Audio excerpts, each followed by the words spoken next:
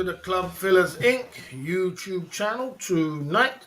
If you don't know, we go live every day, 9 o'clock UK time. And what we do, we talk about Thailand, Philippines, Asia. We have a great conversation in the chat about everything that goes down in the Thailand community. We also have a 5-point bulletin tonight. The 5-point bulletin tonight is we're talking about how did I meet 400 white women. That's what we're talking about tonight. We're also going to have a conversation about everything what goes down in the community, and we're also going to have a 5-point bulletin. The 5-point bulletin tonight. The 5-point bulletin is how many in your life, how many women have you engaged within your life? 56% say 100 plus. 26 say 10 and 20, 3% 50 and 30. You know what I mean? Yes, sir. Pumping it through at the Club Fillers Inc. Also on the bottom right, we have a super chat button where you can support the cause on the super chat side of the game. Tonight we've got Hennessy for the enemies. We've got Lewis Cabell's Jim Beam. We got the Gucci side of the game. And we're smelling good, looking good, and being the best version of ourselves every single day down at the Club Fillers Inc. YouTube channel tonight. So, like, guys, everybody knows, like, I lived an affluent life when I was younger. I lived a different kind of life to everybody else. And, growing up was tough, but we grew up in a business household. And Mom showed me how to be a go-getter. And I've always been a go-getter. I've always been different. I'm not the normal kind of guy. I've been different. I got to get after what I want. So if I want something, I go after it. And I chase it down and I try my best to work as hard to get it. Because I believe you can have anything you want in life as long as you work hard towards it. You know what I mean?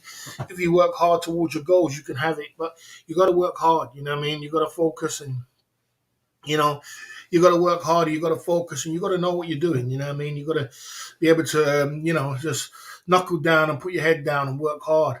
And, like I said, you can have anything you want in life. And I am, so basically, like I said, when I was growing up and I was reached to a certain age, I would say, would I say it was luck? I would say I met a beautiful lady and, she got me a job in the city.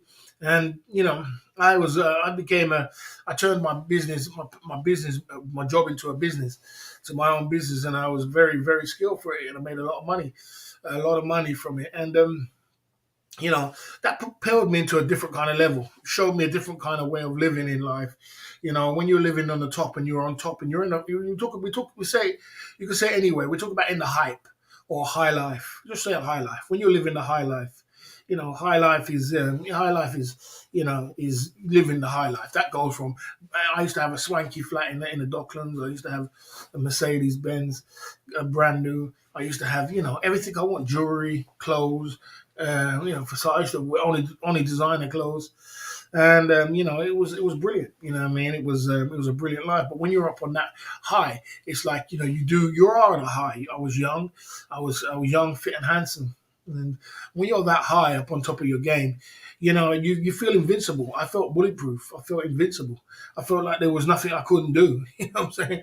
I didn't think there was anything that was too big for me. You know what I mean? I thought, I could conquer the world. You know what I mean? And there was never a problem with women because women come with that category. When you're up at that category and you're drinking champagne and you're this and you're having fun and you're doing all these great things, and you got all these instruments of magic, we call it, around you. Women floss to you like there ain't no tomorrow. Women know what time it is. You know what I mean? You're on top of your game. And, women can just feel it. They can see it. They can feel it from you. And then you do get a lot of women. You get a lot of women. And you engage with a lot of women, and not everybody is that kind of way where they want a lot of women. But I love women, guys. I love women, and I love all nations of women. I love all nations of women. You know what I mean? And I do have favorites, but I love all nations of women. And everybody's got a choice in life. I'd say everybody's got a vice. That's what I call it. Everybody's got a vice in life. Some people's life is to drink. Vice is to drink. Some people's vice is to, this. Some people's vice is to do all kind of things. You know what I mean? But my vice is women.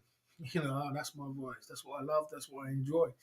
When that's your vice, that's what I managed to bump into a lot of beautiful women in my lifetime. I mean, a lot of beautiful women, and along the way of bumping into all these beautiful women, I met a lot of not a lot of white women. A lot of white women, and when black women drew to me, and we had some good times. You know what I'm saying? We had some good times, and I want to show you, and I'm going to tell you some experiences of the good times that I've had with the women that I've engaged with.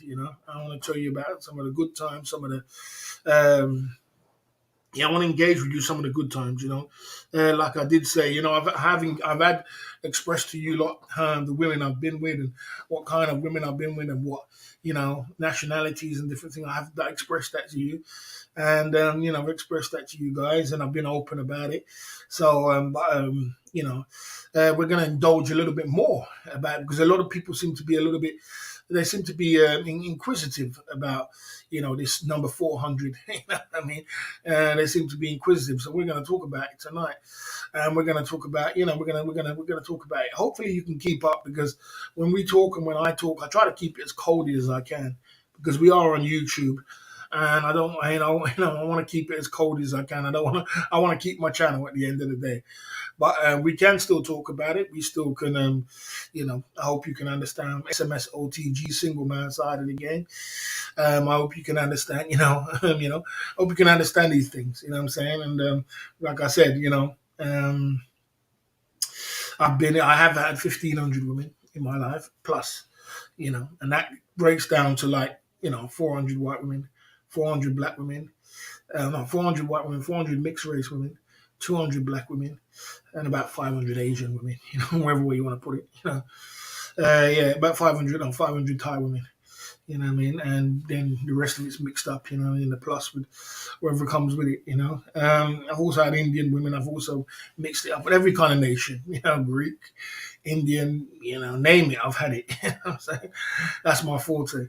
But, when I lived in Thailand for 7 years, I was chopped up about 500. So, it's a lot of numbers and it's a lot to believe and it's a lot to take in. It's a lot to digest. But what you've got to understand is that you do, when you have got the instruments and magic and you are on top of your game and you live the high life, your numbers clock up very quickly. If you live in Thailand alone and you're you're on a single man side of the game for 4 years, 5 years, your numbers will clock up. You know what I mean? Your numbers will clock up. They will get there. Trust me. It's not, I mean, it's not like it's an abnormal thing. And the same thing of living in Thailand, it's the same living in Thailand as the same as living in the Western world. The only difference is that in the Western world, you need a lot of cash. You need cash. If you're an ultra rich kind of guy, you could do the same as what you do in Thailand. You could do the same thing. In Thailand, you have everything at your fingertips. Beautiful women, nice weather, good food, nice places, 5-star hotels, beaches. You have all these at your fingertips, just to do whatever way you want to put it, and it's at a good price. It's the same way if you're ultra rich in the Western world. You can have beautiful women. You can have brilliant food, top class restaurants. You can go down the beaches and go on a nice 5-star, nice beach down in Bournemouth. You can stay in 5-star hotels. You know what I mean? And you can keep doing. You can live the high life, champagne, drinks. It's the same thing, but you just need to be rich. You need to be ultra rich to be doing them kind of things. It's expensive. You can do it in Thailand because it's cheap, but in the Western world, it's expensive. You know what I'm saying? And people which are on top of their game, if you ever do speak or do engage with people who are on top of their game, I don't mean like just buying a Mercedes and driving around and think you're rich because anybody can do that. But I mean like living that lifestyle, living the high lifestyle. I mean living it, being in it. Living the ultra luxury lifestyle. Louis Vuitton, designer, champagne, drinks, the ultimate lifestyle, the whole package deal, and having the cash with it, having, hundreds of thousands of pounds with it, you know what I mean, in your pocket to play with. Giving that stuff where you can just buy anything you really want if you want it, you know what I mean, if you really want it, within reason, and living that kind of lifestyle, when you wake up in the morning, there is a big difference of the feeling. There's a big difference of a feeling of waking up in the morning to to having no money and to having having £700,000. There is a whole difference. You know what I mean? And that's what we're going to talk about tonight. We're going to talk about the difference. We're going to talk about the difference. Ben Kate Hennessy, I watched from 5-5. He walking street with Benz out and about. Good for real life. Good for you. Good for him. There you go. Down at the Club Fillers Inc. YouTube channel. Okay. There you go. You didn't last long. You don't have to be out. You just have to do this. That's all. You know what I mean? Okay. Probably boss probably had tons done, but counting 2,000. Okay, there you go. Yeah, the biggest cake for tonight. Big, yes, sir. So like I did say, so it is Saturday night and we are pumping it through. And like I said, we're on a different kind of subject tonight for a Saturday night. And then, like I said, we're gonna pump it through. We're gonna pump it through. So, like I did say, and think like I said. So when you do live that ultra rich life, or you do live that ultra life, you have women coming at you from left, right, center, in middle. You have all kind of nations of women. And you can go for some women when you're living that lifestyle. Trust me, you can. You can chop it up in a big way, and you can and like I said, you have a choice of what you want to live and how you want to live it. But I've lived at the top, I've lived in the middle, and I've lived at the bottom. I've experienced all different, three different, and the best way of living is at the top. There's no better way of living than when you're on the top of your game. Is when you are popping and when things are happening for you. There's no better way of living. You can't beat that. Life is brilliant. Life is good. You're just on top of your game. You know what I mean? So like I said, but like I said, if you just most people lived at the bottom and live middle class, yeah, and living middle class and at the bottom, it's very going to be hard for you to understand. Boss polls, it's going to be hard for you to understand. Like I said, on the poll, we got 100 plus is 57%, which is quite high. You know what I mean? And 27% is 27% is 10 plus.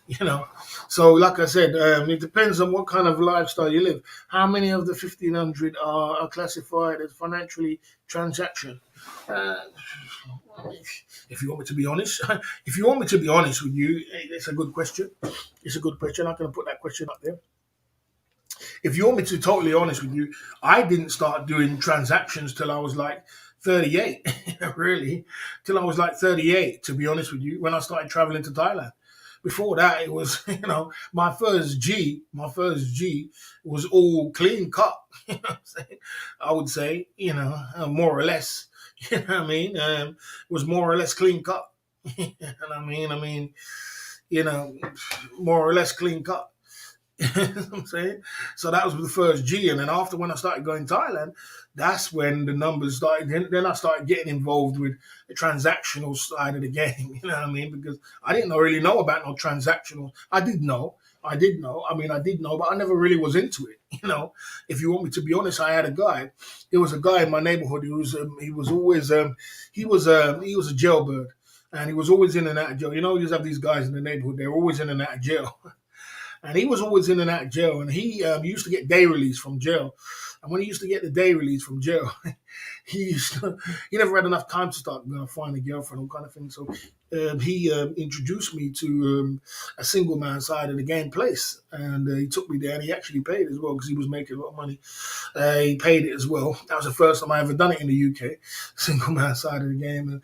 But it was different. It was different. It was mechanical. I didn't think it wasn't really brilliant. I didn't know. It was just different. It was just totally different. And that was the first time I got introduced to it. But that was when I was quite younger. I was probably, I was younger, but I wasn't really, I wasn't, it was just different. And then he knew all the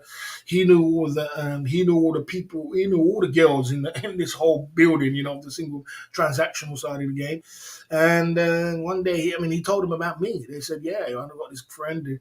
He lives in the Docklands. He's got a lot of money, and he's rich, and he's got a nice car, and he's popping, and he drinks champagne around his house. We can go around and have a party and drink champagne, so all can be free. You know what I mean?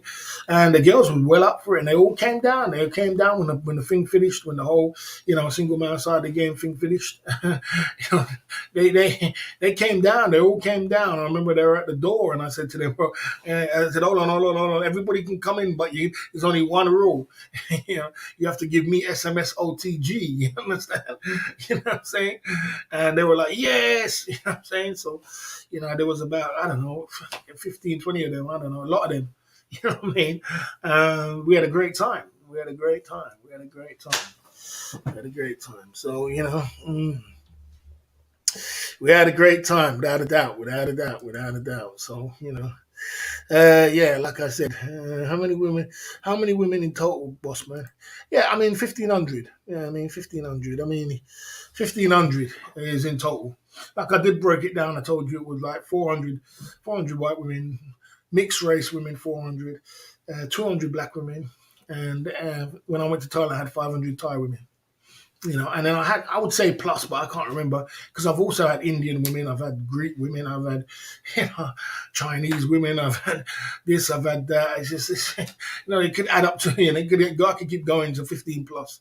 So I've also had all different kind of nations as women as well. So, but I would put a mixed race in with the, with the mixed race women, you know what I mean? But what about quality over quantity?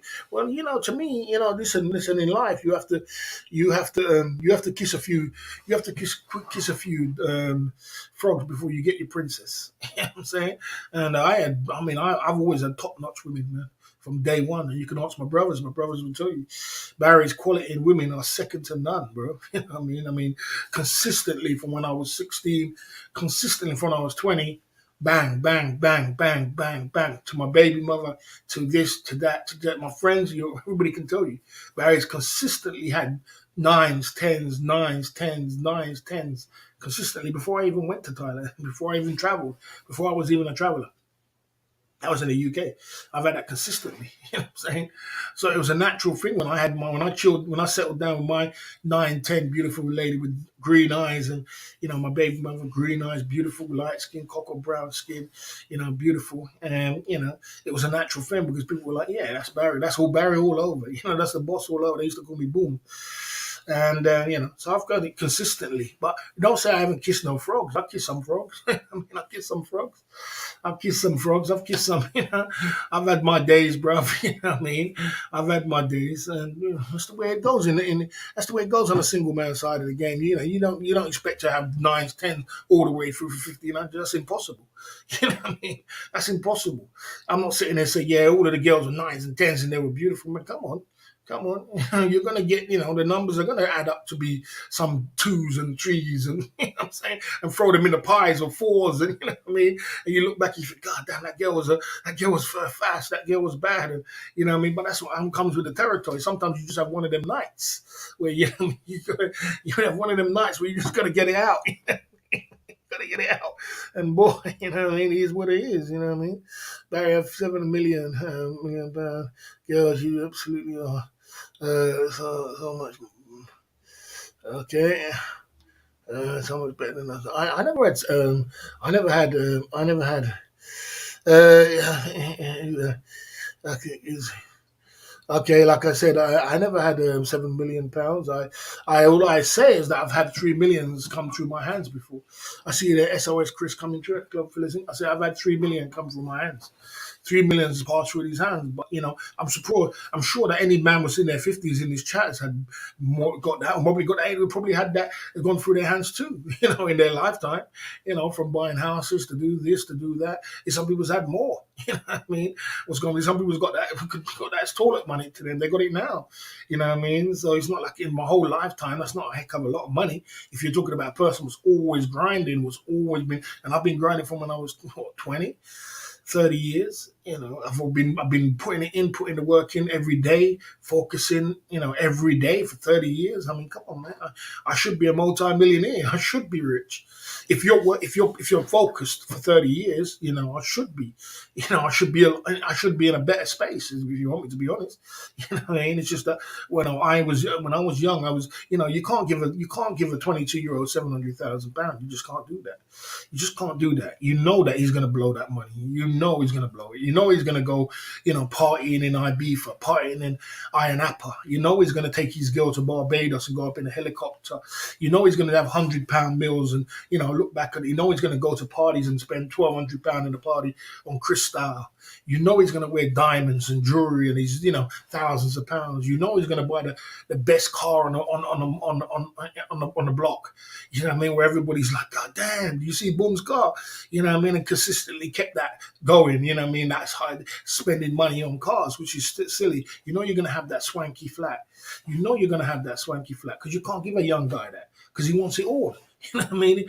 Like what Biggie said, I want it all from the Rolexes to the Lexus. Getting paid is all I expected. You know what I'm saying?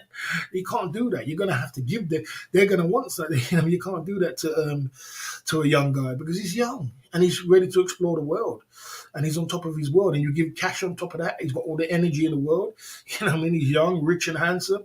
Young and I'm rich and I'm handsome. You know what I'm saying?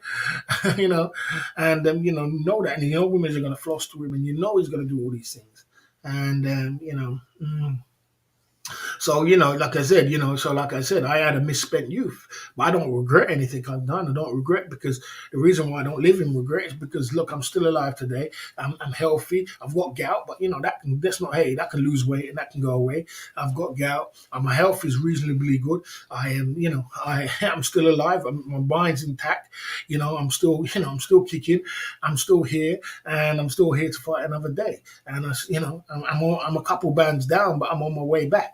I don't sit down and live in regret. I still got my 2 children. You know what I'm saying? So, boy, I can look back and say, all right, well, I spent all that money, but I still got something to show for it. I still got some seeds, you understand? And I still lived my life, and I still, traveled 35 different countries, and I still had, I still traveled 45 different countries and had 35 different cars and had jewelry, cash, swanky flats here, Docklands, swanky flat in Bow, East London. I had swanky flat in East London. I had swanky flat in Bow Quarters. I had Bow Quarters, a really swanky flat, about 3 or 4 swanky flats in my time, if not more, or 5. Yeah, Enfield. I used to live Enfield with a nice swanky flat. Enfield to East London to Barking to Barking Barking to Docklands, all these swanky flats along the way, and living life to the maximum and just bloody enjoying life. Like, ain't no tomorrow you in Thailand. Just enjoying life every single day, So, the point is this, we're getting back to the point. Along that high life that you live, if you ask anybody who's ultra rich or live a high life, that women is just snapped to your fingers just like that. You go through women like boom, boom, boom, boom, boom, boom, boom, boom, boom. If you want it, if you love women the way I love women. I love women. Women is my vice. I said that. So if you love women, women's going to fly through you women's going to make you like a magnet. For example, if you go into a nightclub, and open up 3 bottles of champagne, so much women come around you. I was in you know what I mean? Factory sold them 3 years ago. I was in what's it called? I was up in Norwich even about 2 years ago. It was about 2 years ago. I was up in Norwich and I was opening up champagne. All these girls was coming up to me and I was drinking champagne with my boys. We were drinking Ciroc. We were drinking all kind of drinks, martini. Our table was full of drinks, and we had half the girls come flooding up to our table, want to drink with us and everything else. Girls get attracted to wealth. Girls want to be top boys. Girls want top boys, and once you live them top boy lives, women just snap to you. It's just see the difference. There's a difference of living your life when you're at the top, in the middle, and on the floor. The worst is on the floor. The worst is at the bottom. You know what I mean? The worst is when you're at where I'm at now. That's the worst.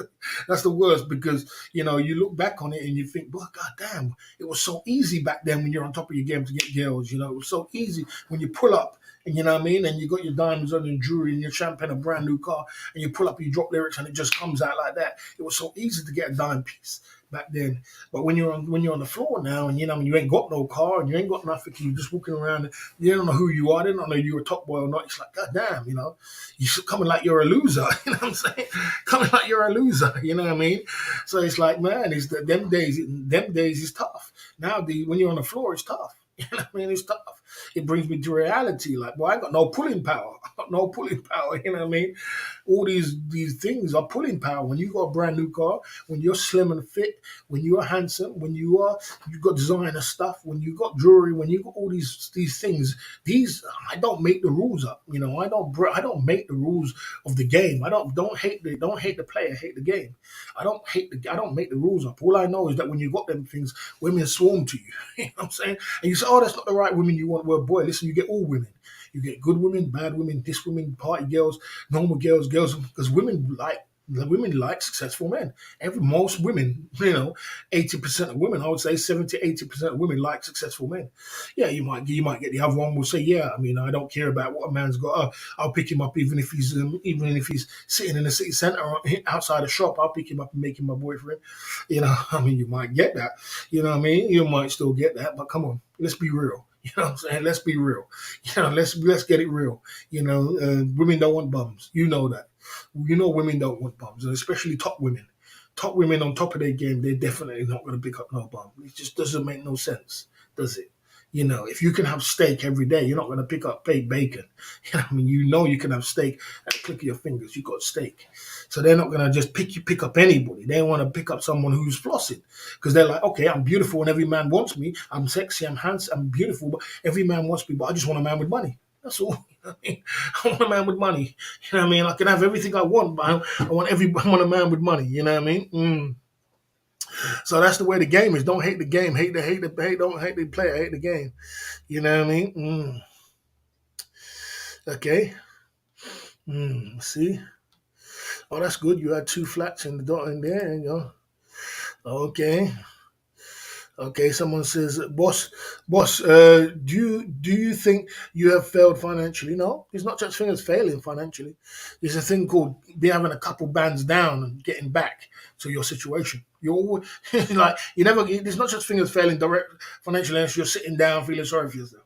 If I was sitting there feeling sorry for myself and saying, guys, it's all on top, it's all gone bad, I'm never going to get my money back, and nothing going to happen, and then you failed because you're not even working towards saying, okay, yeah, I'm not that kind of guy. I'm that kind of guy with saying, guys, look, I made that money. I'm trying to find it again. I don't know how I'm going to get it, but I'm working towards it. You know what I'm saying? And nothing can stop a bullet train going through to get to your destination as long as you're working hard every day towards it. Nothing going to stop you. There ain't nothing going to stop you, trust me. But you've got to put the work in and you've got to focus and you've got to wait your turn. It's like waiting for that baton again. You got the baton and it's your turn with the baton. Sometimes when you lose that baton, you've got to go around the track and race around the track till you find that baton again and you're going to get the baton again. Trust me, the universe is going to give you that baton. But you've got to wait. But you've got to put the work in. You've got to put the work in. You can't expect to just get it just because, you turned up. You got to work, man. You got to work. You got to work. You got to work. You know what I mean? Tottenham's massive, okay? Call me poor, but I wear all my... okay? Okay. Man in the genre. That's a good question. Who do you think is the most successful man in the genre? I don't know. I mean, I don't really know the answer to that question. If you're talking about probably Lewis Cabot. Yeah, Lewis Cabot, Little Newt. It could be Juna Kahuna, it could be Patrick Daniel, it could be. But if you're talking about vloggers or you're talking about someone who's in the genre, I mean, it's got to be someone like Lewis Cabot's got to be high up on the list. Got to be high up on the list. If you had it all again, at what age would you want to be at your oldest? If you live your life for the max at the end, bore in mind it's going to take time to get back. Yeah, I mean, it's going to take time. I agree with that. It takes time, but it doesn't mean you're not going to get it back. But we're going to take a lot. It's going to take time. You know what I mean? Okay. How much is the rent now in Docklands? You couldn't rent now in Docklands. You couldn't rent now in Docklands, could you? Because look, I can check it out. I haven't checked, but I can imagine it's about 5-6 grand. I can imagine it's about 5-6 grand on the river. With 2-bedroom flat on the river in Docklands. Someone can check it. 2-bedroom flat on the Docklands in the river. You're looking 5-6 grand. You know what I'm saying? You've got to be looking at 5-6 grand a month. You know what I mean? Okay, then never had it in the first place. I agree. I agree with that. I agree. I see the SOS, Chris. I clarify. Are you saying that hot women prefer men with money? I mean, I mean, what kind of question is that? What kind of question is that, bro? Hypocritical region. What kind of question is that? I mean, what do the rappers have? What do the NBA players have? What do all the guys who's got money have? They have hot women, don't they? They have models.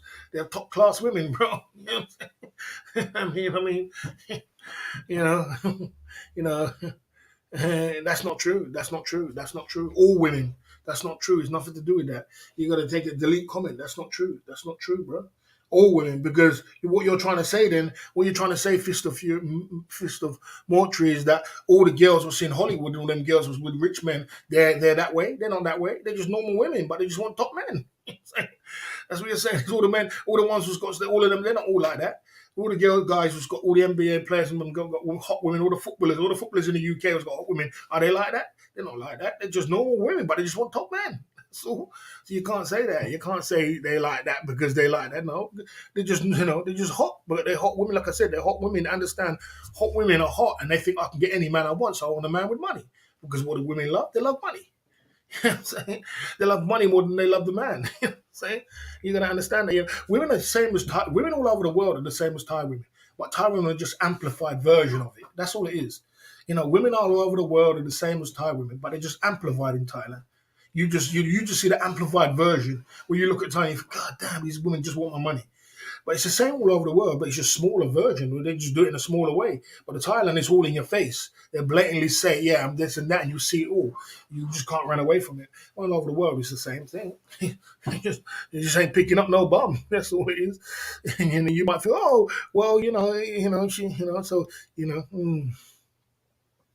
But do you think it gets too much heat? You made some small mistakes.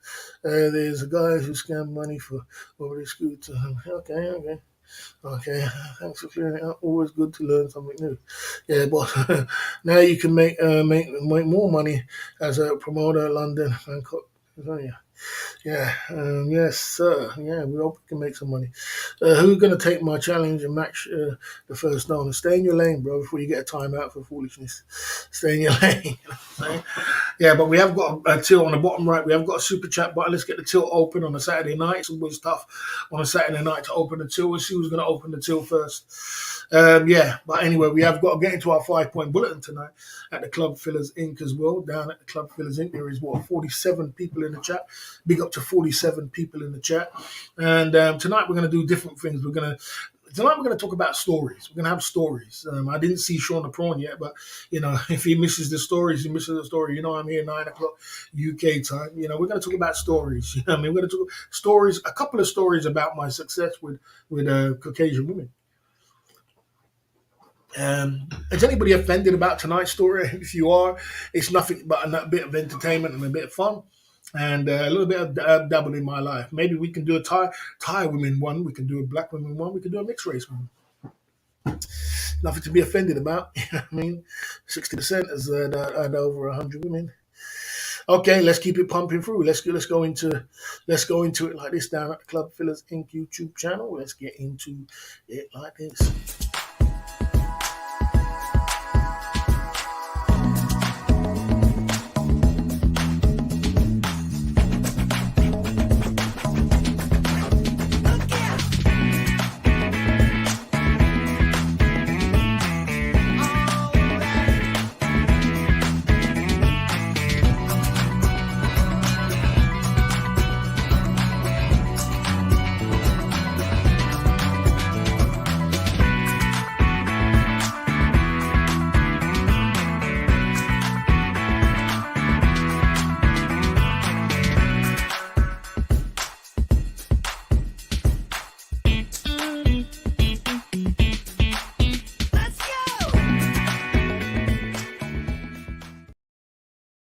Club Fillers Inc. YouTube channel number one. Listen, when I'll start with the most recent so that you guys because some people might not believe my stories. Okay, when I was in Ukraine and I first got to Ukraine, and when I was still new to the YouTube channel, a lot of people didn't really know who I was with my game or my speech, and a lot of guys was like. This Barry the boss, he can't pull a girl to save his life. You know what I mean? He can't pull a girl. This time we was in a club called the Dubai Club, and there was dime pieces. There was dime pieces everywhere, man. There was some dime pieces, man. But you know how it is. I was just playing it cool at the bar, just chilling. But a lot of the guys in the chat was like, Barry can't pull a girl to save his life. This guy can't pull a girl. He's just gonna sit at the bar and drink. I was like, man, and I was in the chat, and I was like, yeah, are you talking to me? Are you looking to me? I'm an alpha male, bro. I go for what I want. I take it. I don't mess about. And I take it. And I was like, yeah. So I was having fun with it. I was like, damn, you guys are brave. I said, okay. I said, I'll tell you what. I said, someone drop a super chat. Someone drop a super chat. Big up Sean the Prawn coming through at the club. Phyllis, I'm glad you're here because I don't want to keep telling these stories 2 or 3 or 4 times. I really don't. You know what I'm saying? I just want to tell it once and that's it. You know what I mean? Bloody hell, that Club Phyllis Inc. Simps. I don't know why I get annoyed. Why do I get notification and I'm not subscribed to them? YouTube going in. I get notification and the video ain't even up yet. Ain't even at 0 subscribe, 0 views. But anyway, yeah, big up Sean the Prawn. So I'm inside. This is live on the stream. So I said, okay, somebody drop a super chat. One hand wash the other, 2 hand wash your face. Somebody drop a super chat, and I'll pull a girl tonight. I'll pull a girl tonight. So at that time, I think we was doing PayPal then. So I think somebody dropped. I think somebody dropped something on the PayPal side of the game, and I said, all right. I went over. I saw this first girl I went over to. It was that same girl there, but she did have a cold. She did say she had a cold that day. She was feeling a bit sick. She was feeling a bit low, and I was chatting to her, dropped lyrics on her right in front of the camera. The camera was right there. The camera was like on the table, and I was dropping lyrics right. The first girl I saw, drop lyrics on her. I bought her a drink, and I dropped lyrics on her. And she said that she was feeling ill and she didn't feel like she was giving me a hard time. I won't lie, because I thought I was going to lose this bet, because she was saying she was feeling ill and she had a bit of a cold and she was a bit sick. She didn't feel like going to hotels and all kind of thing. And I was dropping, and I was like, man, I got to win this thing, man. And I was dropping lyrics. Then I bought her another drink.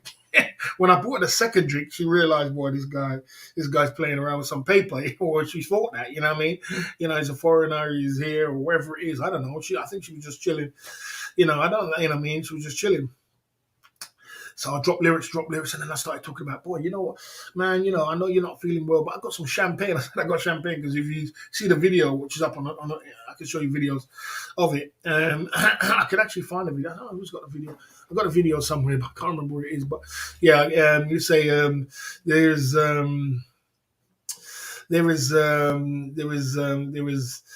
there's champagne. I said, there's champagne. I got champagne in my room, and we got some food, and we can get some food, and we can just chill out, and you'll feel better, man. I'll get you some food, and let's go get some food. I'll buy you some meal, and then we can get some champagne, and we can go to and chill. I said, no holds barred, just come and chill. I was just dropping lyrics, no holds barred. I said, we don't have to do nothing. We just have to just chill. And I was dropping lyrics, and then I just knew. She said one thing. She said one thing, and I knew I had her. And she had one thing. She said, I can't remember what she said, but she said one thing, and I knew I had her.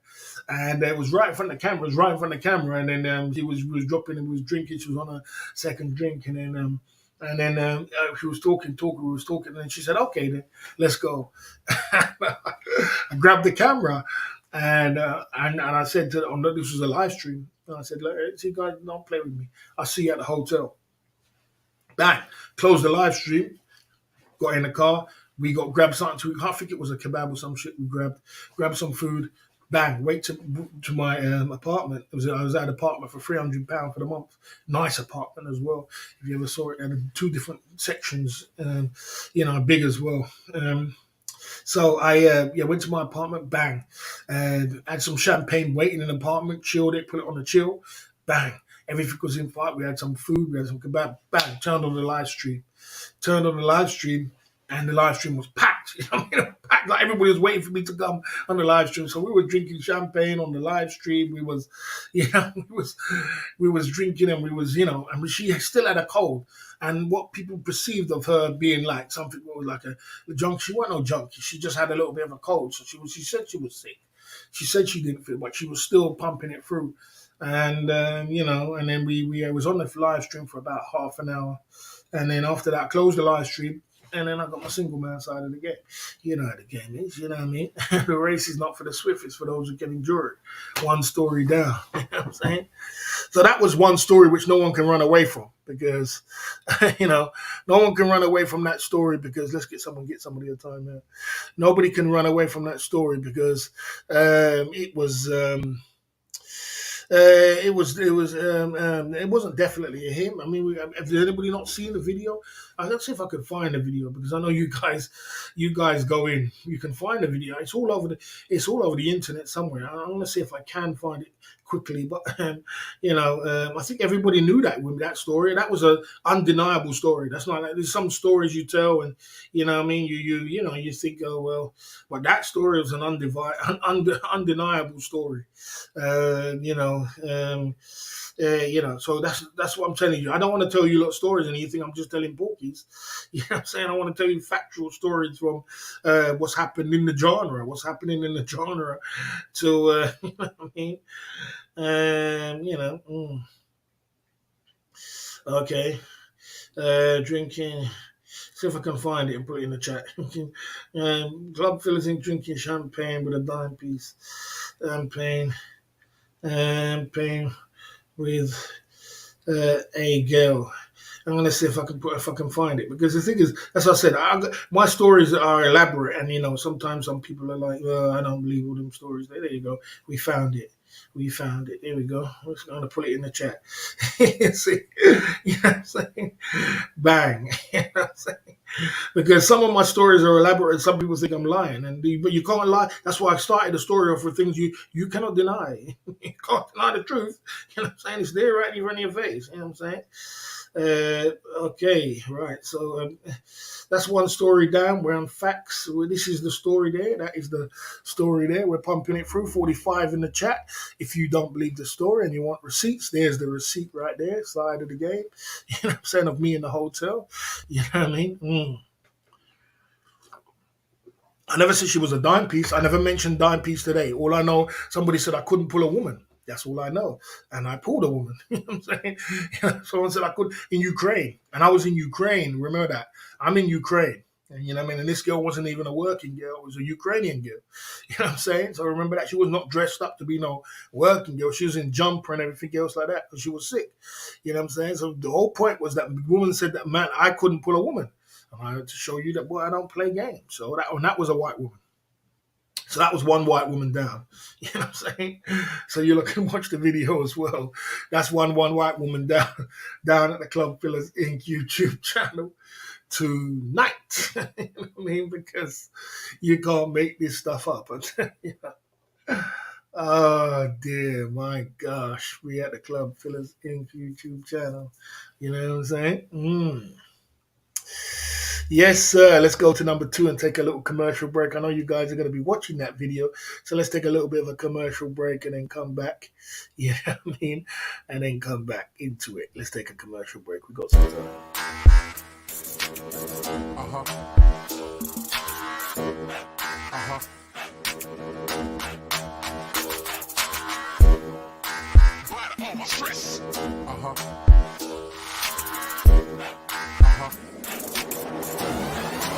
Check it out, yo.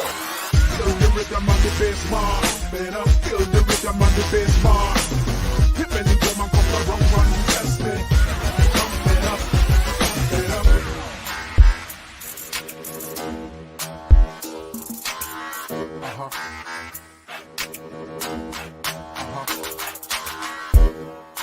Bite all my stress.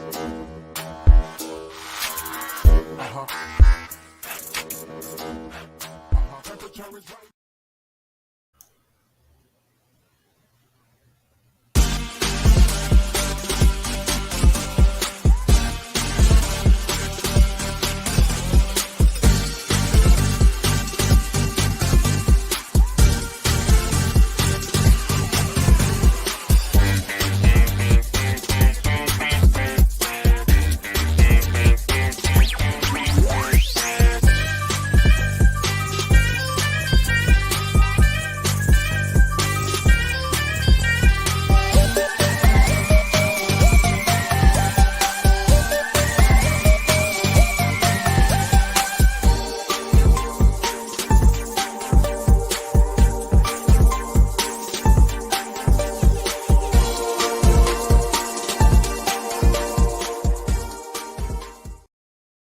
Right, guys, you had that story there. That was story number one down at the Club Fillers Inc. YouTube channel. Tonight, one story down at the Club Fillers Inc. And that was a Caucasian woman. You know what I mean? Right, let's get another story here. I came back from Thailand, and this was like when I came back from Thailand. I just when I went and lived with my girlfriend, and I was living with my girlfriend for 1 year. And when I was with my girlfriend, I was quite totally faithful to her. I had a girlfriend, and me and her was living in up Peterborough, and I was living with her for 1 year solid. I was totally faithful to her. But when we finished, I moved up to Boston, and I moved here by myself. But there's anything to know anything about Boston. Boston is very quiet when it comes to women.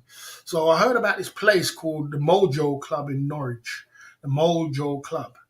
And everybody said, boy, he plays R&B, plays hip hop, and he's got some dimes. He's got some women in there, you know what I mean? He's got some women.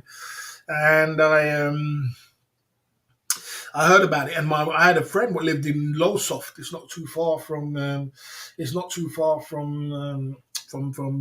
Norwich, and we agreed to meet up in the place, and we went up there, and I was drinking champagne.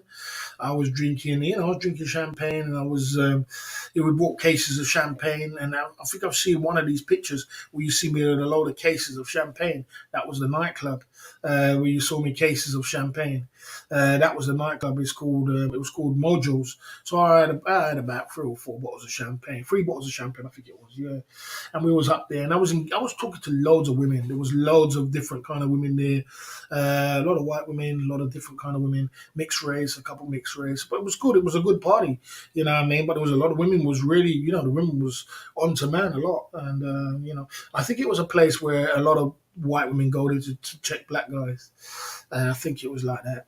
And I was there, and I was talking to a couple of girls, and talking to this and talking to a couple of girls was coming on, but there was no concrete, there was no solid, nothing solid. There was nothing solid. And anyway, I got talking to one girl inside the club. I got talking to one girl inside the club, and I think, and I was trying to get what we call a drawback. If you know what a drawback is when you draw back some company back to your hotel. And I had this time I had a hotel in Great Yarmouth. I had a hotel in Great Yarmouth.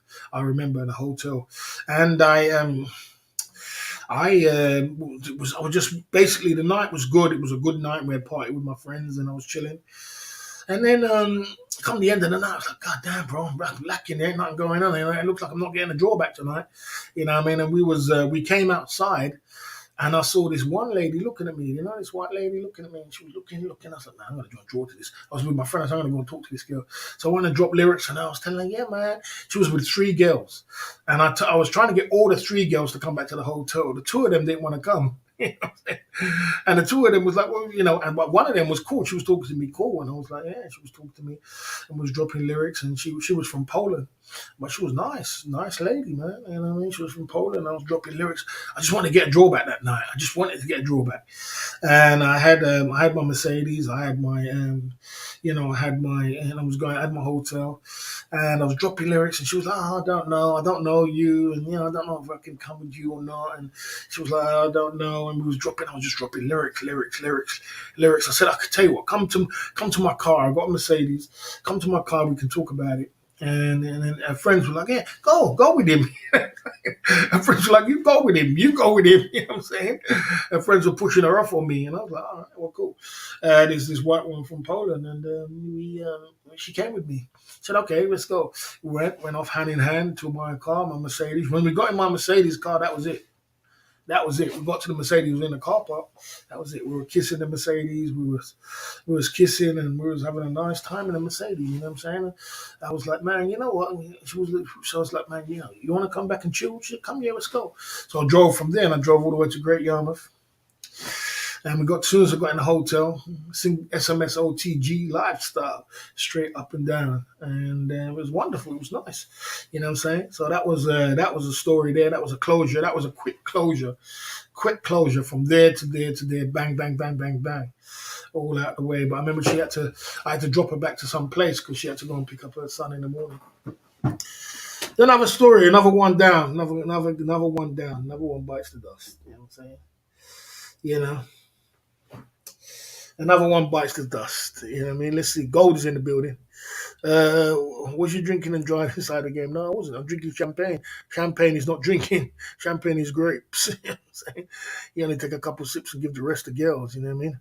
I don't understand why you're so proud of the story. Number one, why am I proud? Why would I not be proud? I was proud because I never had no girl, and people were trying to test you. That I couldn't get a girl. They were basically testing your boat. So if you were good vibes, and someone said you can't get a girl tonight. They didn't say to me what girl I should have. They just said what you can't get. No, Barry's not getting no girls tonight. They were testing my gangster, and I said, "Well, I want to show you I can get a girl."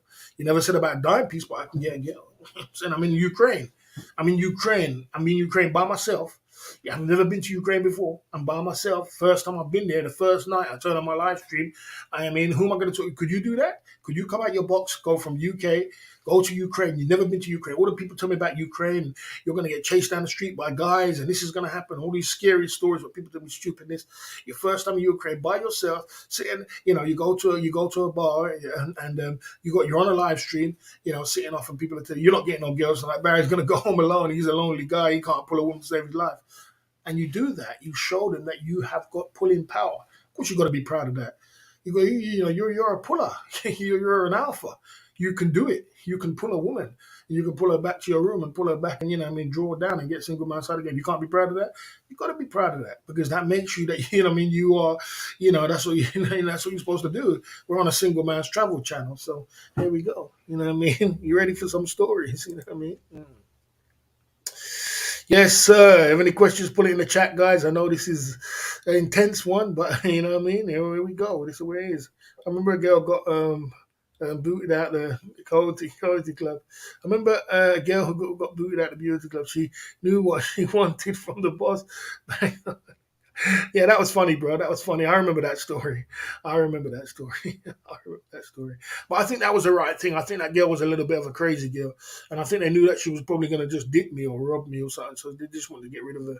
And I was spending a lot of money at that time. They didn't want me around her. Okay.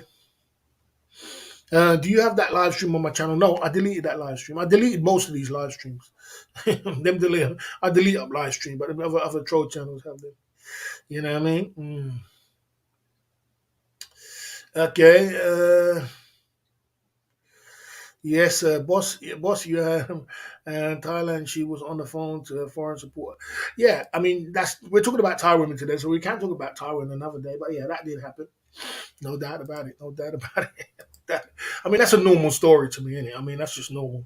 You know what I'm saying? I was in the middle of single man side of the game too, and she was on the phone, and she just got paid from her foreign man, and she was telling him how much she loves him. She was telling him how much she loves him and everything else in the middle of single man side of the game. You can't make this stuff up. But yeah, that was story number 2. Let's get into story number 3 down at the Club Fillers Inc. YouTube channel. Who's ready for story number 3? We're going in tonight with, you know what I mean? We're going in.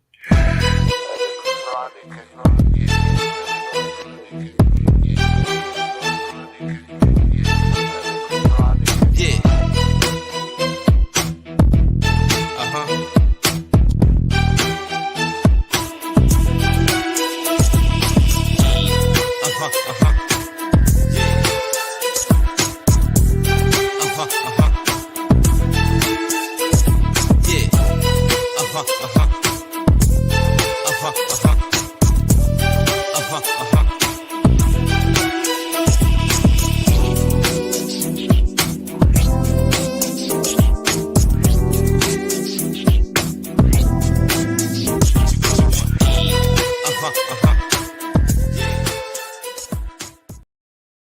Guys, I'm up in Peterborough. I'm in what it was, right?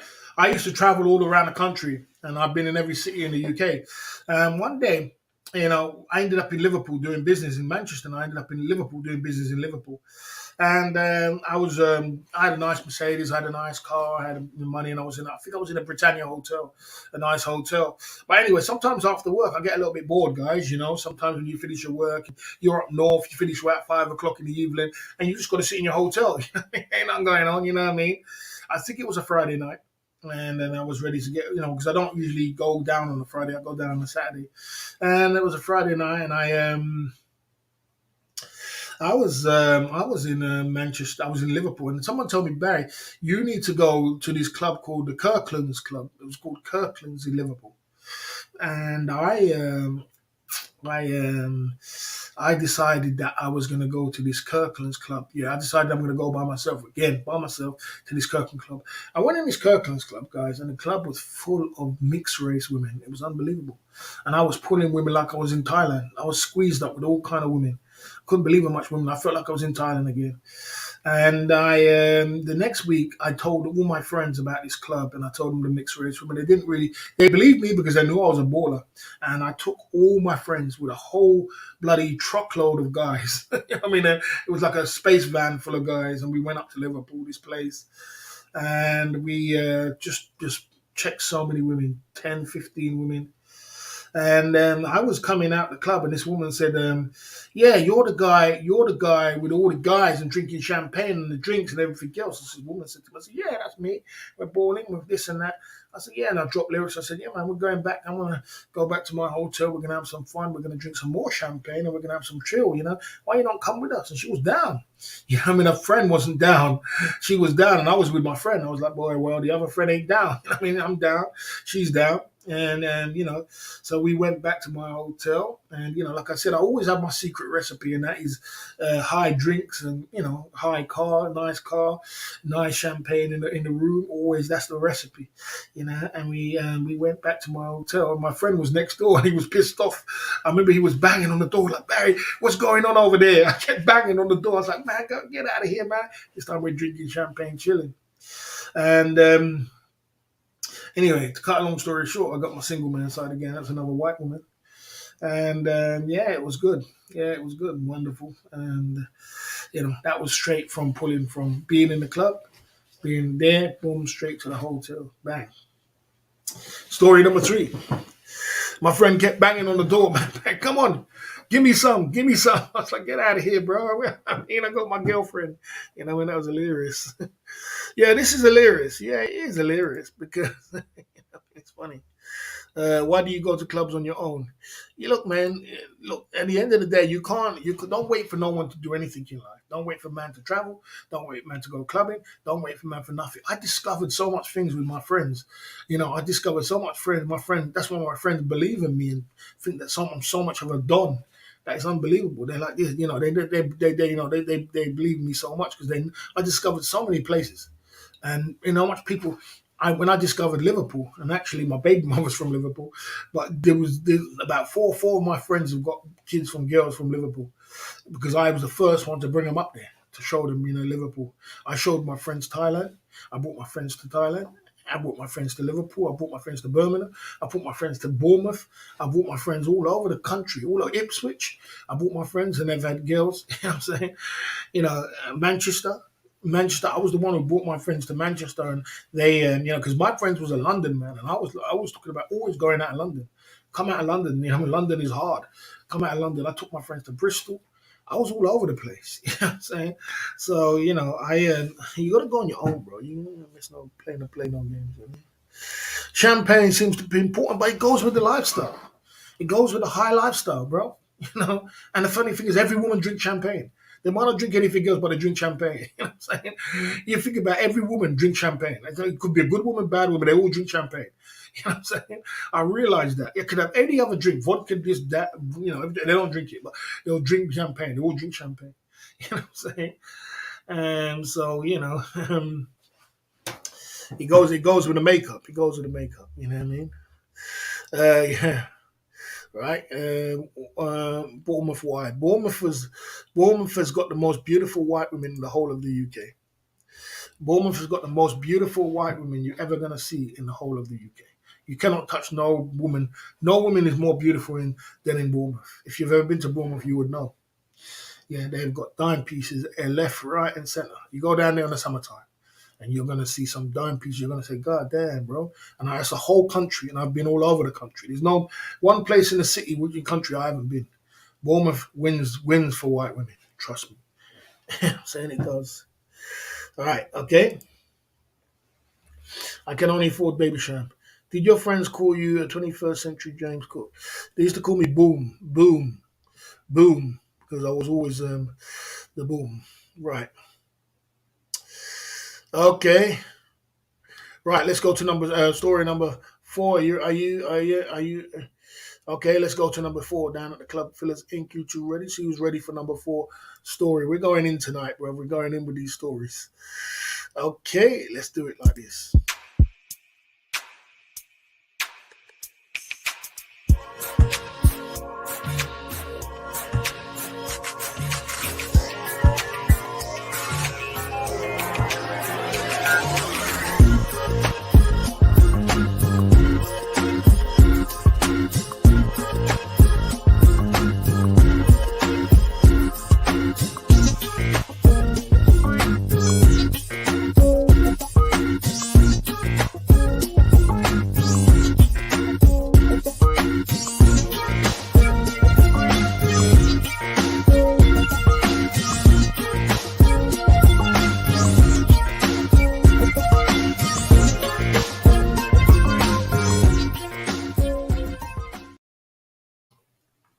Number two. We're we're in a nightclub in Camden, and we have with me and my friend, the same guy who was drawing them girls in the carnival. Me and him are in a nightclub, and we are getting drunk. We're drinking champagne. We were, as usual, drinking champagne, having parties. Loads of girls all around everywhere. It was a garage party and garage music, and everybody's getting drunk and lean. This time I'm living in Bow Quarters. I'm living in East London in Bow Quarters. And I had a swanky flat where you look over the flat and it was, the stairs is upstairs is a room and you look over there's a nice balcony, high ceilings, really nice swanky little flat, leather sofas, nice crisp table, nice kitchen, everything swanky, you know what I mean? Nice little apartment. Downstairs of the apartment, you have swimming pool, you have jacuzzi, you have, sauna, jacuzzi, gym, everything downstairs of the apartment. Wicked apartment, wicked apartment, wicked bow course. You know what I mean? Take girls there, they know what time it is. Closed off as well. It's very closed off. And I'm in this flats now, and I'm in this nice flat. So we're in the party with me and my friend, and we're raving, we're partying with all these girls and all these girls everywhere. Anyway, there was three girls. Three girls was just wouldn't leave us alone, man. Me and my friend, they wouldn't leave us alone. They wouldn't go. There was a black girl, there was a white girl, and there was a mixed race one. And I was we was partying with them, we was drinking with them, we were getting drunk with them. And then we said the same thing, we got drunk. We said, man, let's go back to my apartment. All three of them. There was only two of us, me and my friend. Me and that same guy who was chatting them girls up in the corner. He said, let's go back to my place because big up to the boss, Pillars for sending the pinky earlier. Yeah, good. See you there, Ob. Yeah, so basically, we said let's go back to my flat because let's go back to my flat. We got swanky flat, we got drinks, we got this. We went back to my flat. Me and the three girls and all three of us got so drunk, guys. We got so drunk. We all ended up in upstairs. Like it was like we all ended up upstairs in the bed, just flanked out. You know what I mean? Flanked out. So anyway, we was the story went down was like basically my friend was like the mixed race one, and I was with the white one. And we did the single man side game together on the bed, but the black girl went downstairs and she was feeling kind of left out.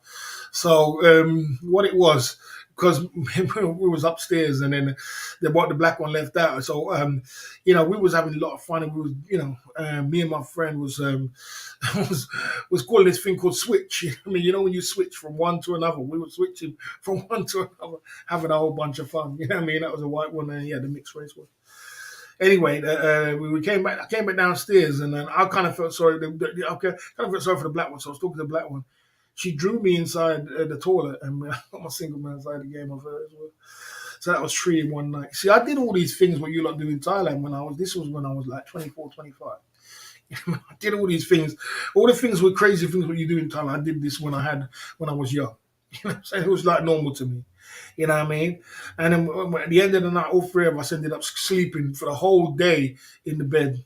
In the corner of the bed, we had one big double bed. One was on one side, the other one. Woke up in the morning, it was crazy. You know what I'm saying? So, that was story number 3. I see you there, bootleg coming through at the Club Fillers Inc. YouTube channel tonight. You know what I'm saying? You know what I mean?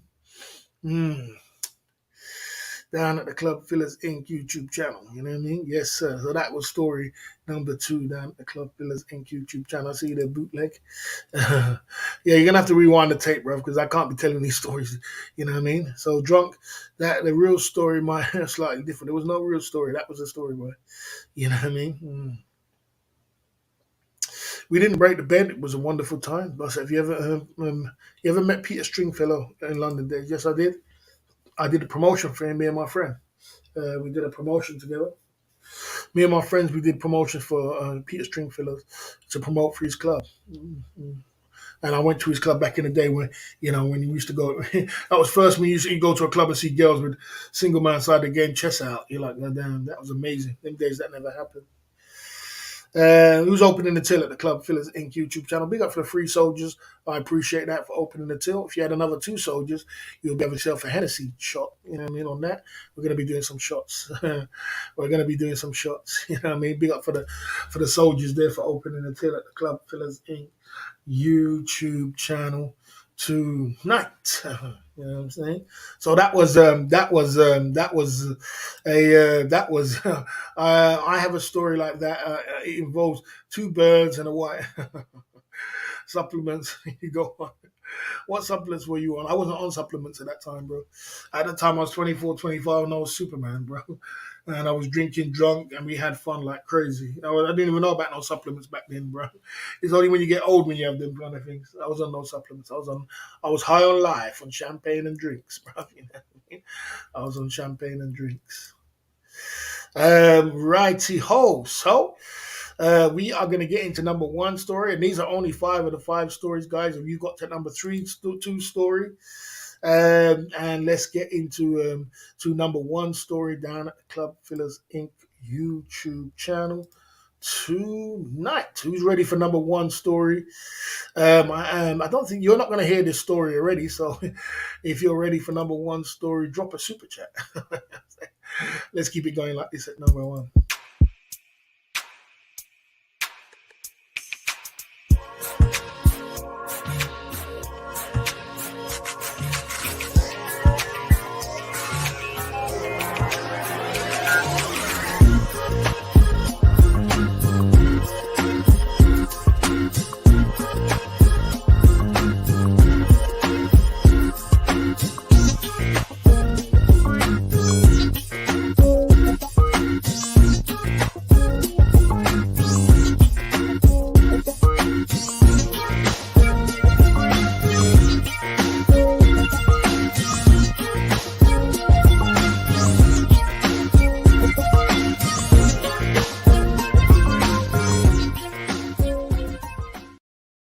Let's go to number 1 at the Club Fillers Inc. YouTube channel, guys. Listen, I'm up in Manchester, and I'm going to tell you the story.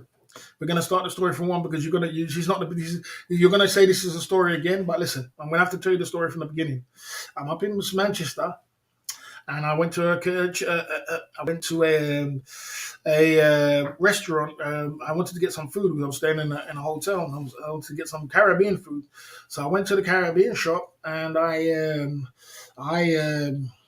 I came back from the Caribbean shop, and I was young, 25, 26, brand new Audi convertible, brand new, nice Mercedes, nice jewelry, slim, handsome. And I'm at the bus stop, and I look left at the bus stop. And them days, I was on top of my game, guys. I know there ain't no stopping. Nothing's invisible. Nothing's invincible for me. Them days. And when I look back on them days, I think to myself, God damn, I was brave. You know what I'm saying? I look over and I see dime piece at the bus stop. It's right in the bus stop in front of the bus stop was full. Guys, the line is full. All I saw was a dime piece.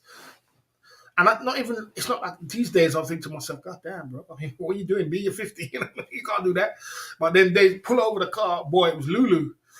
We dropped Lulu, dropped 2 lyrics on her, and she jumped in the car. She jumped in the car, and we went to my hotel.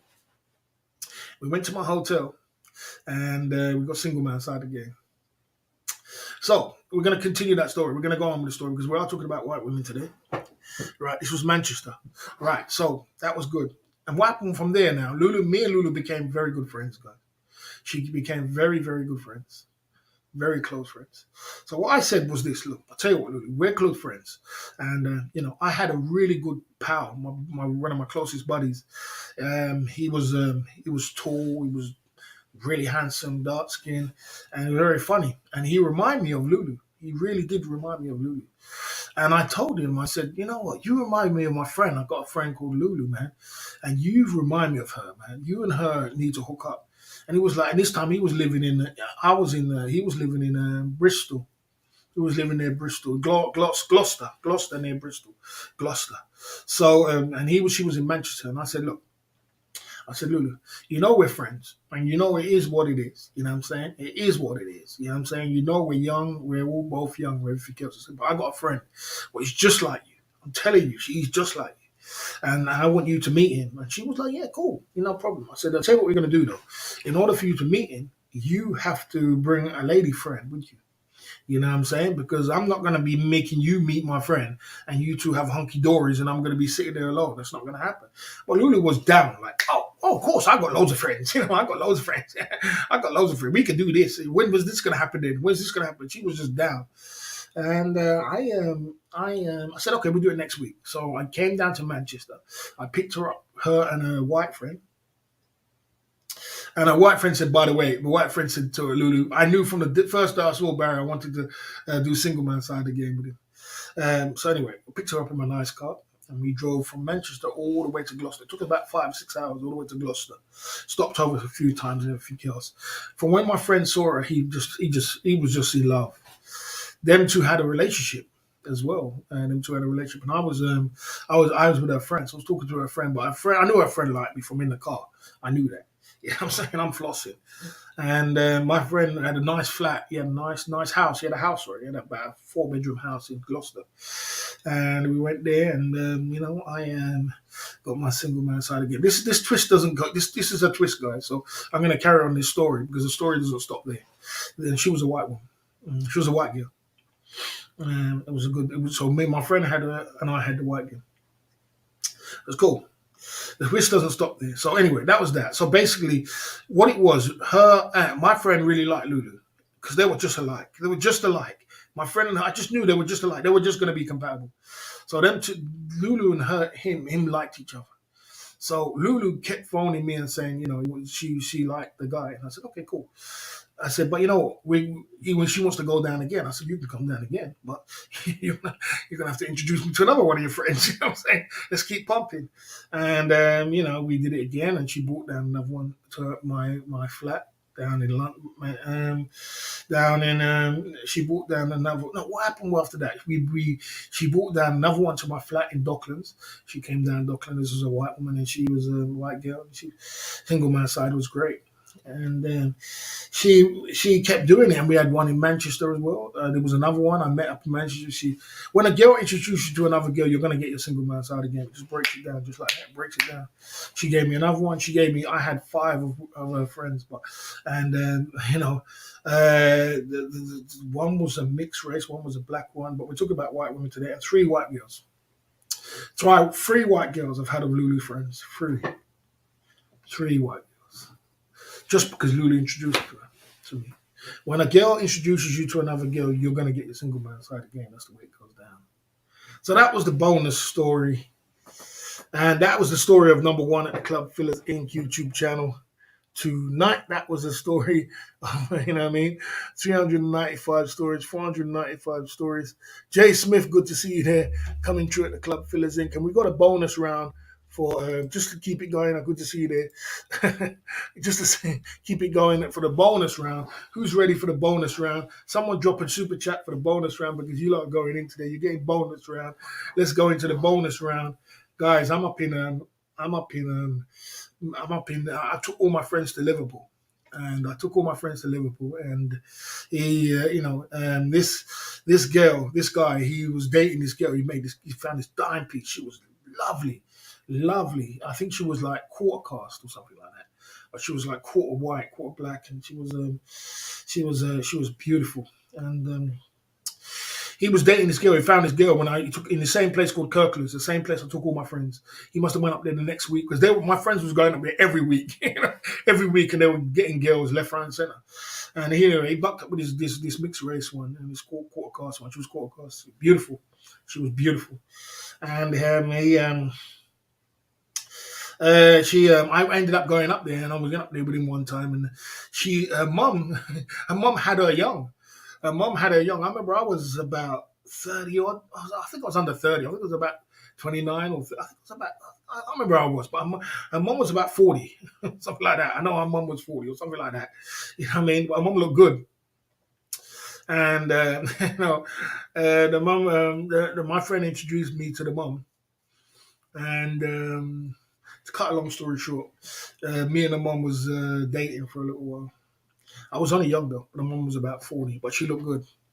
I was in my 20s. I remember she was in her 40s, and so. And at the end, I ended up dating her mum. I ended up sleeping with her daughter and her other daughter too. So the mum, the daughter, and the sister. That's the bonus round, guys. I'm not going to tell you no more stories, but that's a true story. I ended up sleeping with all three of them. You can't make this stuff up in the club, Phil's Egg. If you believe me, press one because we're going in today, guys. I'm telling the truth. I'm not going to tell no lies, but that is the truth. Tell me anything you don't believe. If you don't believe anything, that is the bonus tree. You had a bonus stories tonight. You know what I'm saying? You know what I mean? But that was very, very true story, guys. Very, very true stories. We're going to go. If there's anything you don't believe, you want to ask any questions, let's go into talking about everything and anything that goes down in the Thai community. Let's keep it pumping through. Life is like that, guys. You got to get your dime pieces in.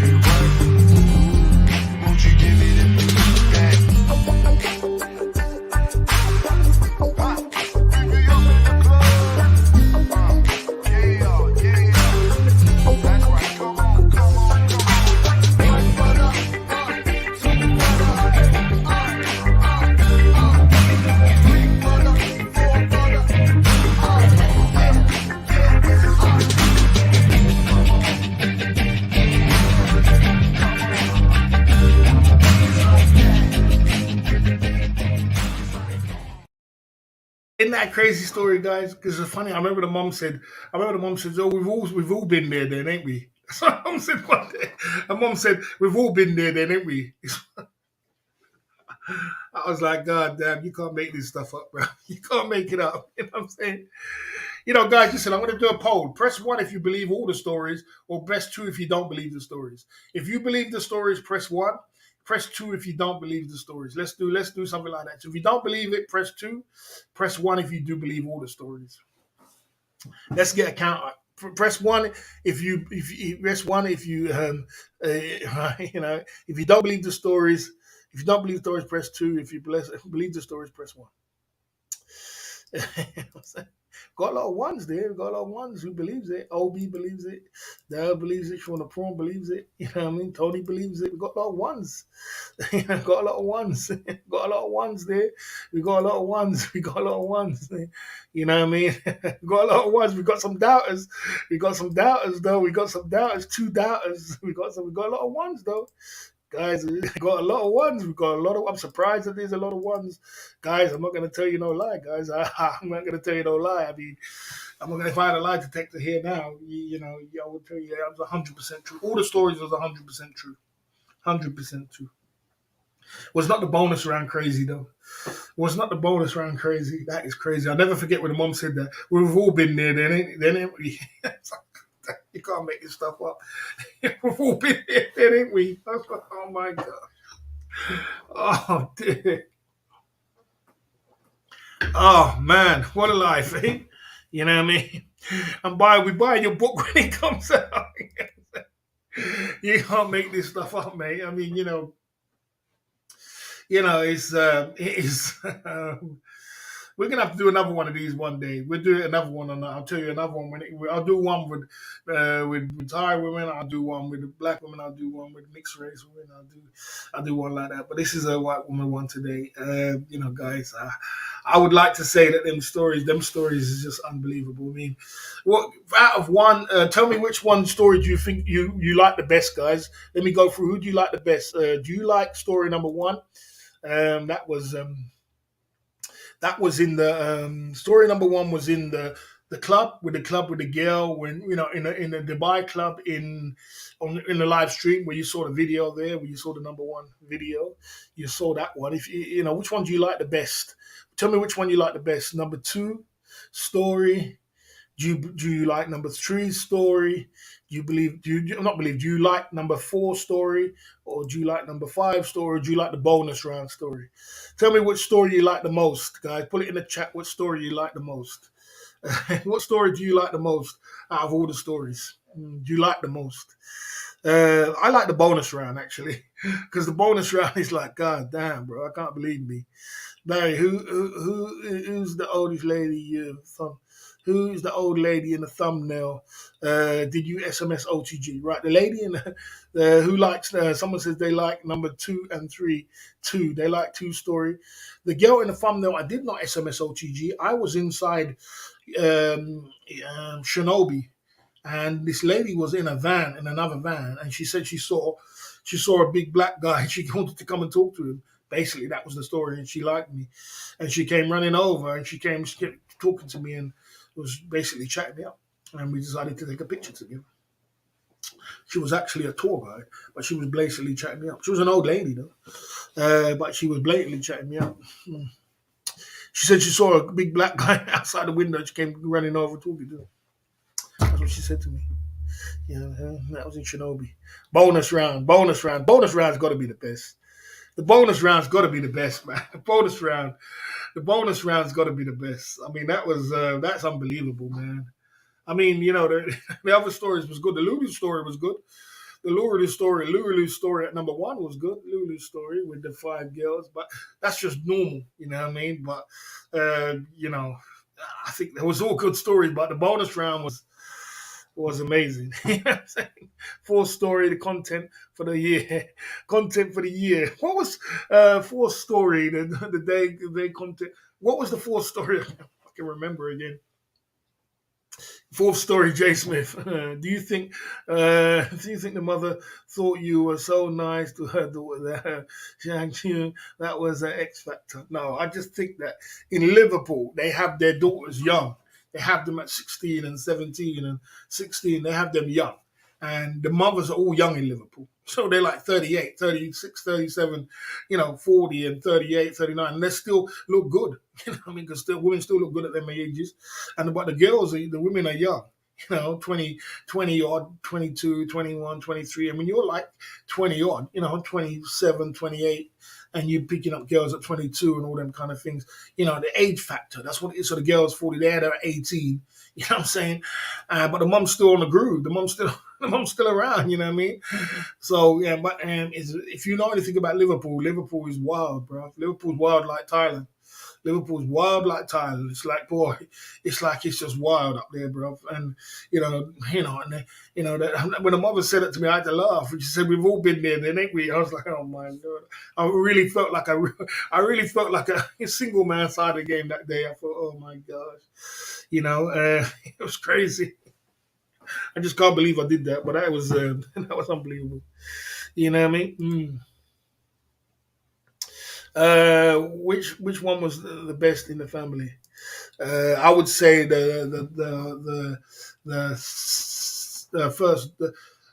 She had a daughter and then a sister, but the first daughter was the best. Definitely, it was even better than the mom because she was crisp, man. She was beautiful. She was a dime, bro. She was a dime. You know what I'm saying? She was a dime. The second one, but yeah, she would say she was the best. The mom was old. The mom was old, bro. She was 40, and come on, bro. I was young. I was in my 20s. She was 40, and it was like she had all them kids. She's had all them kids. She's been around the block. She's an old lady.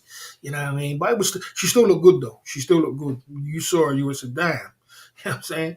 But it was when it comes down to single man side again, it had to be the second one. It had to be the second one.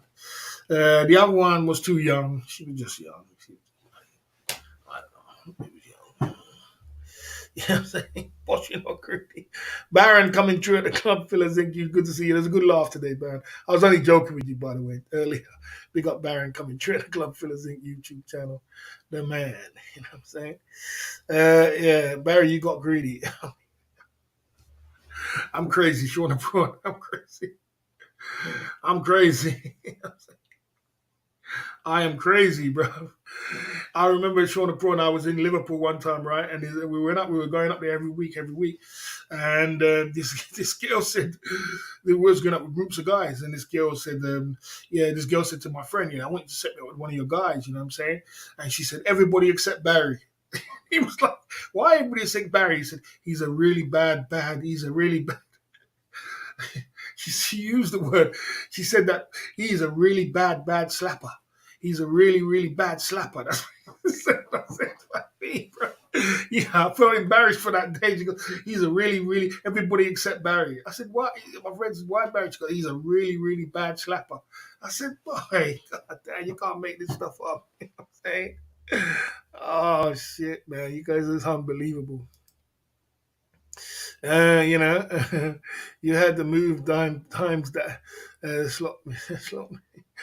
Okay. No, I don't get them kind of things, bro. Strap up. You do any champagne showers with the family? No, mate. No. I've had none of that, mate. None of them crazy stuff. Yeah, mate. What do you think of the assets, lyrics, or your tools? What do you think is your best asset? Lyrics, bro. It's all lyrics. It's all lyrics. All the time I get girls is lyrics in the smoke field I blow. Like I said, I do it now, guys. Listen, if I can do it now, guys, and I'm broke, if you come onto this channel, you see me wearing Versace glasses, you see me drinking Hennessy, you see me, spraying Versace aftershave, I can go for it. You want me to do it? I'm spraying Gucci aftershave. You know what I'm saying? I'm wearing Versace glasses. You know what I'm saying? I'm drinking. Who's going to send a shot for the Hennessy? Who's going to send a shot for the Hennessy? I'm going in. I'm spraying Versace aftershave. I'm smelling good. I've got my boss watch. I've got my nose shirt by the man like Lucky Leo. You know what I'm saying? I've got my man. I got my man. What's his name? I got my man. Keith Jenkins coming through with the 400 soldiers. You know what I'm saying? I got my champagne. You know what I'm saying?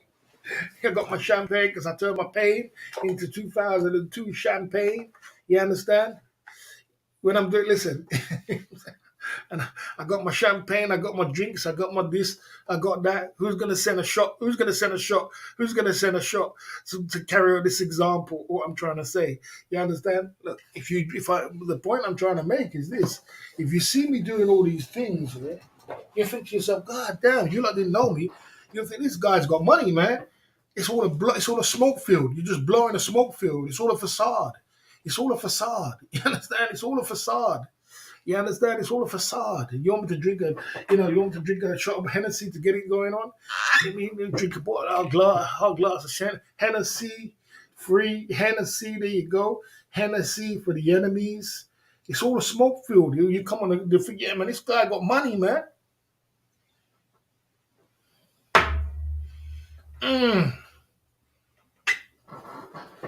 It's all a smoke field. The point I'm trying to make, women love smoke fields. Imagine I haven't got it. I'm not flossing. So imagine if I was flossing, if I did have the £700,000, I did have I did have the 3 million go free hand, I did have that. Can you imagine? You're trying to say women are not going to be attracted to that? Come on, bro. Women are attracted to wealth. I can do it now as a playful thing. You know what I'm saying? And some people will think, boy, this guy's got money. You know what I mean? And, tell a few other stories and this and that, and I jump in a nice car. It's a smoke field. What I'm trying to say to you is that lyrics is the number one. You got to have lyrics because you got to have lyrics to draw the girls, to talk to them. You got to draw. You got to know when to draw. You got to know when to do it. It's all lyrics, bro. It's your confidence and lyrics. You got to have that confidence. But all these instruments of magic bring confidence.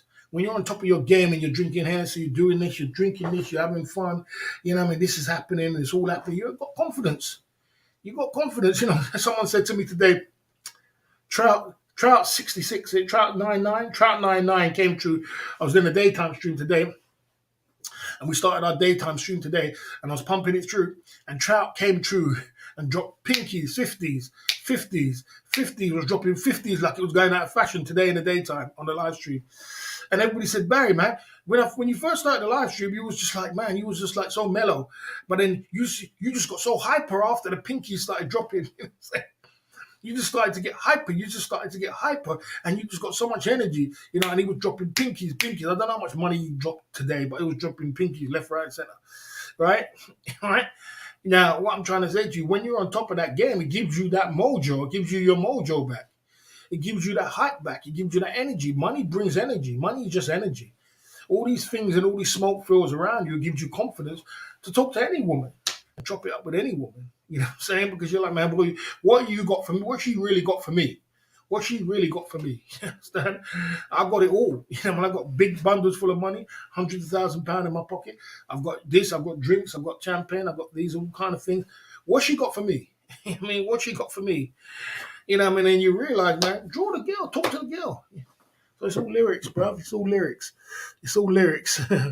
Oh yeah, sorry, the £5 shot. Yeah, sorry. Let me get your shot in. Yeah, you big up to yeah, you missed the live stream. Wonder wicked live stream, Jay Smith. Wicked live stream today in the daytime. I must say, Trout had the clout. Yeah, Trout had the clout today. Barron was there. You know what I'm saying? He was dropping 50s, pinkies, this, that. It was a good live stream, without a doubt. And people said that, boy, I just, the confidence just came out in me. And that's what it does. I mean, like I said, I don't hate the game. So I'm going to make up your fiver because you did 3 soldiers before. Don't hate the game. I don't make the game up, guys. Sorry, I don't make the game up. I'm sorry. And you can sit there, oh, you're just talking about materialistic women. Listen, bro. Listen, if you want to get women, bro, I don't know about materialistic or not. All I know is that, boy, when you are on top of your game and you are flossing, you're also young, fit, and handsome. You are clocking all the points of what women love. You understand? And you're going to get abundance of women. So, you're asking me that if you sit there and tell me you're lonely tonight, you haven't got no woman, there's a reason behind it. I'm going to tell you there's a reason. I bet you any money you ain't got a six-pack. I bet you any money you ain't got a top ride outside.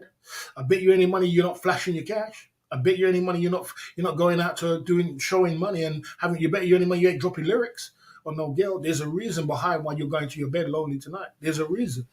You understand? So, but when you are on top of your game and you have got that six pack and you have slim and you are handsome and you are got that nice car, you have got that drawing, you have got that lyrics and you can draw down. I mean, you ask if it's lyrics. Yeah, you asked if it's lyrics. I mean, when I saw that, you think I could do that now at this age? You think I could see Ludo at the bus stop and then draw down and go in the middle of the bus stop in front of everybody and draw down and let the girl jump in the car? I wouldn't even dream of doing that right now. You understand? I wouldn't dream of doing that because, boy, I think, goddamn, that's crazy. That's crazy to think that now. I'm 50 years old. You can't do that. When you're 25, when you're 20, you could do that. You could do that. You meet a 22-year-old girl or a 24-year-old girl, you could do that. You're in this round about the same age. You could do that. But when you're 20-year-old, so it's confidence, Sad businessman, sad boss man. What's sad? I was sad.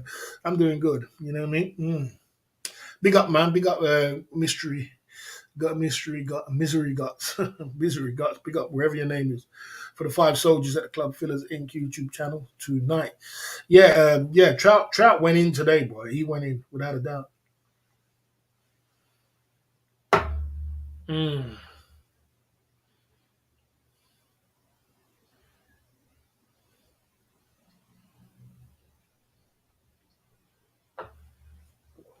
He's making a point. Confident women don't need to throw money at women. No one's saying throwing money at women. I've never mentioned today about spending money on women. I never mentioned about spending money on women. If you are an alpha, in shape, job, girls flock to you. I never spend money on girls start and still get lots of dates. Yeah, well, I never ever much mentioned about being spending money on women. All I said is spending money on yourself, investing in yourself. That's what I'm saying. I'm not talking about. I never once said you have to pay for shit. Well, because I told you already before I was 1,000 women up before I went to Thailand. I was 1,000 single man side of the game up before I even went to Thailand. So I already did everything before. I did all this before I went to Thailand. You know what I'm saying? I did all this. I mean, before I went to Thailand. You know, I could tell you stories for days. You want me to tell you another story? Put one in the chat if you want me to tell you another story. Put two in the chat if you don't want to hear the next story. If you want to hear another story, put one in the chat. If you don't want to hear another story, press two. If you want to hear another story, press one in the chat. And press one in the chat if you want to hear another story. Press two in the chat if you don't want to hear another story. So if you want to hear another story, press one in the chat. You know what I'm saying? We got ones. One in the chat for another story. One in the chat for another story. One in the chat for another story. One in the chat for another story. One in the chat, yes, another story. One in the chat for another story. Right, here we go. Stories coming up. Right. I'm living in Docklands. I'm one in the chat from Gold. I'm living in Docklands, guys, and I've got a nice swanky flat, and I've got a nice Mercedes outside, and it comes Saturday night, and I'm just chilling. This guy I'm working with, right? He lives with his baby mother, and he ain't got. He's got this. He's got this white woman, this white girl, and he wants to do single man side of the game. He calls me up, Barry. I want to do the single man side of the game with this girl. And can I come around your house and do single man side of the game? In my bed, by the way, in my room. I'm in my bed. I was like, all right, cool. No biggie. You know what I'm saying? No biggie. I mean, I could change my sheets after. I said, but you know what, bro?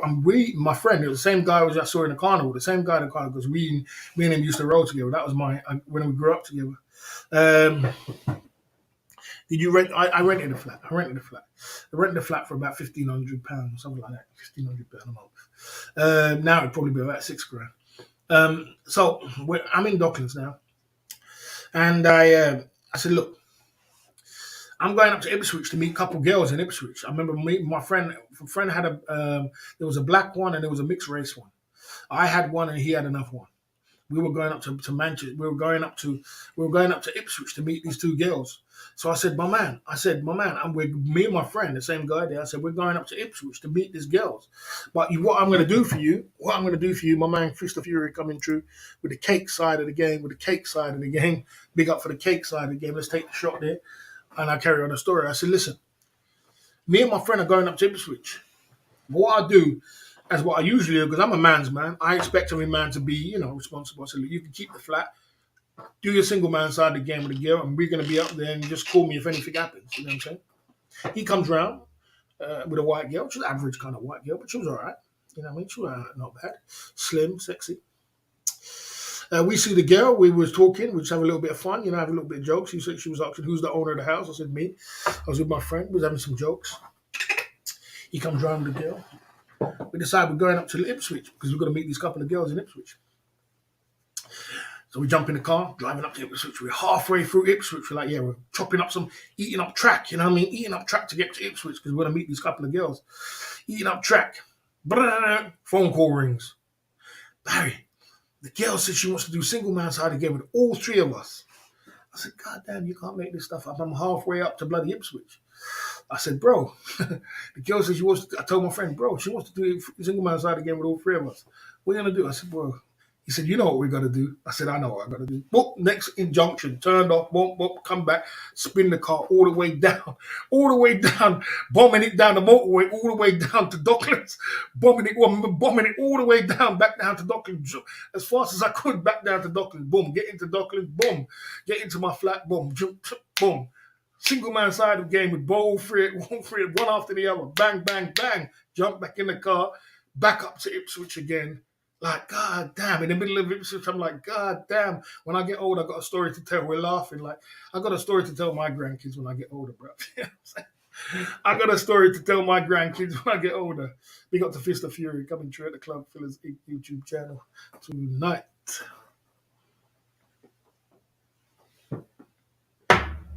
Mmm. Mmm. I see you there, Steph Traveler. Come to the Club Fillers in YouTube channel. Mm. Never that old, never that old, never that gold, never that. But yeah, I mean, I can go on forever. I can keep going. I can keep going. I can keep going. I can keep going, bro. You know, the numbers soon start clocking up after you're doing that or a number of time every weekend, and you know, you know, I can keep going, bro. You know, I don't forget. I not forget. I forget when the, like I told you about the story when the guy. I can just keep going, guys, forever, forever. You know, I can keep going forever. You know what I mean? From here to there to stories forever. You know what I'm saying? So you know, okay. It was okay. She was a good sport. She was a wonderful sport. You get something like that. You know what I mean? I don't do sloppy seconds. Well, there you go. Sounds like a classic lady. Legendary, legendary story. The story I can go on forever, bro. You know, like I said, I remember that. Like I told you about the guy who had I remember I was when we was doing. See, the thing is, Lulu lived for all of this. Lulu lived for all of this. So I can get Lulu as receipts and ask her, Lulu, did this happen? She'll tell you. She'll tell you when that guy brought down like 15, 20 girls from the single man side of the game, massage place, and they all came to my Docklands flat. Lulu was there. I was trying to get one of the girls. I said, Lulu, you're gonna have to do single woman side again with one of the girls. Lulu was like, oh, if the girl's nice, she would. I put them in the room and they never did anything. Lulu came out.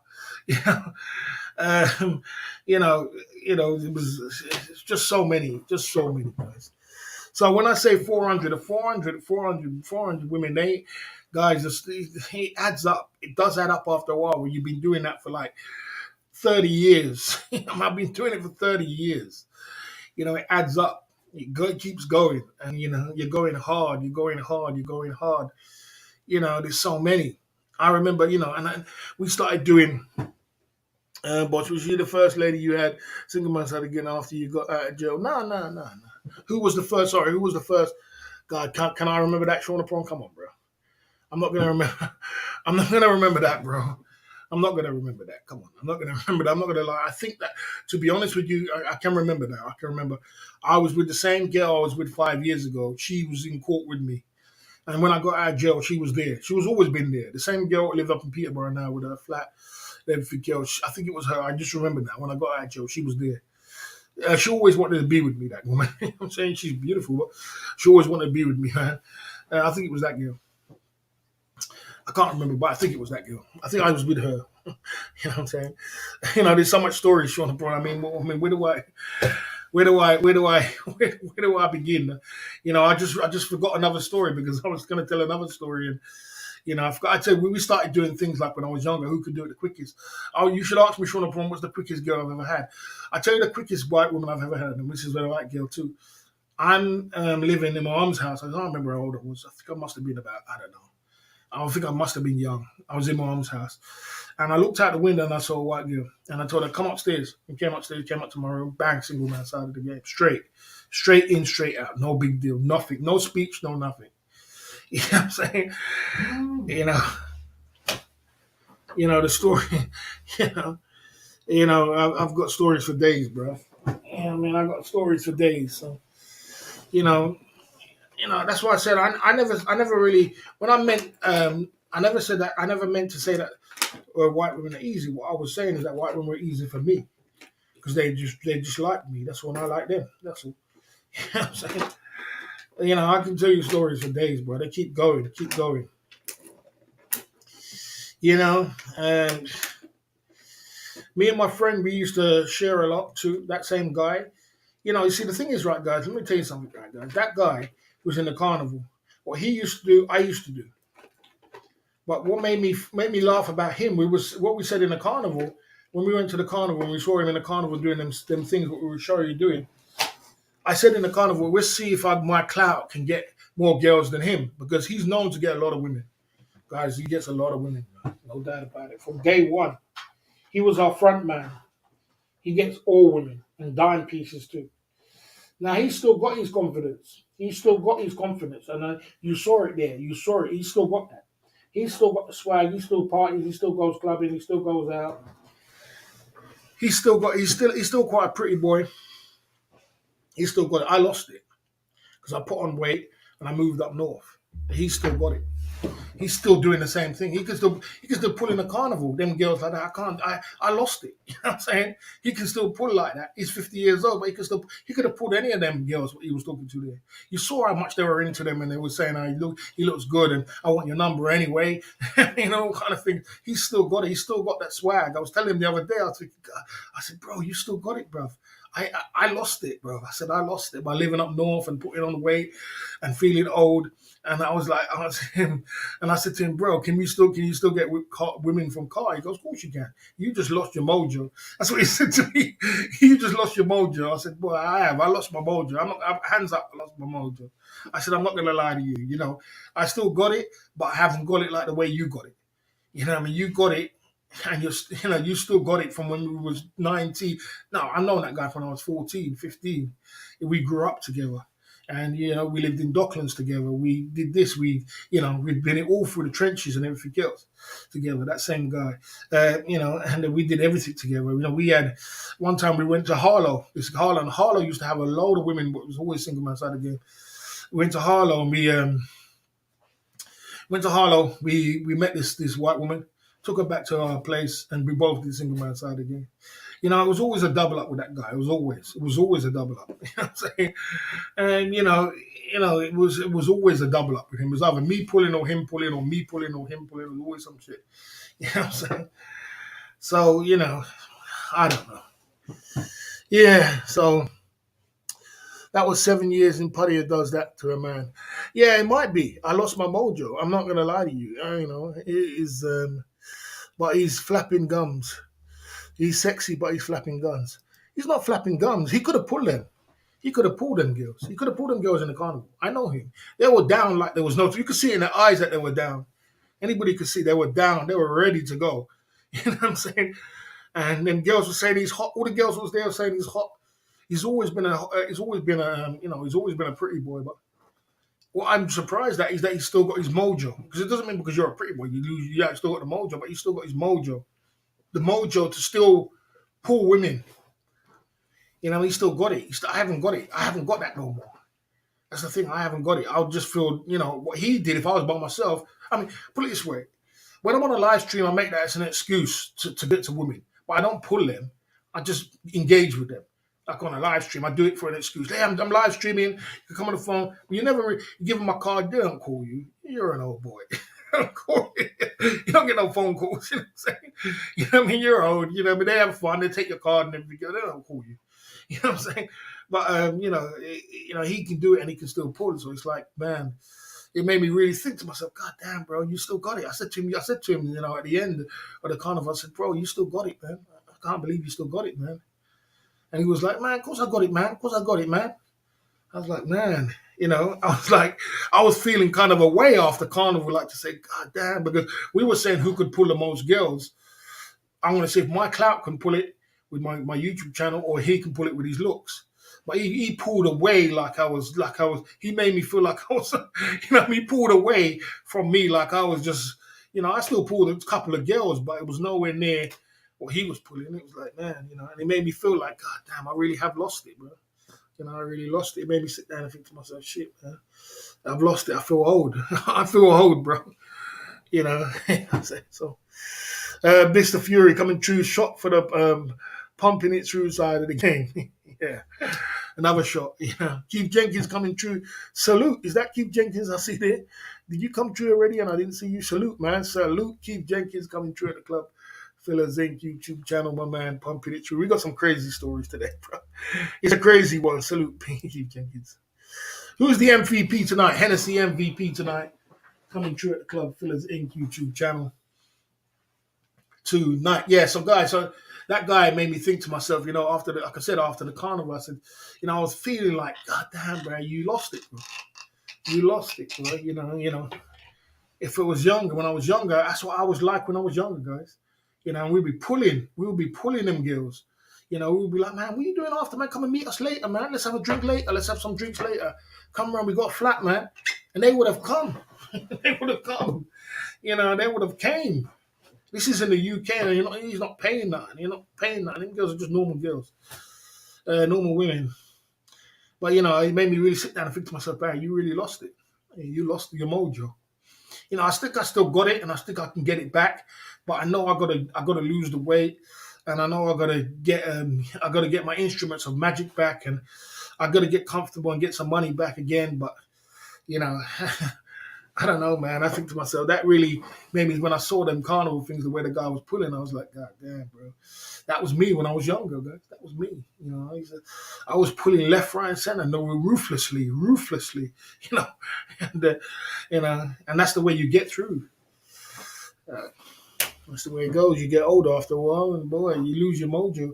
You got Manchester, you got go up to Boston, and you know, you calm down, you start eating food, and you know, it's crazy.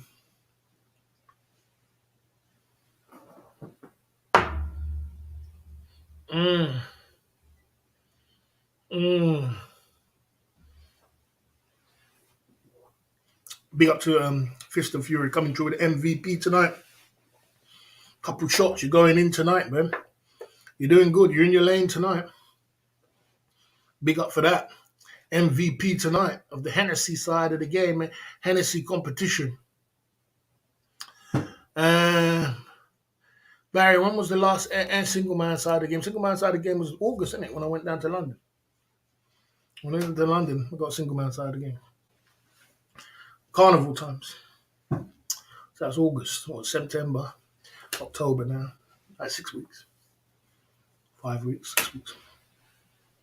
I don't make it go months on end to go single man side of the game, bro. You know, I don't do them kind of. I don't make no years and 6 months when I'm going. I mean, I gotta get my single man side of the game. Sorry, bro. A man must be supposed to be living like that, mate. I don't want to make myself miserable, so I can't do that. Medication are you taking? You better get checked out by your mental health professional. You know, like I did say, if you're like I did say, JX, you're proving yourself to be a normal person, and like I did say, look, uh, you know what I mean. Did you tell the man under your prison it's hard to stop? Okay, yeah, that's another story for another day.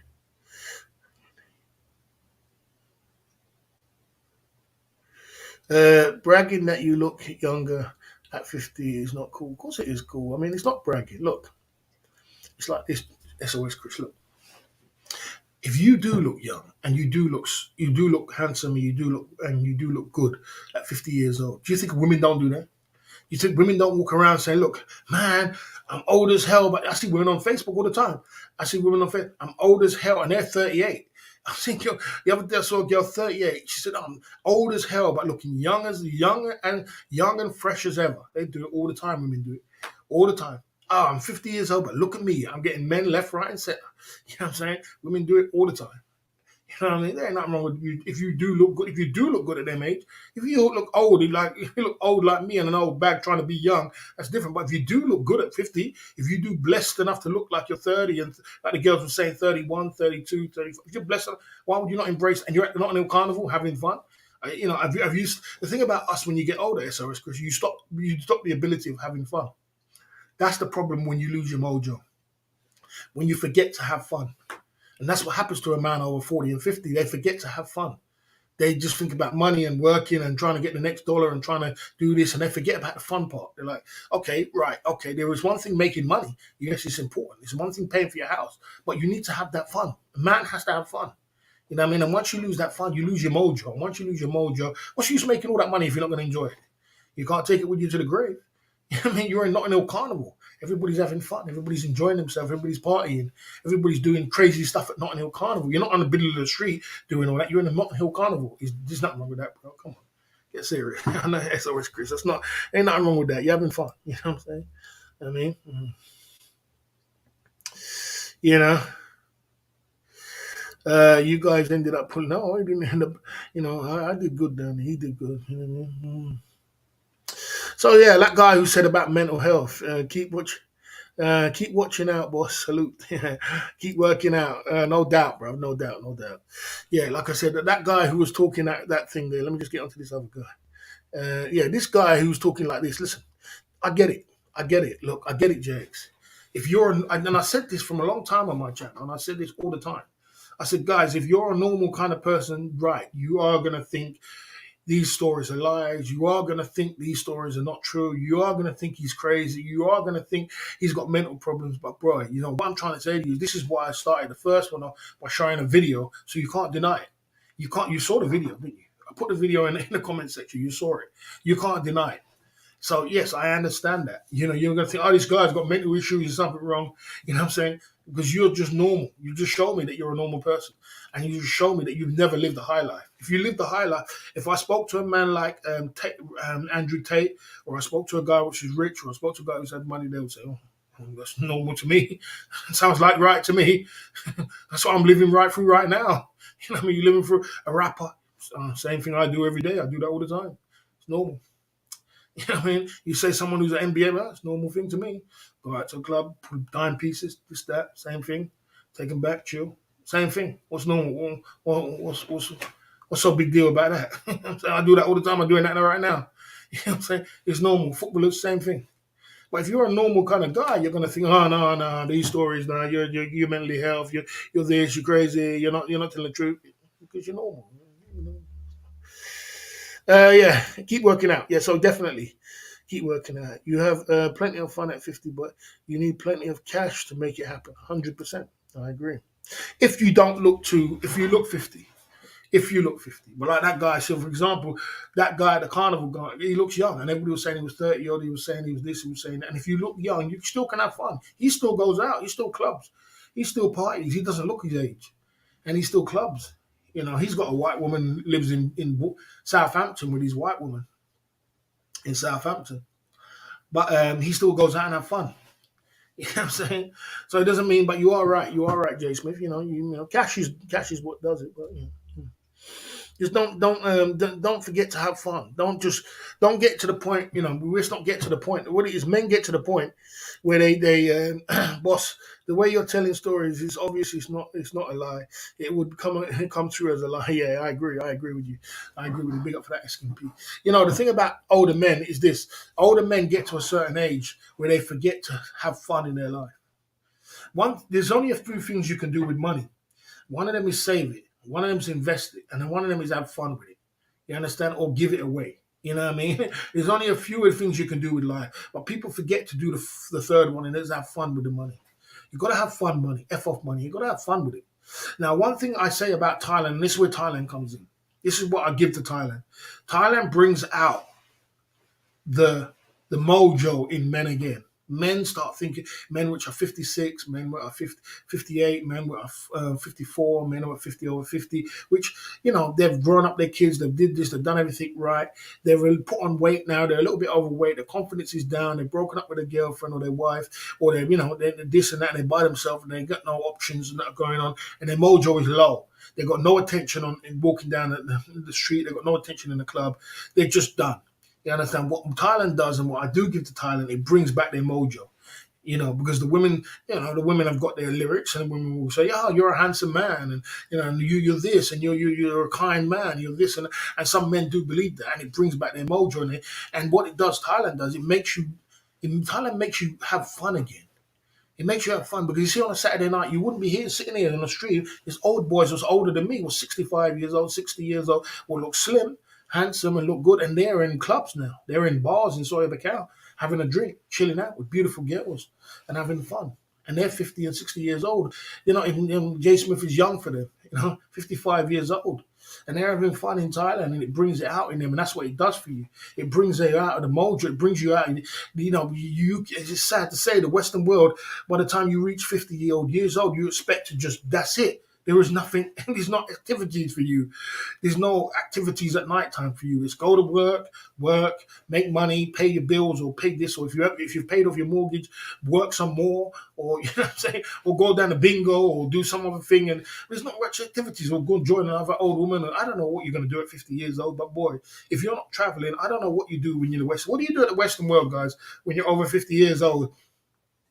in the Western world. What do you do when you reach 50 and 60? What do you do? I mean, what's there to do? Saturday night.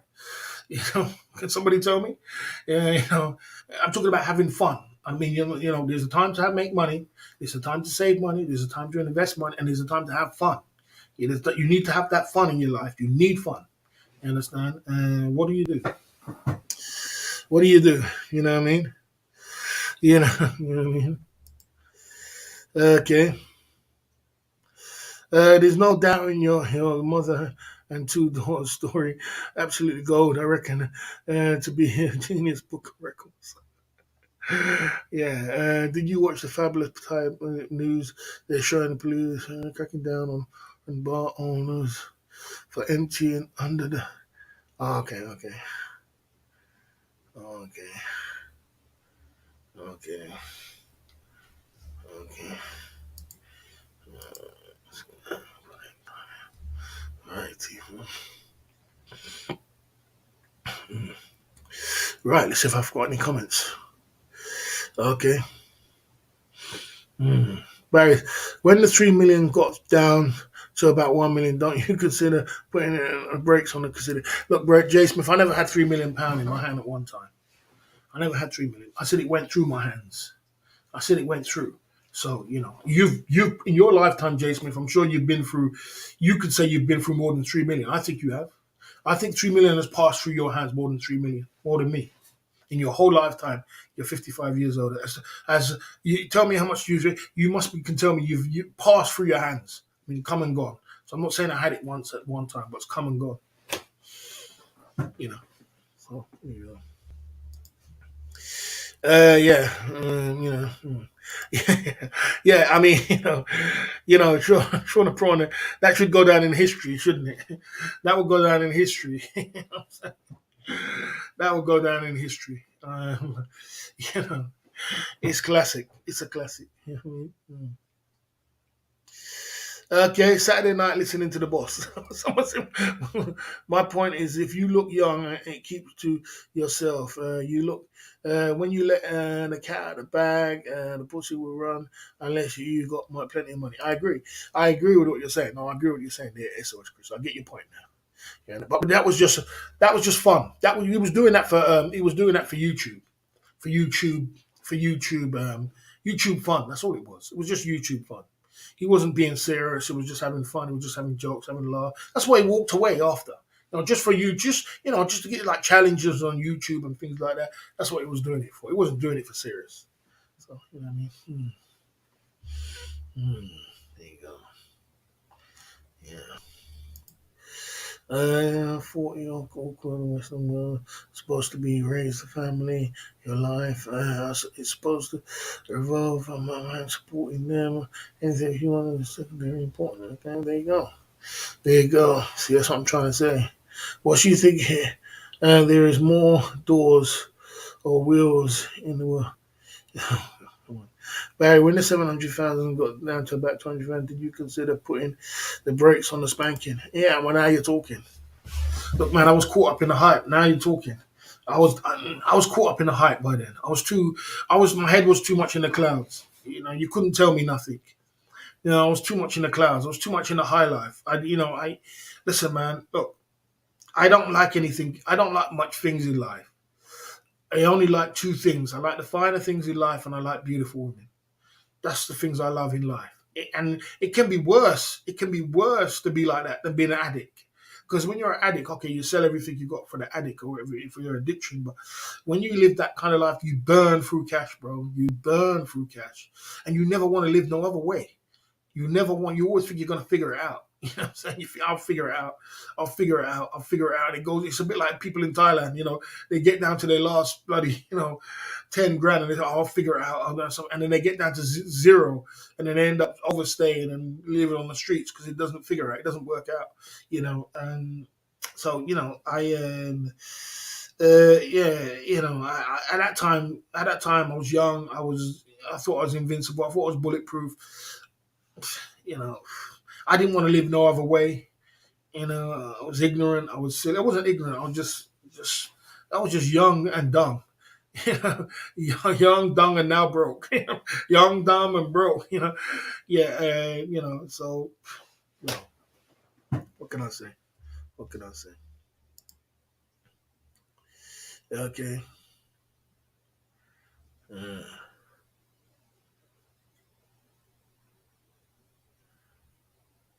yeah. Okay. Who wants a timeout for foolishness? Someone wants a timeout for foolishness. Someone wants a timeout for foolishness. Where we at? Sawyer Hollywood wants a timeout for foolishness. Man, you're going against my moderator. You gotta be lost your mind. Take a timeout for foolishness. You know what I mean? Okay. Let's see what the poll is saying.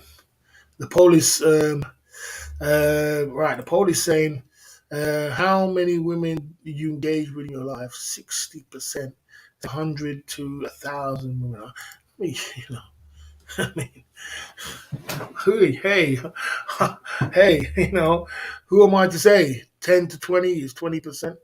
11% is, you know, and then they cuss me, and then they cuss me about my life. Then they cuss me about my life, but you've done, you know, you're doing, and they're saying they put in the chat that you've done that much. Because if you've done that much, you're just as bad as me. What's the difference between if you've gone over 100, you're just as bad as me. I mean, any man in the chat has done over 100 as bad as me, because that's a very high number. No, there's no difference between 100 and 1,000. There's no difference between 1,000 and 1,500. So, boy, if you've done over 100 in the chat, then you're just as bad as me. And then they cuss me about my antics in life. You know what I'm saying? You know, so there you go. Okay. If you say that again, you're going to get a ban. Kern, or whatever your name is. If you say that again, you're going to get a ban. That's the last time you're going to say that. I don't engage in them kind of conversations on my chat, man. You know what I'm saying? So if you say that again, you're going to get banned. I don't want to ban you, but I'm not going to. I don't have them kind of conversations with my channel, man. I don't have them conversations in my channel. You know what I mean? If when we have conversations, when I talk about women, I always talk about women of consensual age and above. You know, more or less above, 20s, 30s, 40s. Because when I was talking about the mom I was dating, she was 40 years old. So we're talking about older women, mature and grown women. You know, that's what we're talking about on this channel. So please don't bring that kind of stupidity to the channel, because that's stupidity, which I don't condone. So if you do bring it again, you're going to be on the ban list. I must say that. Sorry. Do you consider yourself a pickup band? Yes, I do like David Bond, and I do consider myself a pickup artist. Yes, I do. I do. He estimated his smart. His S.M.S.O.T.G is 20 to 300. Yeah, sounds like good to me. Sounds like right to me. And that's quite a small number for a man like David Bond, because he's a traveller. And if you're a traveller in Thailand, that's a small number. I remember I met a guy in Lucifer Club, and he told me he done 200 around the whole of Pattaya, and he'd done 36 in, what did he do? 36 in 1 month or something like that, in 2 weeks. That's what, 36 in 2 weeks he did. 36 in 2 weeks and 200 around the whole of Pattaya. And that's easily done. If it's easily done, it's not like it's hard to do. In Pattaya I've done 4 a day. I'll tell you a story, and we're gonna take a little commercial break and come back. Let's get the super chats going, guys. Who's on the super chat train? We're on the super chat train. Let's take a little commercial break, and I'll come back with another story about my 4 women in one day. I'll tell you the story.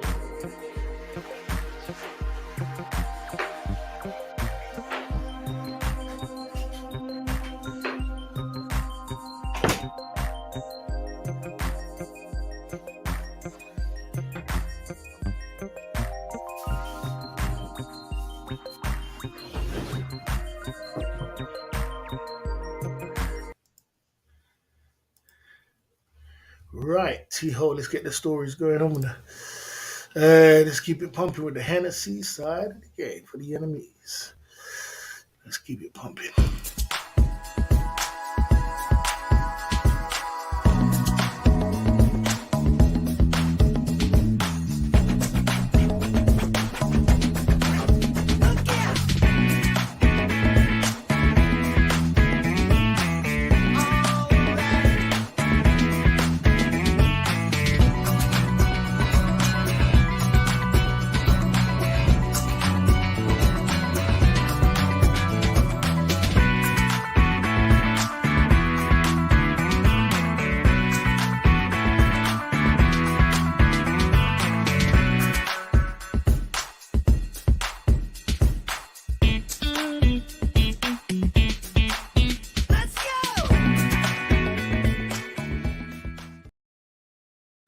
Okay, like I said, so I mean, guys, this is what the story is, right?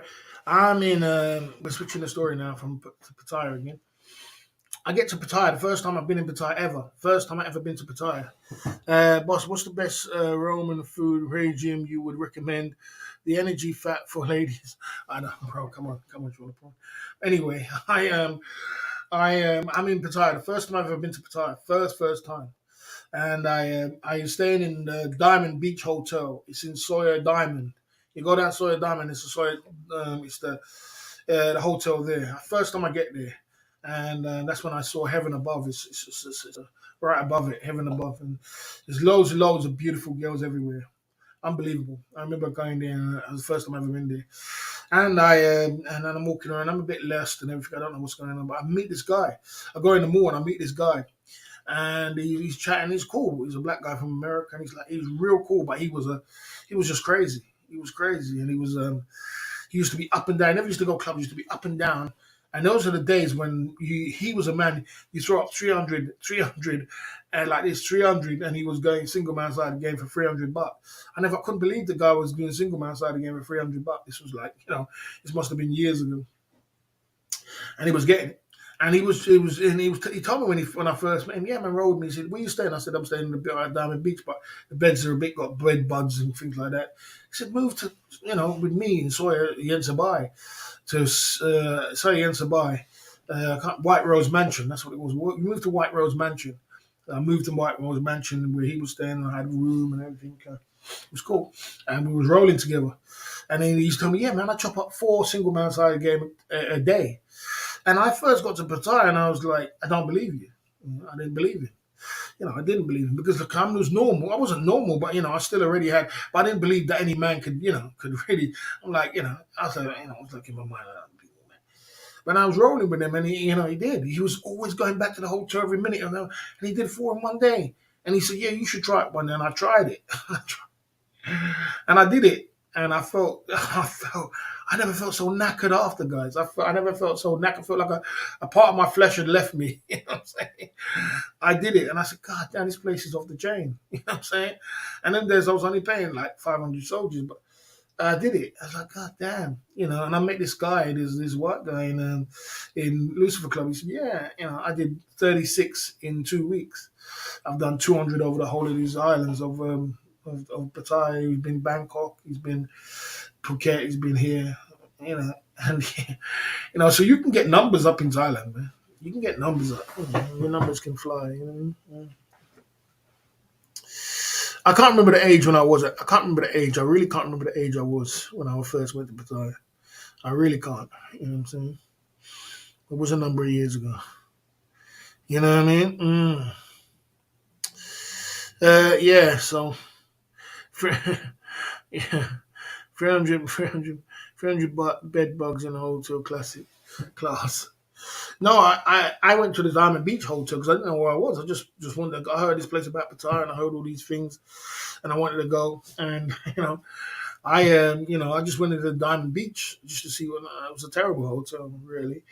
And then I moved.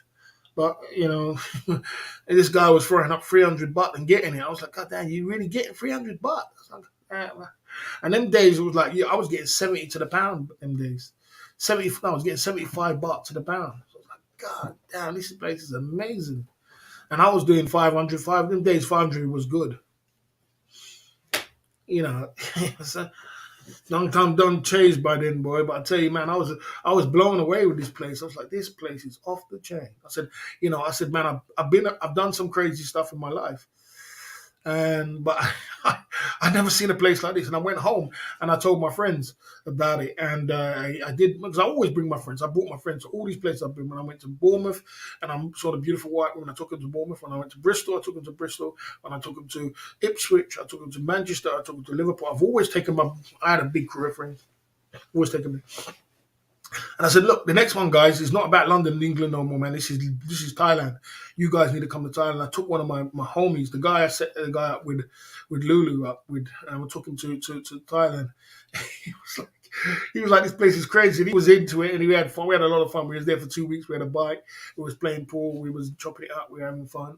We had a lot of fun, man. He was chopping it up with different girls. We had fun. And that guy. So the thing is, that guy who was in the carnival with that guy who was in carnival with, I took him there. He didn't like it. He didn't like Pattaya. He didn't like Pattaya. He didn't like it. He said, I'm not feeling it. He didn't like it. And he ended up going home halfway. He ended up going back to Bangkok. He didn't end up going home. He didn't want to stay there no more. He didn't like it. I was like, God damn. So, it's not for everybody. You know what I mean? Not you, your mate. What do you say? 300, yeah, 300 bed bugs in the hotel class. No, he had a sea smile mansion. So he had 300. He had 300. He was throwing up 300 and getting 300 back in the day. And I was blown away where someone could he could do that. I was like, God damn, can you really do that? But so that was way back in the day when Pattaya was wonderful. So the whole point of tonight's story is this, right, guys? The whole point of tonight's story is this. Look, when we're talking the single man side of the game now, and there's a word they call it mongering. If you are truly are a monger, you go hard in the field, man. You go hard. You know what I'm saying? And Pattaya is a true ultimate test of a true mongerer. Truly is a test. If you are a monger, you need to go to Pattaya, and you'll be like, God, this place is the lick.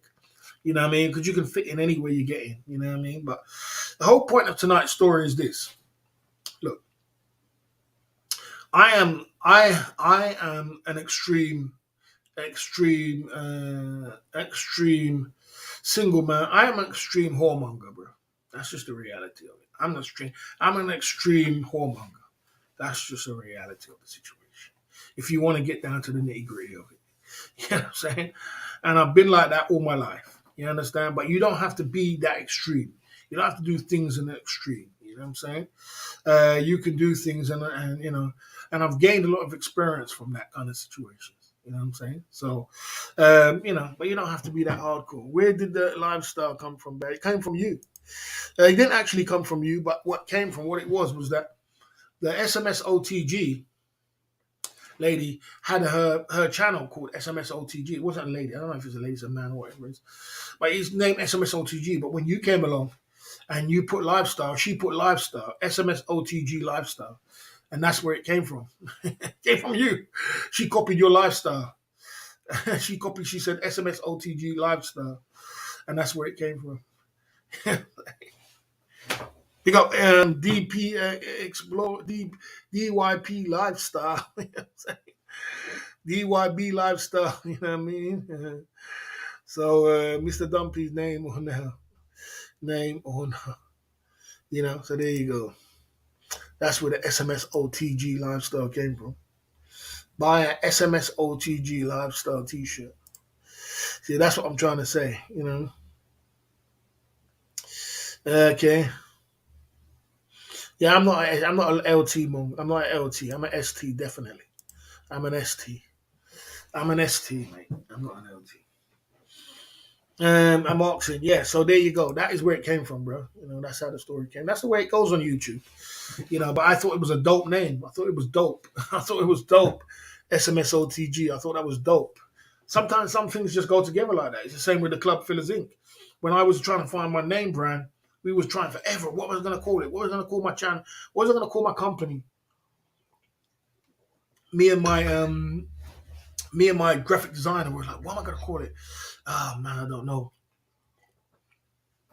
we're sitting down for days and we're sitting in the studio, you know, we're just coming things together with my, and he came up with club fillers. And I thought, God damn, that's wicked. I said, yeah, club fillers. And I came up with ink because I got ink from Murder Inc.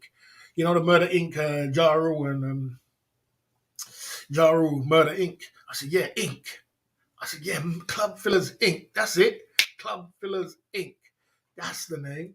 And we came up with ink. And then he took a picture of me. I was leaning, he goes, we're going to get a picture. And I was leaning down and he saw a picture. And he took a picture of me and he faded it out. I said, that's the picture. And we got the picture. And I said, I tell you what, we're going to do it as a t-shirt. And I said, I got the signature from Puff Daddy. You know, Puff Daddy's always got a signature in his aftershave. He's got a signature of his own name. I said, yeah, let's put a signature there. Like what's on the thing there. Let's put a signature. B. George. So that was what you see. Sometimes it just comes like that together in business. It comes together like that in business. You know, you gotta, you just gotta play it by ear, and you know what I mean. You came up with ink. Yeah, I came up with ink. I came up with ink from Murder Inc. Murder Inc. Ja Rule. You know them guys, Ashanti. You know, yeah, they got a group called Murder Inc. You know Murder Inc. So I said, yeah, the ink. Yeah, Club Fillers Inc. That's it. That's the name. So sometimes it comes together like that in business. You know, it comes together like that. That's hot. It's fly. But too many letters. It's like, I don't know. Yeah, but it is fly. It's dope, man. It's fly. Sometimes in business it comes together like that. It comes together in a way where, it just comes together like that in business. That's why you got to improvise, let it go with the flow. And sometimes, it comes together. And I said, S.M.S.O.T.G lifestyle. Wow, that's dope. I said, yeah, let's draw down with that. So that's what it's like in business. Sometimes you got to play it by ear and let other people inspiration and let your greatness come out. Let your greatness come out by itself, or other people can bring out the greatness in you. You know, if you've got great people around you, that you can bring out the greatness in you. And my graphic designer was great. He made all the things, the thumbnails and file eyes and all them things what you see. He made them all. He was great. And then we produced that Club Fillers Inc. And then I went to work with my magic in my brain. Everything that was in my brain, I went together with it and I put it on the table to him. And he just produced. I was coming up with so much things, produce. And then I came up by myself with We Love Barry because I was trying to push the envelope as far as I could push it. I said, how far can I push this envelope with Club Fillers Inc? Can I get all these ladies in Pattaya to wear my t-shirt called Club Fillers Inc? Can I do that? I wonder if I can do that. You know what I'm saying? I wonder how far I can push it because that's what you could do in business. That's what you got to do in business. You got to see how far you can push it. I mean, like properly, legally, not to get yourself in trouble, but you got to see how far you can push the envelope. You understand?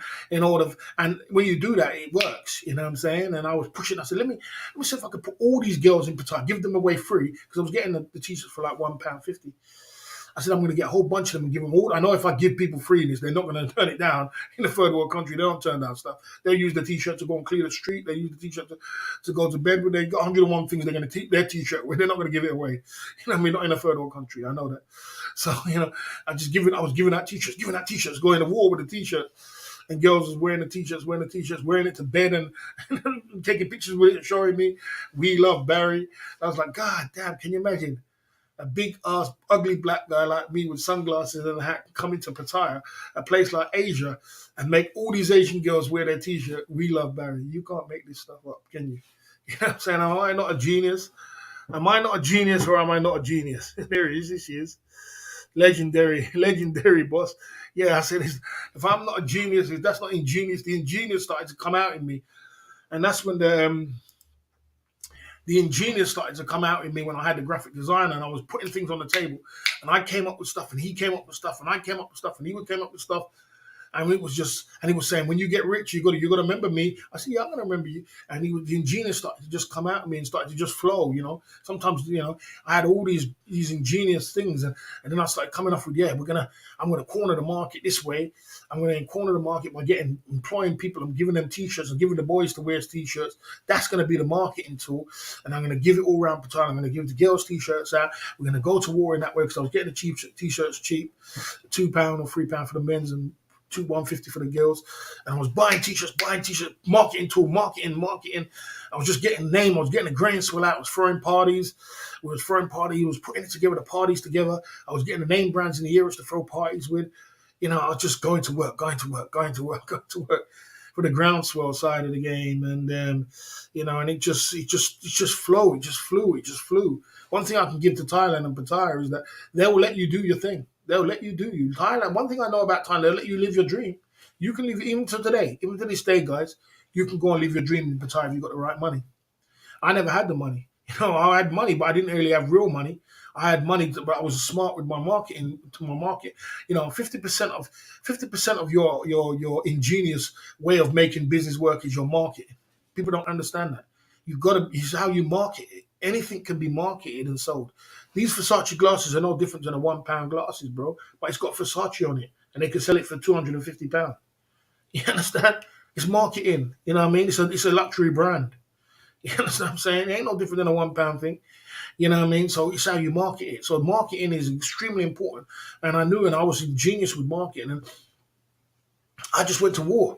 And I'm pushing the envelope, pushing the envelope. I pushed the envelope so much that I had a big banner on Walker Street of my face on it. And boy, that caused some ruckus on Walker Street. That was pushing the envelope too much. And I kind of took the banner down and put it to into the club. I had a big banner of my face on Walker because it was cheeky. Come on, man. Come on. I mean, how much can you really push the envelope out? Them guys that was holding up the ping pong show, them guys just ain't got nothing to do. Them guys are very dangerous. They're very dangerous, and they're owned by this mafia lady on Walking Street, who everybody knows her. Very dangerous kind of people. Don't want to mess with them. They were very upset about it. For some reason, they were very upset. I don't know. It must have been like I must have pushed the envelope a little bit too much. It was like, come on, bro, come on. Who do you really think you are? You got a big, it's bad enough that you're a big ass ugly black guy with sunglasses on and a hat, but then you got a big banner on Walking Street with your face on it. And I mean, I was just pushing the envelope as far as I could, and I took that down because it was causing too much. It was causing too much controversy, and I put it into a club. But I was just trying to.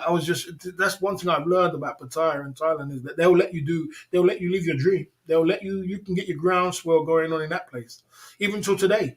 Even till today, any dream you got, guys, if you want to own a club, you want to own a bar, you want to have a dream, and people's got all different dreams. Restaurants, you can do it right now in Pattaya. That's one thing I know about Pattaya. You've got the right money, and not even a lot of money. You can do it right now.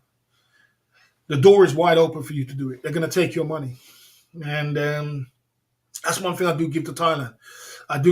That's why my number one spot in the world is Thailand, because they gave me the opportunity to springboard my career and make something. Myself, you know what I'm saying? Yeah, legendary boss. That is a masterstroke boss coming with ink, pure genius. Okay, I don't think that was the genius. The definition of genius: exceptional intellectual concrete power of ability. Okay, you were riffing and promoting and seeing the results. You had respect and credibility from your own initiatives. Yeah, without a doubt. It was ingenious work because you got to remember, Sean Prawn, it was from thin air. I had nothing. I was nobody down in Pattaya. I was a thin air, just thin air. Even my graphic designer was blown away. He was when I was doing all these things with Sean Prawn, he was blown away with my intellect. Not intellect. I wouldn't say intellect because I wouldn't say I was the most smart, the most intelligent person in the world, but my street smartness. He was just blown away from it. He was blown away by my marketing. He was just blown away. It was like, God damn, it's like, he couldn't get over it. He said, Barry, how the hell? And when it started, I started to get jobs and started to get 100,000 bucks and then people started taking you serious. Because one thing about business is like this, Sean, look, you can have as much business idea as you want and you can put it together as much as you want. But if you don't have a website, people don't take you serious. People don't take you serious if you ain't got a website. This guy is, who's he? Was he a YouTuber? Got no website. Website is a stamp in the ground. Say, this is mine. And this is where I am. And it's the same with my idea. I could have all the ideas in the world in my head. If I don't put it into a business, people don't take you serious. So when I go to these companies, if I say I haven't got no business, they're like, yeah, you say your club fillers ink, and yeah, you say, I don't see no T-shirts, I don't see no this, I don't see no production, I don't see no. They don't take you serious because you're not being serious. So, but when you do put it together and you do put it together and you do show something and you do get results, and then I was making like 100,000, but my graphic designer was like, he was just blown away. He was like, I can't believe it. Because this was from nothing, Sean Prawn. This is like from zero to, to 100,000 bucks that people giving you jobs and things like that. It's like, God damn, that is, And he was just blown away. You know what I mean? He was blown away, man. He was blown away. What made you go to war with me? You made a topic about me, but I never related to it. I mean, we're not going to go over the same thing again. We're not on that kind of subject, TP Explorer, man. We're not. We're not. You know. We're not on that subject, man. We're not on that subject. My man, Steph Traveller, could you please not put? Can you not put another languages in the chat? It's not. I don't let people do that. Sorry. Okay. Mm. Mm. Okay. Yeah. It's just you see that's the thing about it. That's what's Chris. You got in business, you got to push the envelope as far as you can push it to see how. And most of the time, it works. Think of something. Okay, if you want to SOS Chris or guys in the chat, think of something I could do with this YouTube channel. What could push the envelope to the maximum with this YouTube channel right now? Where's something I could push the envelope to the maximum with this YouTube channel with? I could think of something like turning up on a music video with Puff Daddy or one of them great guys and being there and filming it itself, me and Puff Daddy, pushing the envelope. Turning up on a music video with a superstar. That's pushing the envelope with the Club Fillers Inc. Make a video out of it. You know what I'm saying? Do a live stream from it. You know what I'm saying? People are like, God damn, Puff Daddy's there. Or anybody who's a star, that's pushing the envelope. That's pushing the envelope. You're not doing nothing crazy, but that's what I'm trying to say. You know, mm. Club Fillers is promoting Barry's dumbass. Yeah, I mean, you get that, you get that when you're a live streamer. You can't run away from it. You can't fight all of them. Okay. Mm, mm, okay. Mm, okay. French is my second language. Yeah, so go to Pattaya. No, that's not pushing the envelope. Going to Pattaya is not pushing the envelope. Something crazy. Something really, really pushing the envelope. I mean, like, I mean, something pushing the envelope, bruv. Like, I don't know, meeting superstars, meeting someone else, going backstage with someone at a concert. Anyone's famous at a concert. Someone name one of your stars. That's pushing the envelope. That's getting your eyeballs on people. Going on the news. Go on the news about something with Club Fillers Inc. That's pushing the envelope. You know what I'm saying? These type of things push the envelope out. That's really pushing the envelope out. That's something we could because there was a lady called Ukraine, something about Ukraine, and when there was a war in Ukraine, she went on the news. She was on 13,000 subscribers. Oh, she was on 3,000 subscribers, and I was getting her to come on my channel talk about Ukraine. And one of the trolls sent her a fake video about me of single man side of the game video. And this is much I was getting so trolled, guys, so hard. Someone sent her a video of me on doing single man side of the game, but it was a fake video. It was a fake hamster video. One of them stupidness they did. They pushed it together. I don't know if they still got that video, but I don't know if they used that to bring down coffees or whatever. But they had that and they sent it to her. she called me and said she's not coming on the show, and I asked her why, and I couldn't get it out of her, and I begged her to get it out of her. And she got it out. She showed me. And she showed me she showed me it. She said this person sent me the video and I clicked on it and I couldn't believe it. Just couldn't believe it. She's so single man side of the game. And she couldn't come on it. So she was at 3,000 subscribers then. Cool. The war came down and she was in Ukraine at the time. And she went on the news. She had 3,000 subscribers. And she went on the news and she blew up. Now she's at I think she's at 58,000 subscribers. She blew up from the news, from the news from 3,000 to 58,000 subscribers. People were sending them money and everything. So, Okay, sorry, boss. I'm in my lane. What time is it for you? Can I go live? Okay. Go to Patire and live stream. Uh, as you know, Steph Traveler, you can go live anytime. You go live all the time over my live stream. You enjoy doing that. You do your thing. You know what I'm saying? Look, man, I don't tell people when to go live or when not to go live. I don't tell people what to do. You can do whatever you want to do. Because you're going to do it anyway. As you said, you just want to go live. And I think you just enjoy going live when I go live because you don't want to just watch it. You get bored of watching it. You want to just watch it and stream snipe it. Well, ain't nothing wrong with that because if you know anything about marketing, and what other people need to learn is that you need to get your name out there as much as you can. I do still. I do as well. I need to get my name out there. So there might be 10 people in your chat.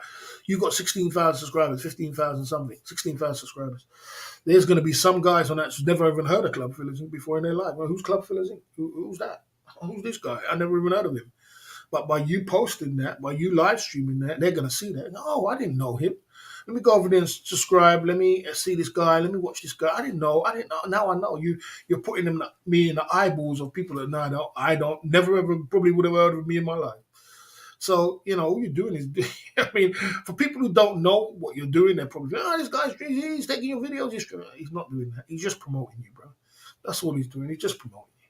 And it's the same with Club Fillers and Simps and all these other things. All they're doing is promoting you. Good or bad news. Whatever heat comes with, they're just promoting you all over the internet. People that don't know you, there's many people and they'll get to know you and they're interested because on this YouTube game, and if you know anything about marketing, you've got to get people interested in you. We've all seen a people, and I'm not mentioning names, but we've all seen a guy called Mr. North who's nobody's interested in him, and he can't get his live streaming off the ground for love nor money. You know what I mean? Because nobody's interested in him. Nobody's interested in his live stream. He's in bloody, in Asia. He's in Asia. Nobody's watching his streams. It's like, God damn, bro, you're in Asia. I mean, Steph Traveler went to Asia tomorrow. You're gonna get loads of people watching his streams. If I go to Asia, you're gonna get people watching his streams. You're in Asia and you're not getting no one watching your stream and no one is interested in you and you still can't even get 10, 12 people in your chat. Like, God damn, what kind of what part of the game am I missing? You know what I'm saying? So, for me, if you know anything about marketing, when all these people doing all these things, all they're doing is promoting you and promoting you and promoting you and promoting you and promoting. It's like they're like free advertisement. You know what I'm saying? They're just free advertisement. That's all it is. You know what I mean?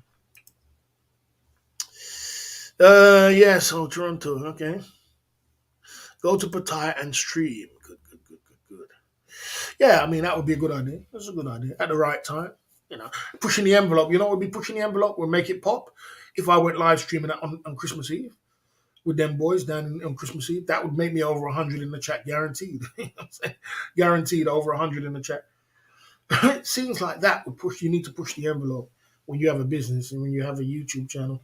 That's what makes you sit in a prime burger, real live stream, chat, walk, talk, ladies, post after getting drunk on them on live stream. You know what I'm saying?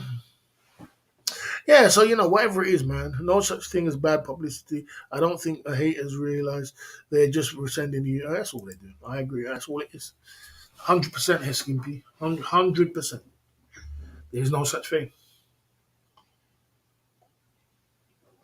And I'll give you an example of that. When 50 Cent was a nobody, he was a nobody.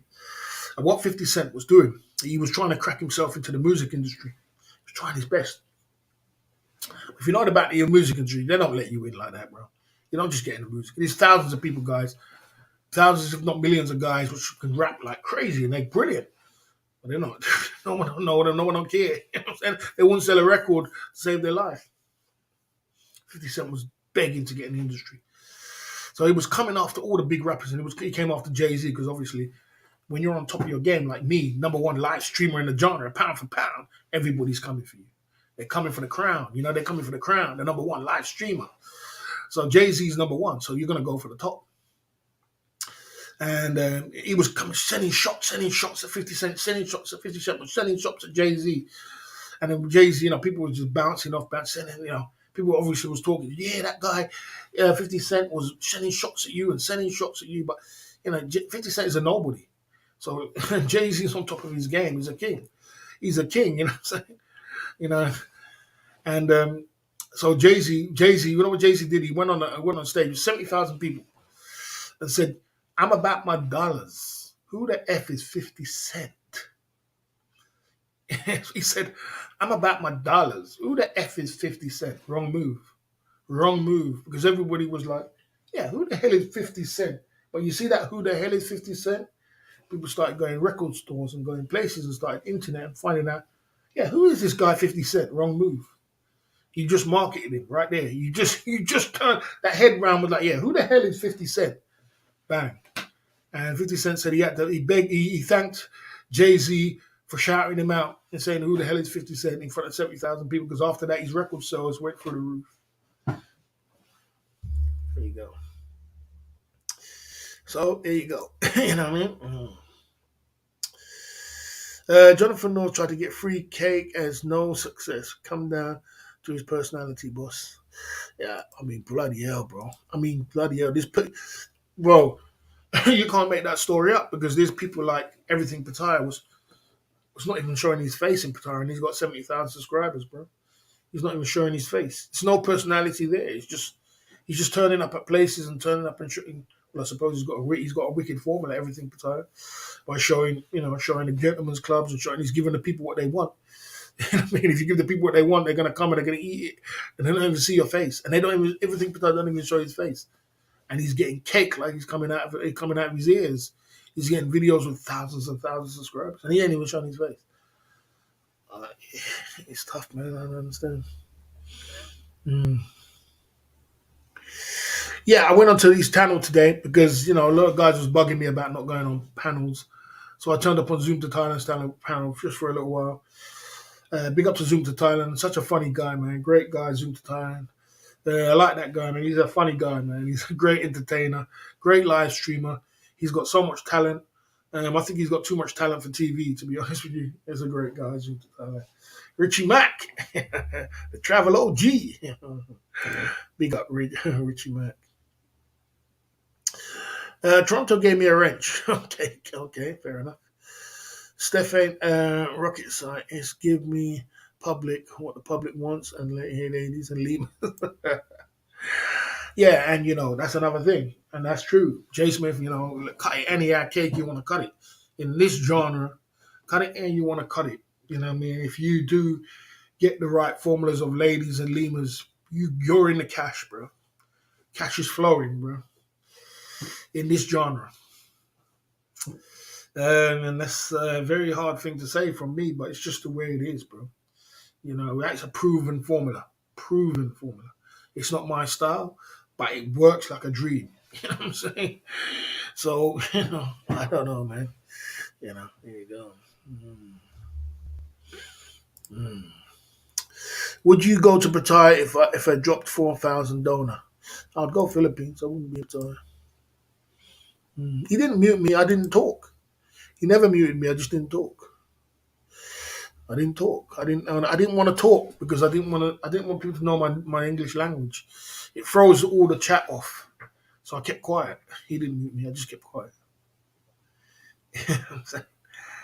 Yeah, I just kept quiet. But I was there, just listening and chilling. Yeah. Zoom was good, man. He didn't mute me.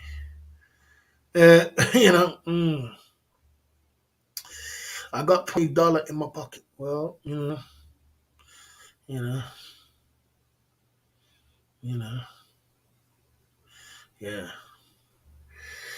Yeah, so, yeah, we had a guy. Cool. I went up there for a little while and chopped it up.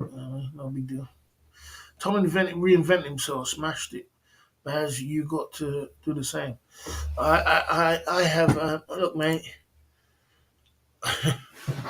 Tom is not very hard to reinvent himself. How did Tom reinvent himself? Tell me how. Tell me who made Tom reinvent himself when he was having hard times. He came to the boss to stay in your lane, tripod. You know what I'm saying? You know what I mean? I'm on a different road to Tom. Everybody's on a different road. I live in a different place. My options are limited. And, you know what I'm saying? Yes, I understand my donors are down. But, the only limited things I can do. It's not like I live in, if I lived in Thailand or live in Asia and things like that, yeah, you've got so much other options you can do. But, for me, my options are slim.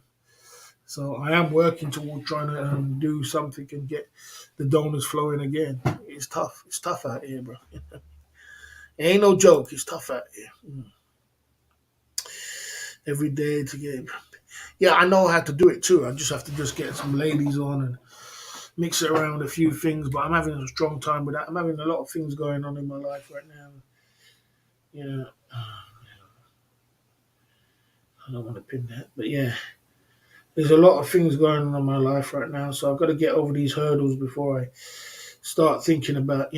I'm still here. I'm holding on, but everything could be okay, man. I just gotta just keep pumping it through.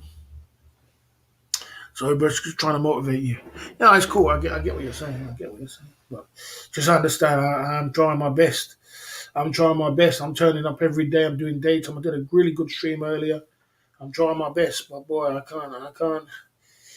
I can't. I can't. I only could do so much, bro. It's not no joke, bro. It's not no joke, my life. It's tough. It's tough, mate. It's tough. Trying to keep up, trying to do this, trying to, just trying to focus, trying to, But yeah, I'm doing okay. But I gotta get the things going. I gotta get it on and popping. You know what I mean? Toronto's going through dangerous Toronto. Okay, fair enough. Yeah, Okay, okay. If you stream from there every day, you would get pump. Yeah, I mean, I don't want Jay Smith or London Cabby or not even not even thingy. I don't want none of my moderators to start streaming. I don't want, and it's not about cake. It's just I just don't want them to go for all that. Jay Smith don't need to stream, bro. You don't need to stream, Jay Smith. You don't need all that, mate. You don't need all that headache in your life. So you don't need it, bro. A whole bunch of it's hard. It's hard streaming. Streaming is the hardest. It's a really, really hard to do. Stream.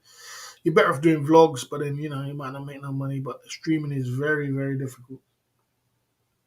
You put all your business out there on the line. Uh, Hi guys, I'm streaming over my channel in 5 minutes. Are you? Are you streaming over your channel? Are you streaming? If you're streaming over your channel in 5 minutes, I'm coming over there. We're gonna raid there if you're telling the truth. Are you telling the truth, Baron? Because we're gonna raid there. If it's your channel, then we're raiding. You're telling. I think he's joking. Baron's a joker. You gotta be careful of this guy. He's a joker. I knew he was joking. I knew you're joking. I knew he was joking. You gotta be careful of that guy. He's joking. You're funny about it. Because if he was, we'd be raiding that. But we'd be raiding over there, mate. You know what I mean? We'd be raiding over there. No doubt about it. You know what I mean? You know what I mean? You know what I mean? JX needs a timeout for foolishness. JX needs a timeout for foolishness. How long are you gonna last, JX? Are you gonna last? How long are you gonna last, JX? I don't think you're gonna last that long. You know what I mean? You know. I agree. It's always effort to live stream and entertain. Most people don't understand. I mean, it's damn hard, bro. And the thing about it, it's not just the streaming as well. It's just that you look at the reward of what you get of doing all the streaming. It's so much for what you put all your life out there on the line. You get trolled like hell. All your business is all out on the streets. You know what I mean? You can't move around. You can't do nothing. You can't do this. You get in this. And then you look at it and you think, what's the cake at the end of the day? What's the reward, Steph? What's the reward at the end of the day? What is it all for? You know what I'm saying? Okay, it's a little bit of entertainment. You get a little bit of company. If you're lonely and you want a bit of company, it's cool. But, you know, streaming is tough, bro. Tough. You move more like a Thai. You move more like my Thai girlfriend. You're telling the truth. You're, boss, you're more and more like my Thai girlfriend. You're telling the truth. Get out of here, Barry. Barry, Barry, Barry, you're a joker, bro. I can't keep up with you, bro. I can't get it. You're telling the truth. I want to know if you're telling the truth or you're going to open up live stream. I'm going to be raiding your stream, bro. We're going to be sending donors. You know what I mean? What's the longest relationship you had with a white? Yeah, I can't remember that, bro. Come on, bro, I can't remember. I know I was dating Lulu's friend for a little while. This girl called Jade. I was dating her for a good little while. Lulu's friend for about a year, I think. you know, um,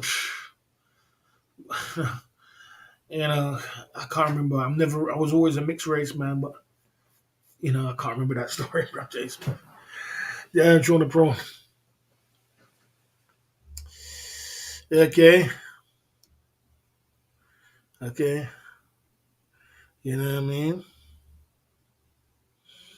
Yeah.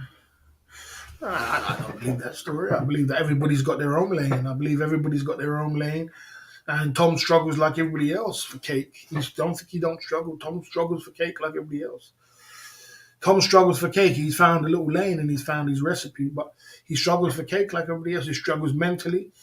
He struggles physically. He struggles like everybody. Everybody in the live streaming gaming struggling. But you know what I mean.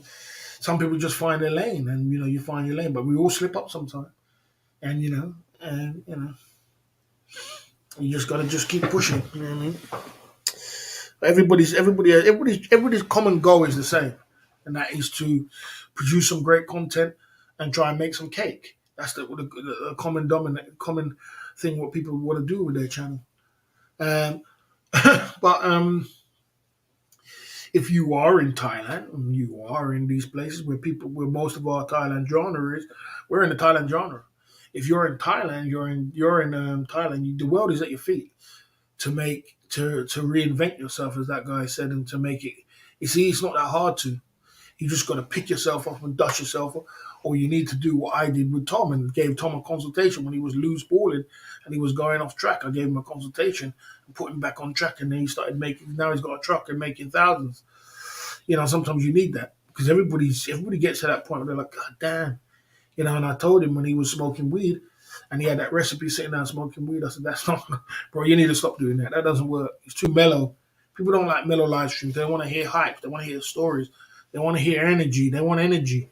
They want to see you things, drinking drink, and party girls, this, all happening, animation, all kind of things. They want to see all these things. They want the mellow live stream. Live stream don't work. So it always takes a guy, you know what I mean? Uh, you know, I would want Tom long term. I wonder what Tom does like. You can't do this kind of thing forever. The world changes. I mean, Tom is a smart guy, no doubt about it. He's smart. He's not stupid. He's a smart guy. Um, I think that. I mean, I don't know exactly what Tom's long term plan is, but what I would say to Tom if I was Tom is to. Um, you see, the thing is like this: live stream, YouTube is a thing which is good, but you have to have, I would say, build up different businesses at the same time. So I would do no, if I was in Tom's position, let me tell you if I was in Tom's position real quick. If I was in Tom's position real quick, to big up to Tom, I would get my money from live streaming and put it into a house and buy a house with my wife. That's one thing I would do. That's the first thing I'd do. Because then I got no rent, I got a house of my own I can live in. It's my wife, I got my children. That's the first thing I'll do. That's the first thing I'll do. The second thing I would do, I'd get some money together to try and put it into a business. I probably would go for a cheap bar. I probably would go for a cheap bar because he's very popular, he's very well known, and he could put his wife to work, and he could get some girls, and he could get it together. I probably would do a cheap bar, and I probably would live stream from the bar every day too. And I would go in that kind of direction. That's the kind of direction if I was Tom, personally. I'm doing that kind of way. Because what you got to do, YouTube is a cash grab. You grab the cash, but you got to, like life, what you got to do with cash, you got to go find the cash. You got to keep the cash, but then you got to grow the cash. You got to know how to grow that cash. You know what I mean? You can't just, in this day and age we're living in, before you could go and get the cash, keep the cash as long as you can in the bank, and it will grow itself. These days it doesn't work like that. You don't get no interest rates or anything like that. Every time you keep your money under the bed, it's depreciating like it's going out of fashion. With inflation and everything that comes with it. So now you've got to grow that cash somewhere along the line. You've got to find a way of growing it. So the options are there in Pattaya. And you could have an option if you had money to buy a couple of condos and rent them out and get residual income coming in that way. There is options of little things, but any other little small things is just not going to really make no money. So if you're talking about getting a little food stuff, if you're not going to make no money. If you're getting it's not going to make no money. So that's me. If it was my opinion. Mm-hmm. Okay. Mm. Uh, Chris, when you are on a holiday, other things doing, building a channel, time and lots of hours, man. True talk, man. Do you think getting donors is intoxicating? Boss, do you think getting donors is intoxicating, but not something you can gamble on continually, like the word for Tim K? Listen, let me tell you the difference between Tim K and a live streaming. Tim K is a vlogger. So Tim K is continuously, Tim K is continuously got money coming in. He's getting money off AdSense continuously. When you're a live stream, you don't get no AdSense money, bro. There's no AdSense money. If you look at any live stream in AdSense, you would laugh. You would think, God damn, bro. Your basic salary, you would say, God damn, I saw you making all this money, I saw you all this donations, but I didn't know that your base salary of what you get was maybe, under £100. You'll laugh. So he makes a whole different ball game. And the thing is, when you're a live streamer, it's very, very difficult to tap into a game of doing vlogging at the same time. It's very. How many times do you see a vlogger and a live streamer at the same time? That's very difficult to do. Where you're getting hundreds and thousands of views, a million views, and then you've got a live streaming channel at the same time. It's very difficult. So the point is this: you got to really choose one or the other. So what I'm trying to say to you is this, right? So the thing is, you can continue live streaming, and I don't know which direction it's going in, but and remember, Tom is young. Tom is bloody in his 30s. He's young. He's not like me. I'm 50. You know what I'm saying? I gotta get this money quick, and I gotta do something with it quickly. You know what I'm saying? Because I'm 50 years old. But Tom's young. He's got 10 years to burn off, and he ain't no problem. He's still only 40. You know what I'm saying? He ain't got nothing to worry about. I ain't got 10 years to burn off, bro. I don't even live for 10 years. You know what I'm saying? You know what I mean? So so there's a difference. But to be honest with you, Sean, you can't rely on YouTube for. You can't rely on YouTube and live streaming to make money because it's a tough road, man. It's a tough road. You don't know where that money's going to come from. I woke up today and I said, I said to myself, I gotta go out. I gotta do a live stream.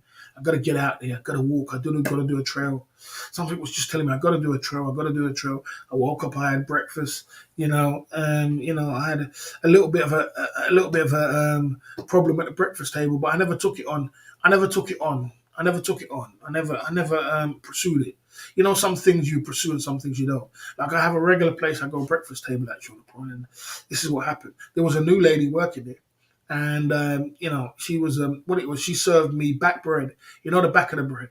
Well, I don't eat the back of the bread, bro. I don't eat that. I'm a boss, man. I'm a dog, bro.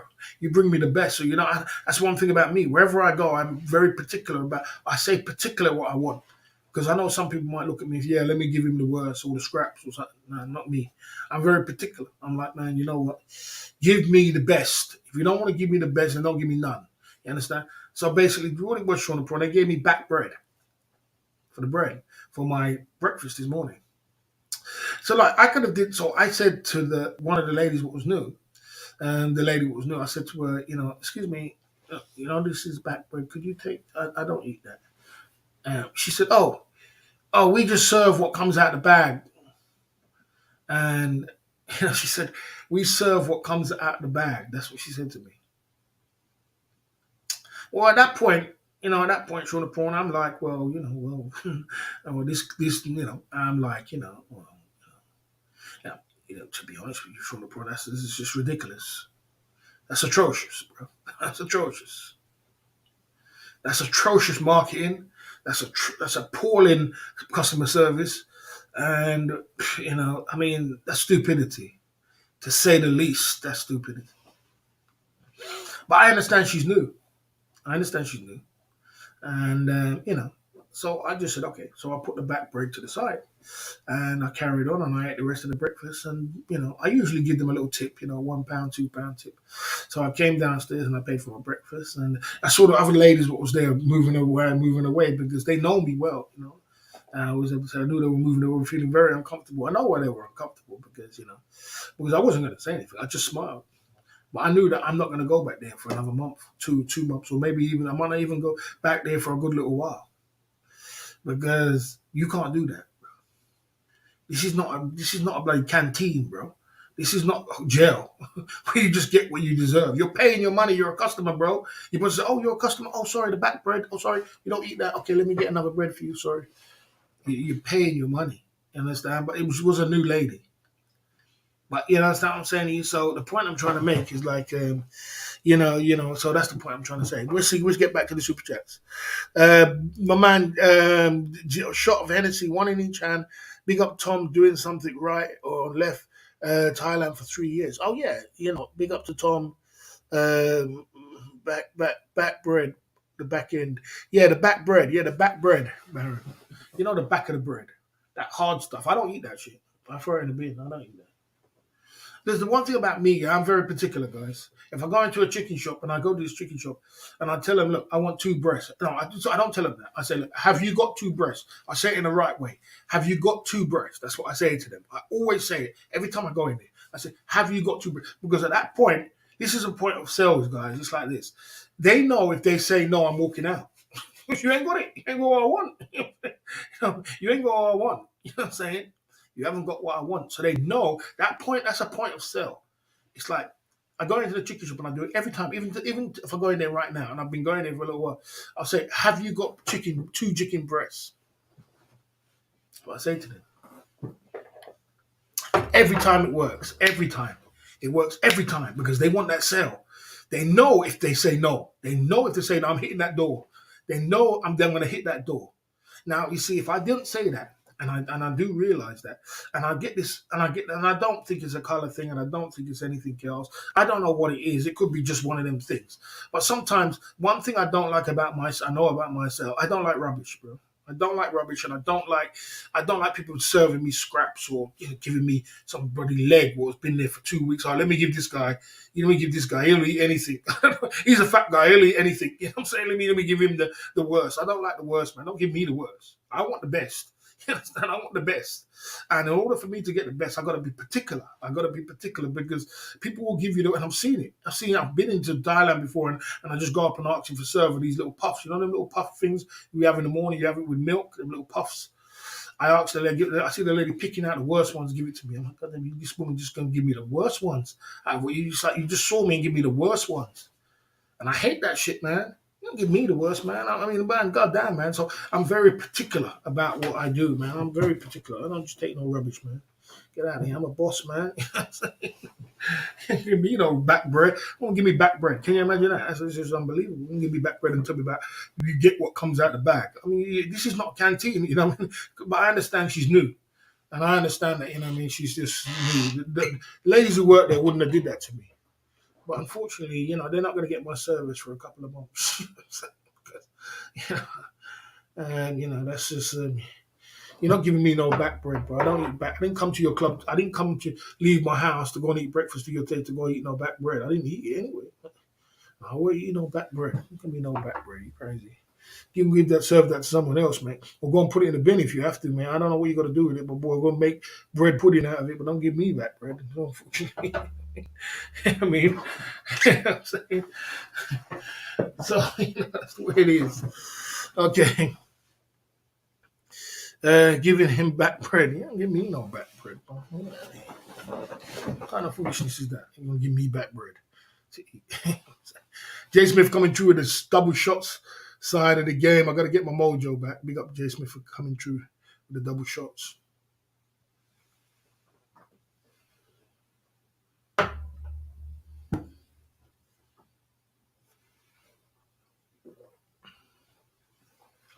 Oh, it's bad enough that you give me the back bread, but then to turn around and tell me you get what comes out the bag is just atrocious. And the girls that worked there for a long time, they knew that was a terrible move. That's why they were all nervous when I came downstairs, because I was upstairs.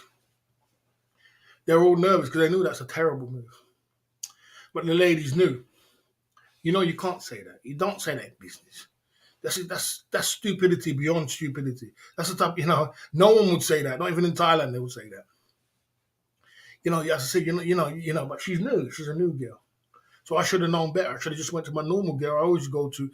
She's a cool girl and she knows what I want. That's what I'm trying to say. Well, I have to be particular, guys, because if I don't, the day I go to someone else who's new, she come and tell me, give me back bread. And I don't eat. I just left the back bread there. And they usually charge me £7. They charge me £6.80. It doesn't matter about £6.20, man. I just don't want no back bread. I'm just not eating back bread, bro. So I just left the back bread right there. You know what I'm saying? They can do something else with it, but not give me that. I mean, back bread.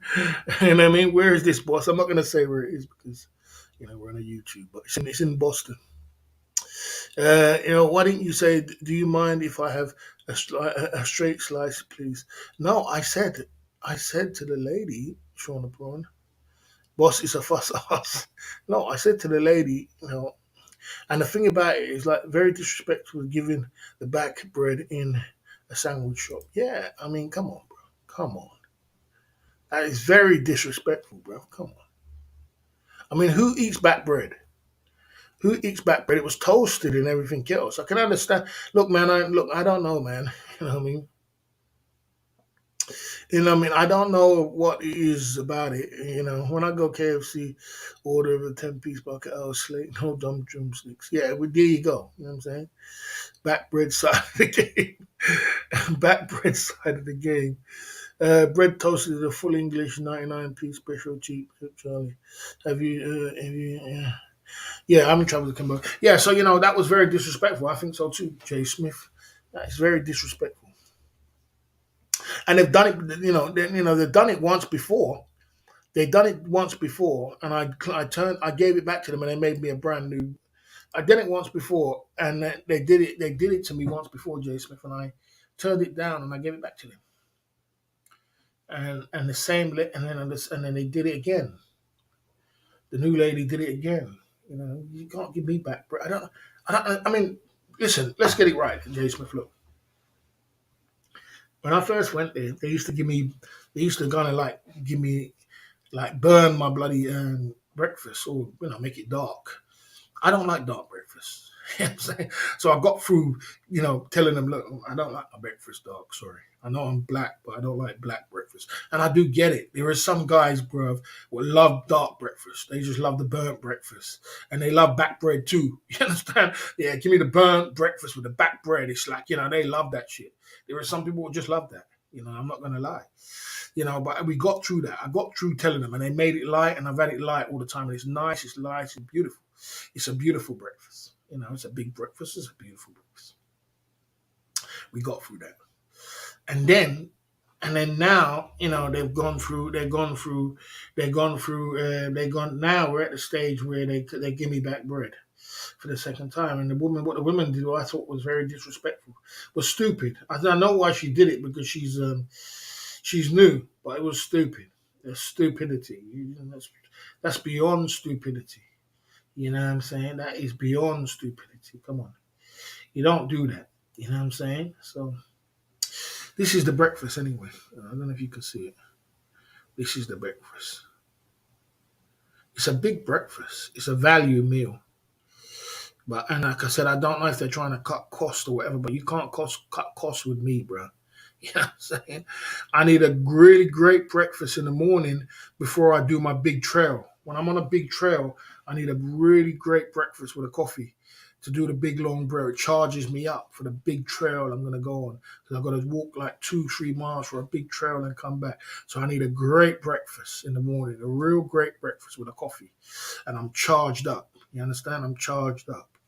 But, that day they served me back bread today. And the thing is, like, the point I was trying to make was this. Listen, I didn't get upset. I didn't say anything when I came downstairs. I didn't get upset. And I didn't make it upset me. And you know what? I didn't make it upset, man. I didn't say anything, but I knew in my mind I'm not going to go back there for a couple of months. They're going to suffer for that.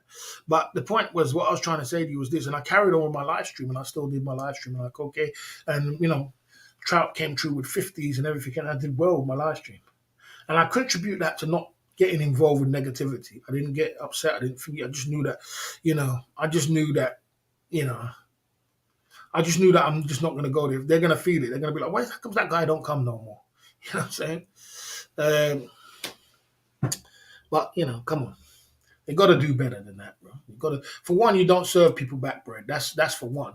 And for two, I know you might be trying to cut costs and you're trying to give away back bread and all kind of thing. But unfortunately, love, that's the only that's not going to cost you more than 5p or 10p, and you're going to lose all your you're going to lose customers because of 5p. You could take the back bread home and eat it your damn self if you got too much back bread. I understand. You might have too much back bread. Well, take it home then and eat it your damn self. You know what I'm saying? But don't be stupid and start serving people back bread because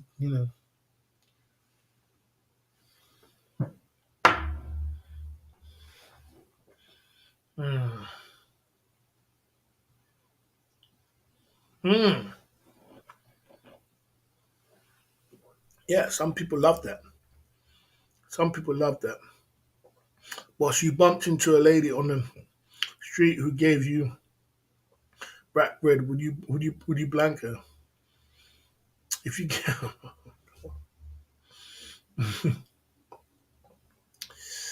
uh, no, I am fussy. Of course, I'm fussy. I'm damn fussy, bro. Give me no back bread. Go and give it to someone else. You gonna give someone else back bread. You know what I mean? You gonna give someone else back bread. Don't give me no back bread. But I didn't take it to heart. If people didn't eat the back bread, why do they put it in a bag? If people didn't eat back bread, why do they put it in a bag? They put it in a bag because it preserves the rest of the back bread. Preserves the rest of the bread. That's what it does. It preserves the rest of the bread. That's what the back bread is there for. The back and the front bread is to preserve the rest of the bread.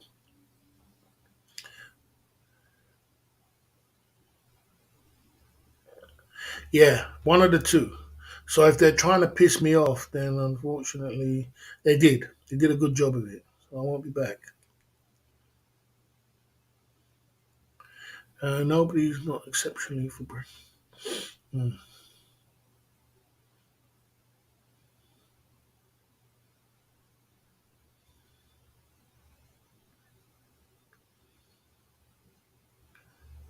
you know,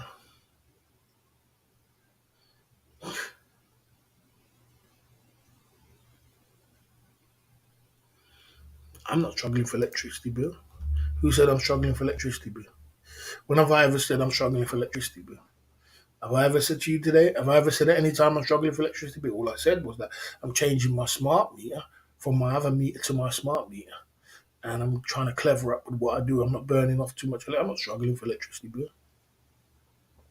Who said that? JX, you carry on, bro. I'm giving you one more chance. I'm giving you one more chance. You're out of here. You know what I'm saying? You are go pushing the boundaries. That's what you're doing. You're pushing the boundaries of the block party. Boss, hyperinflation, insane electric costs, and a doggy pound made her serve back bread. Don't blame her too much, boss. She's just a cog in a capitalist greed wheel. Yeah, well, that's big up Jay Smith for that. Them two shots there. Look, man, Sean the Prawn.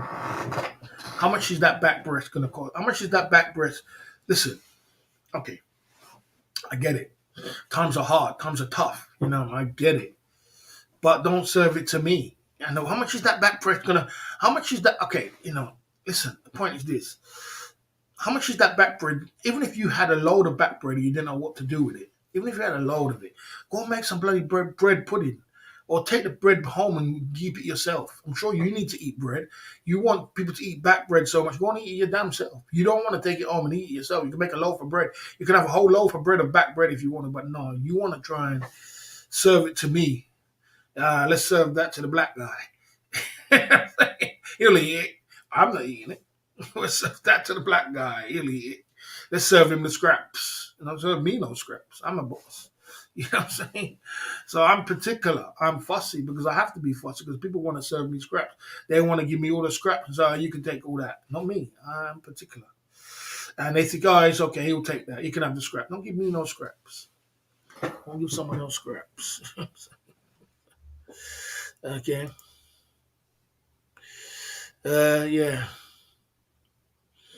Mm.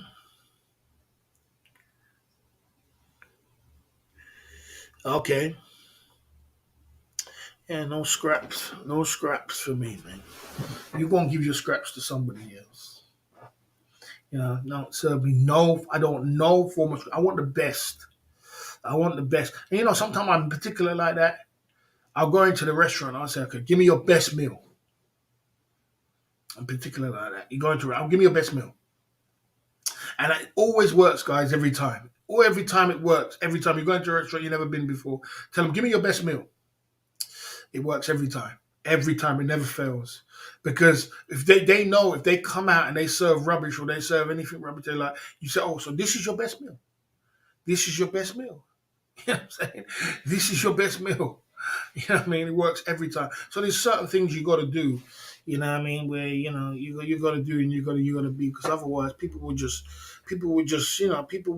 serve you rubbish. People would just I don't know why they do it. I'm not exactly sure. It makes me paranoid sometimes. I feel a little bit paranoid. I feel like they want to serve me the worst and give everybody else the best. And it makes me paranoid. So I'm very particular about my stuff. I'm the customer. I'm buying. If I've got the buying power, you know what I'm saying? That is £7 for that meal. You should charge me 6.80 today. Every day £7 they charge me 6.80. I don't care about the 20p. I just don't want no damn back bread. You can keep it. Anyway, enough of that, guys. Do you think the chef was hungover and served you peanut slice of burger? It's crazy. Do you especially told her to serve you the back bread when you made an order? If not, it is not bad. It's not bad product to service. They know that I don't eat back bread because I told them once before not to serve that to me. I said I don't want that. They did it one time before, and they did it one time before, and I didn't, and I gave it back to them. I said sorry, I don't eat back bread. Sorry, and they served it to me again. So probably they're trying to tell me a story. Maybe they're telling me a story not to come there no more. So there you go. You know what I mean? I don't come there. I don't come there no more. I got the message. You know what I'm saying? Barry, what about Greg's? When they serve you sausage roll, which slice is burnt on the edges, do you think you won't notice? Oh, well, I'm looking at what they serve me. If you always want the best, why on earth are you buying chicken nuggets from Lidl's? Uh, I bought chicken nuggets from Lidl's because I somebody gave me £5 and I wanted to see how much I can get with that £5. That's what I wanted to get. To see how much I can get from that £5. It was actually I didn't really, I don't buy chicken. I don't eat chicken nuggets because chicken nuggets are the worst meat you can eat. It's all the you know what chicken nuggets is. It's all the shit from all the shit from chicken, all the chicken bum, chicken neck, chicken back, chicken everything, chicken arms. They're all crushed together. It's all crushed up together, and they put all goo in it, and they put all kind of things in it to make it taste nice, and they put it into a nugget, and then you eat. Yeah, this is nice. It's all chicken's eyes, and chicken's teeth was left over. They put it all, crush it all together, and they put it into chicken nuggets. And they served it. I don't eat that, but I was doing that to prove a point because Bobby Crush gave me £5. I said I want to show you how much I could have got with this £5 when you served. I don't know why I have to do some explaining. I'm not surprised Vicky said, what's his name said, I don't like to do too much explaining. You know what I mean? Hmm. Yeah, okay. Yeah.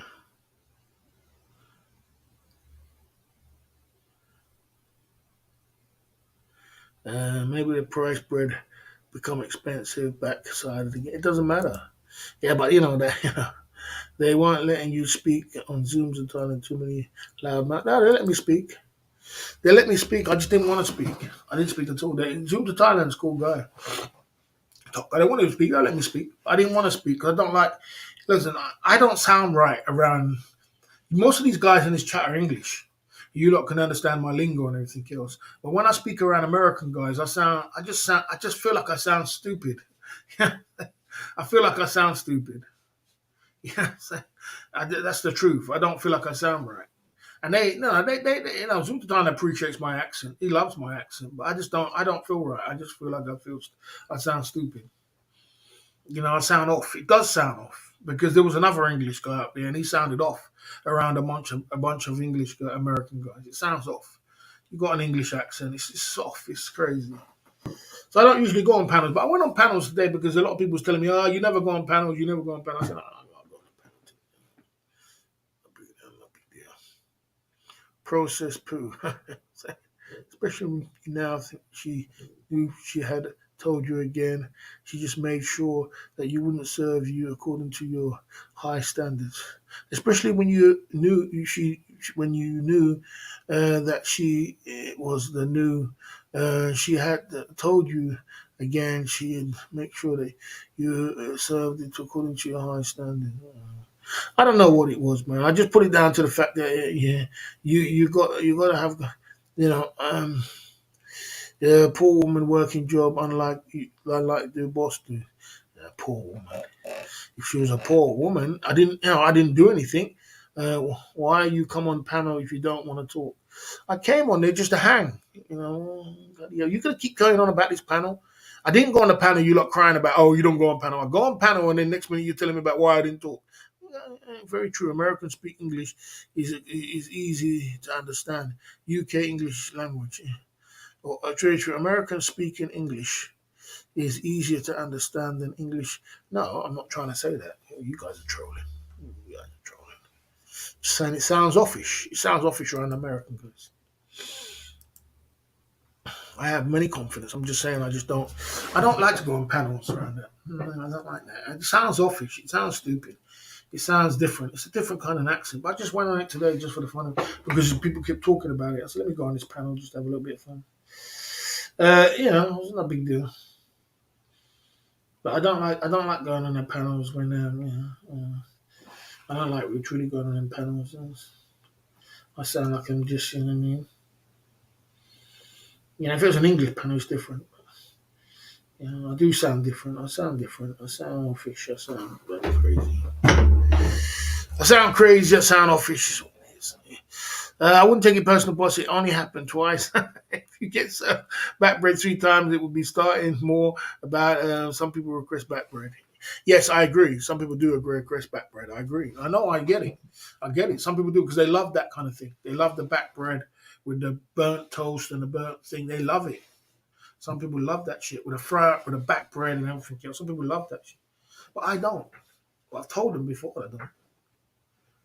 I told them one time before, so I didn't need to tell them again. But I didn't get my lady, which usually serves me. She usually serves me the best. She ain't too bad either. I'll give her a single man side again. But I don't know if she got a boyfriend, but she ain't too bad too. But there was a new lady, and my other lady weren't really talking to me too much. Maybe she thought I was getting served by another lady. Just one of them things. I didn't take it personal. If I took it personal, I wouldn't have went out there and live stream. As I said, I didn't take it personal because I went out there and live stream and I had a good live stream. And if I took it personal, I just knew that I wasn't going back there for a little while. I'm just going to make them know that I'm not going back there. They're going to get a good couple of months out of me. That's all. Or maybe that might have been a message they didn't want me to come there. The place was packed though. It was packed. I had to go upstairs because downstairs was full. So maybe it was packed. These kind of things make me paranoid because it makes me think: are they trying to tell me something? Are they trying to tell me something? They don't want me to come here. You know what I'm saying? They don't want me to come here. I don't come.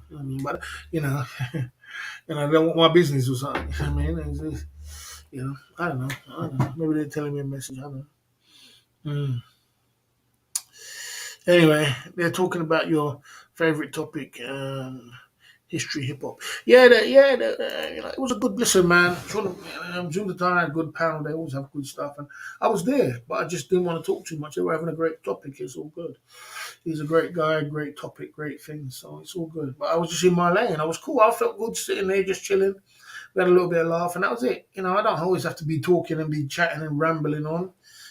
Just be just there in my lane. You know what I'm saying? And being cool. Yeah, that was me. I went on a panel, and that was it. You know what I'm saying? Let's take a little bit of a commercial break and come back at the Club Fillers Inc. YouTube channel tonight. You know what I'm saying? And we'll see what goes from there. Shauna Prone, are you still dressing up like Lady Gaga on Saturdays? Angela, time out for foolishness. Time out for foolishness. Yeah, let's see how this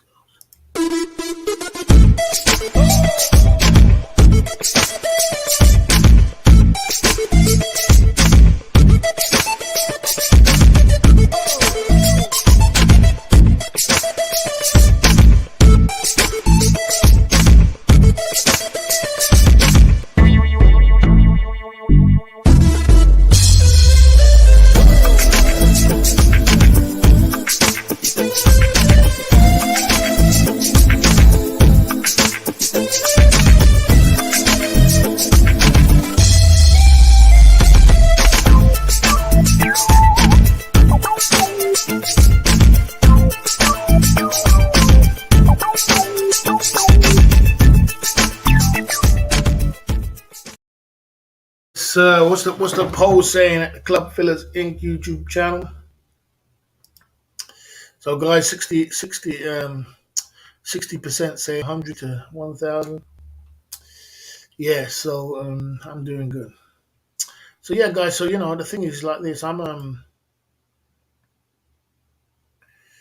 getting to my destination, man. I'm doing good. I'm pumping through. I'm trying my best. I'm doing good. I'm pumping through. So you know, but you got to be so patient in life and patient life and life. When I think about life, I think to myself, God damn, bro, life, guys, you got to be so patient. You got to be so patient for your turn again. You got to be so patient. You got to work so hard. You know, and you got to be so focused. You got to be so. It's true that saying says there's two things define you: your patience when you got nothing, and your attitude when you got everything. But that's such a true statement. You got to be so patient, boy. I tell you, it's unbelievable. You got to grind. You got to grind. You got to don't give up. You got to keep pushing through. And sometimes, boy, you think to yourself, God damn, bro, this is such a grind, bro. This is such a grind. It's like, man, where does it end? Like I did in the video, it does come to an end, but you have to wait. Age is not even real. People can't make jokes. Why are you so sensitive? I don't mind jokes. I don't mind jokes, but the point is when it gets a little bit like attacking, then people start attacking people or attacking the boss. That's when it gets sensitive because next minute you got a channel full of people attacking each other, and it's a war zone. Once it becomes a war zone, people get scared. You know what I'm saying? A guy zoomed to Thailand said to me, "Welcome to," he said, "Welcome Barry, pumping it through." This guy has got the craziest chat in the genre. In the genre, he said, "Them people are wild." He said, "I just said hello," and next minute they were all going in on me. They were going in on me. You know what I'm saying? They were going in on me. They were saying this. They were saying that. And he's a mod here too. So if you're a mod here, Zoom to Thailand's a mod here. If he's a mod here, come on. If you're a mod on my channel, you're gonna say, God damn, bro, this place is crazy. This place is wild. You see people coming through just on full on attack, full on war, saying some horrendous things. It's like, you're gonna see, and then this thing you cut it out and then you can view what the comment is. And I know mods always do that. They view the comment and like, God damn, that's crazy. It's not normal. So can't make it a zone. It's hard to react to some comments because you don't know if people are joking or being serious. Yeah, it's true. I see you there, bro. The reason why age ain't real is because you never know when it's your time. Yeah, I mean, I see you there, DY lifestyle coming true. Yeah, so in life, boy, you gotta be Yeah, you got to be super patient, guys. And the grind is real. You know, the grind is real, bro. It's like, and then after all that, they want to serve you the back bread. You know. uh, he said your chat is funny. Yeah, he did say it's funny. The chat is funny, but I got to make sure it's not too wild. You know what I mean? I got to make sure it's not too wild, bro. I got to make sure it's not too toxic. It can be toxic. Like I said, if I let everything fly in this chat, I would never get no super chats because people will be scared to super chat because they would start attacking the super chatters and people would, if I let everything fly, it would get crazy. There would be a lot of disrespect, a lot of disrespect. You know what I mean? And you can't let it get like that. You can't let it get like this. There's a thin line between joking and people insulting you all day long. You know? You can joke, you can have laughs, you can have a thingy, but if people are just, I put on my shirt, I put on my thing, I spray my nice aftershave to sit there and get insulted by people. You can't make this stuff up. But any decent fried chicken places in Boston apart from KFC? Yeah, that's the place I go to. There's a place that I go to. They have, as I said, they go to. They have fried chicken. They have fried chicken there. But these places, like I went there. I'm so fussy, guys. It's unbelievable. I went to this shop here. This shop is new open. I think it's called something like PFC or some shit. Well, the chicken is clean and nice. They're new open. And when they went there now, they do always do the same thing, Jason. They go in there. And I ordered 2 pieces of chicken and chips and a drink. And when these places first open, they always give you extra. They're like, yeah, give me. So they were giving me strips, 2 strips or 3 strips extra, or a couple of wings extra for the last few times I was there when they opened. The other day I went there and they didn't give me no strips. And give me no wings and give me no extras. So it's like, oh, so you see, in the beginning, they're all good because they're trying to get you to draw you in, and now they're not going to give me no extras. You know what I'm saying? So I didn't get no extras.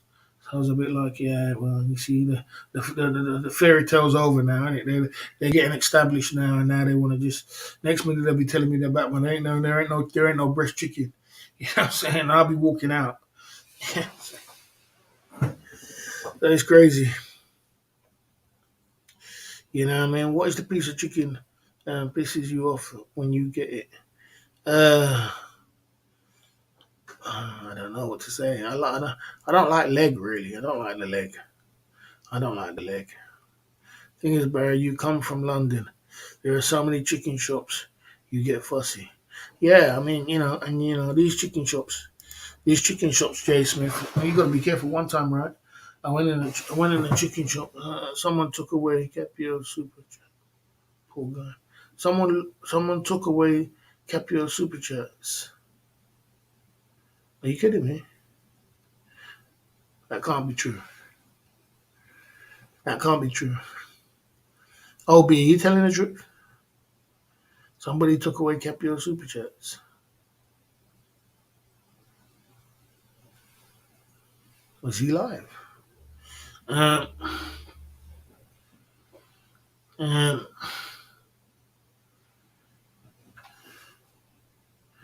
yeah. What's the story I was gonna say? Yeah, like Jay Smith one time.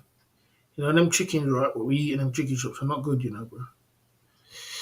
One time, right? One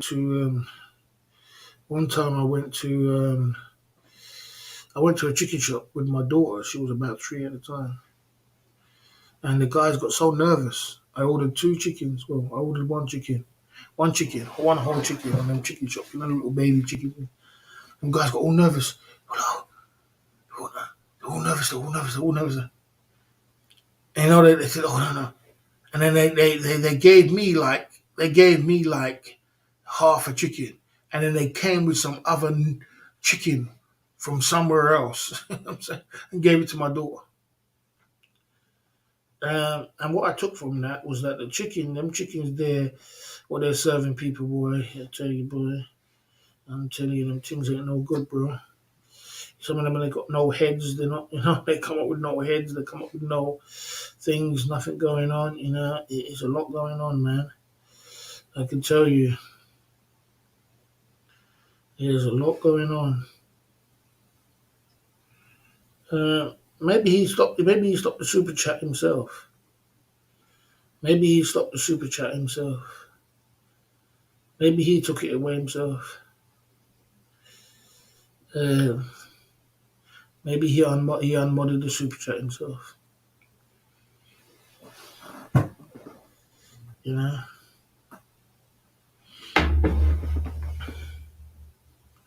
your super chat button's gone. Yeah, maybe he took it. Maybe he took off the super chats. Maybe he took off the super chats. Maybe he took off the super chats because remember this week we was talking about. Remember this week we was talking about if a person don't want no money. Maybe see these people listen to our stream, you know, OB. And this week we was talking about if anybody who comes up. Remember what I said this week? Anything I say, I remember what I say because these guys listen to it down to the last T. And what I said this week, I said this person, anybody who does live streaming wants doing it for money. Because if you don't do it for money, remember I said that this week. If you don't do it for money, turn off your super chats, turn off your AdSense, turn off your super chats, and do live stream. And you know, when you got guys who are following you every last T, they're gonna do that. They're gonna be like, right, I'm gonna do that. I'm gonna do that, and he probably did that. I guarantee you that's what happened. He probably did that. Yeah, you could do that. You could turn it off. You could turn it off, bro. I bet you he did that. I bet you just turn it off. Say, all right, I'm gonna turn it off. Uh,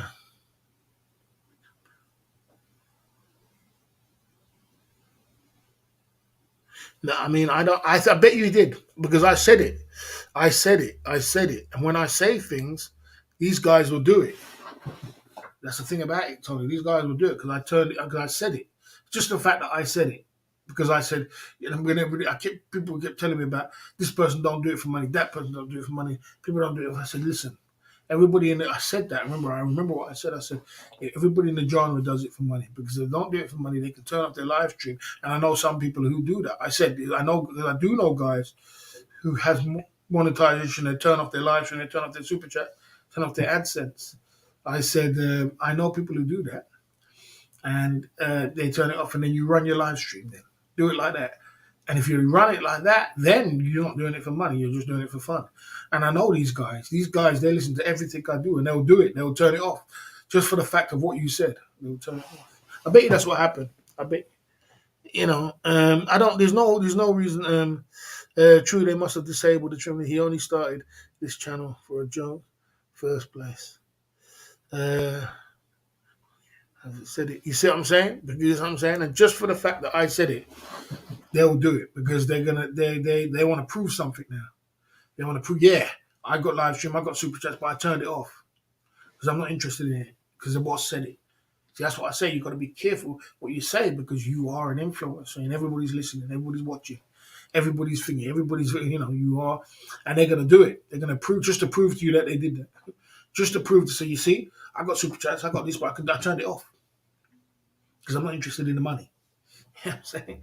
You see what I'm saying? Next week could be on next week or something like that, but it's just to prove a point. So, you know, I understand how this game goes, man, down to a T. I understand how it goes, man. It goes like that. You know, these guys, they want to do that, want to prove that, because there ain't no reason why. There ain't no reason why, you know, there's no reason why he should get no super chats. There's no reason why. You know what I mean? It's not like he makes videos, he's going to get demonetized or anything. You're not going to get demonetized off live streaming. Just think about it. You're not going to get demonetized off live streaming. You get demonetized off videos. Of videos, not of live streaming. And you cut live streaming out. You know what I'm saying? Okay.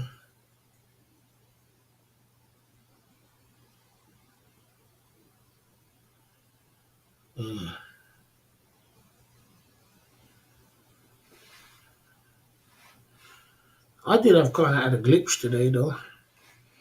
And it was glitchy today because I turned on my stream and I didn't see no monetization button.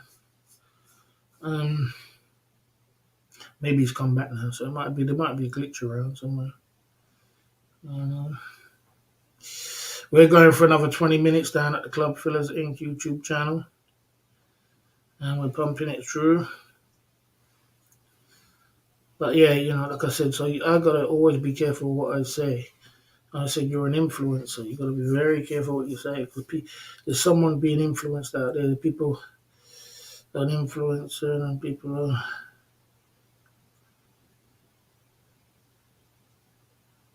you know what I'm saying?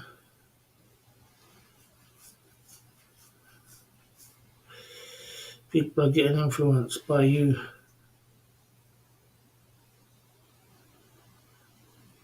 Yeah, I don't know what happened today, man. This monetization was playing up. I didn't see the monetization button today. I turned on the stream, I didn't see no monetization button.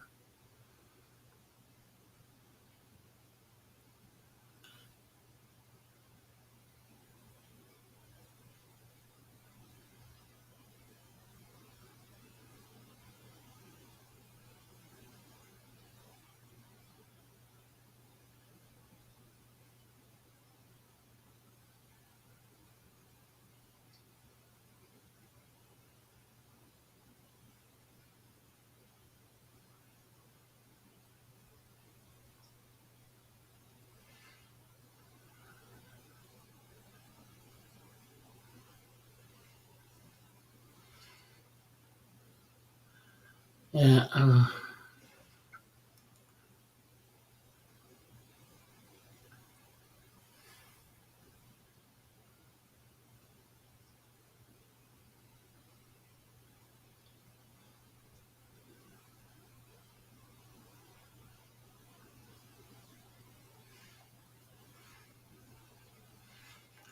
yeah, I don't know. Must be music there. Must be music there or something.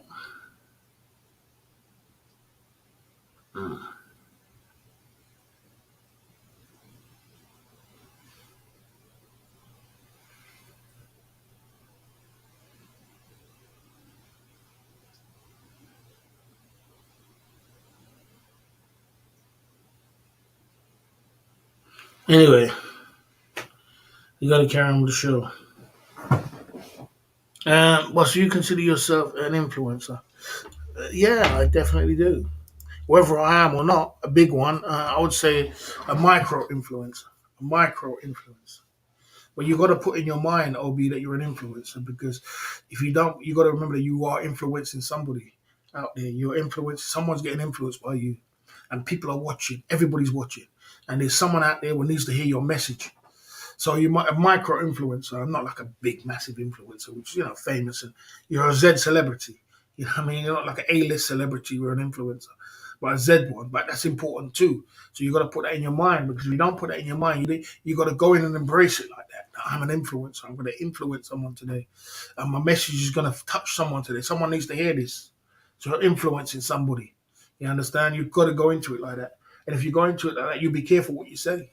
That's why I'm so be careful what you say because, you could see, and everything you say will get twisted and taken out of context and run with it. So you got to be careful what you say and not understand if you try and keep it as a positive way as you can. And if you say certain things, like I said, like someone asked me the other day, this person don't do it for super chats. This don't do live stream for money. This one don't do it for money. I said, look, let me explain something to you. Every man who does live streaming does it for money. And if they don't do it for money, then you can go into your studio, turn off the bloody super chat bar, turn off the AdSense, and then run your live stream. Then you're not doing it for money. And what happens? Your enemy's gonna, or it's not your enemy now, a peace treaty, but your enemy's gonna go and do that. They're gonna go into the studio, go turn off the button and run their live stream because they want to prove a point. You know what I mean? So you're an influence. You influence people. So be careful what you say. Latest Barry, I'm off for walk, breakfast, sleep, Charlie. Thanks for that, man. Jay Smith, big up, man. I'm trying my best, man. If you have any great ideas about trying to boost the channel and keep it bigger, you came true today with the double soldiers. I appreciate that, man. If you got any ideas of boosting the channel, I'm trying my best. I'm giving it all I can. You know what I mean? My back's against the wall. You know what I'm saying? I'm pushing all I can. I'm giving it everything I can. I only can do so much. You know what I'm saying? I'm still here, man. I'm still turning up. You know what I mean? If you think it's just doing good the way he's doing it, you know what I mean? Let's keep doing. But, you know what I mean? Yeah. You know what I mean? Yeah.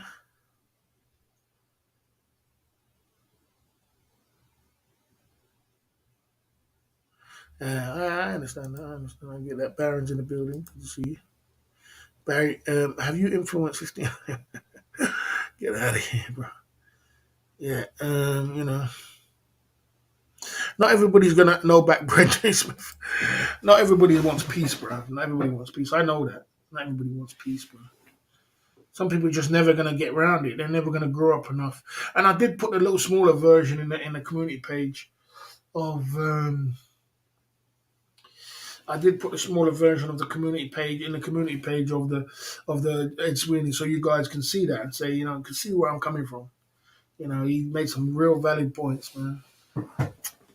But not everybody's gonna be on the peace treaty side of the game, and some people are just gonna, But I mean, it's still a good thing. It's still a good thing, bro. You know what I mean? It's still a good thing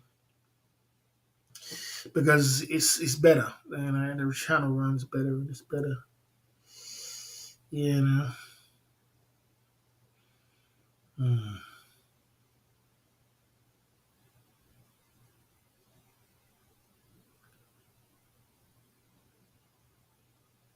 Yeah.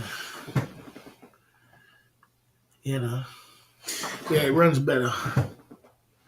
So, guys, I'm giving it all I can, man. I'm out here. I'm giving it all I can. I'm pumping it through. I'm turning up every day, 9 o'clock.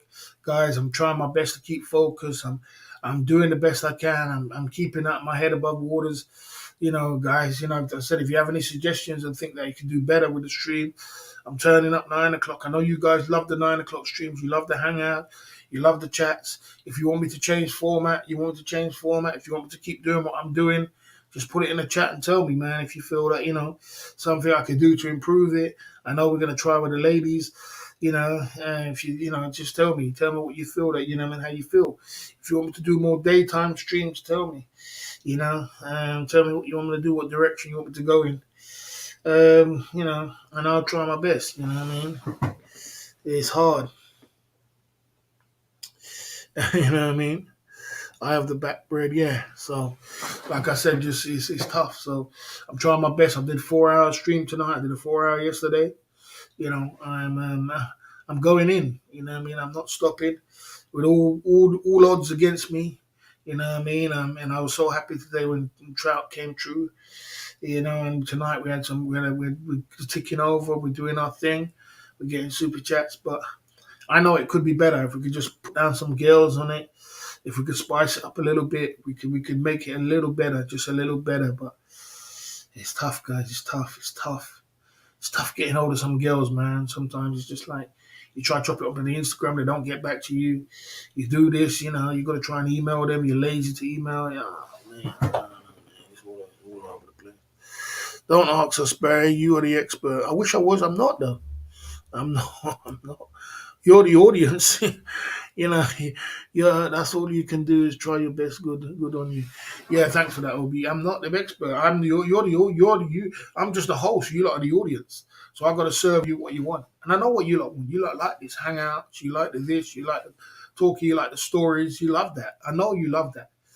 I know you lot love the stories as much as you do get some guys think it's crazy, but you love the stories, and you love the hangouts. You love the this. You love the that. You know what I mean? But the other side of it is that there is a couple of things what's missing, and that's ladies and the super chat side of the game. So it's all good making the recipe of the cake, but you got to also get that ingredient of the cake. Where is it? What part of the game I'm missing when it comes to super chats? Which part of the game I'm missing? Is it because I'm not traveling in Asia? Is it because I'm not in Asia? Is that I'm not at a party, or is it what part of the game I'm missing? There's got to be something game with the missing why the super chats are not flowing like you flowing. Yeah, we gotta find it. Seems like you had a different lady every week, boss, while you were back. Yeah, radio, good. I like the chat. Yeah, I mean, we got some great guys in the chat. We got Sean the Prawn, we got this, we got OB, I like the chat myself, you understand? It's just, like I said, it's just there's I'm just trying to find more angles so that the diamonds will flow. The diamonds will flow a little bit more. You know what I'm saying? It's it's yeah, it's not easy, bro. I tell you, it's not easy. You gotta just push, man. I think that and the thing is, I don't want to change format, and then you guys don't like it. because I know some. That's why I do the IRL in the daytime. I could do IRL at night. I bet you won't like the IRL at night time.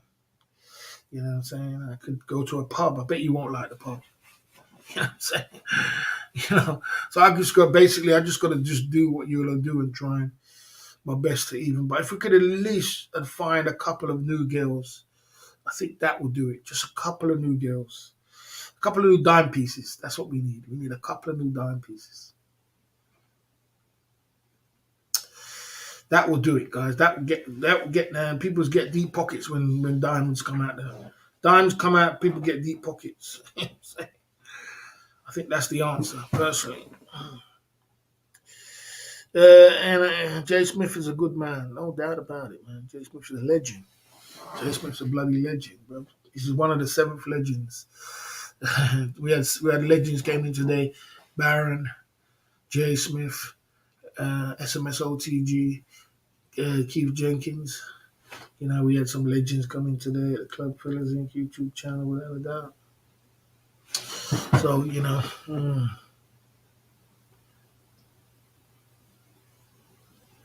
my simple advice is watch Frozen and listen to my title song.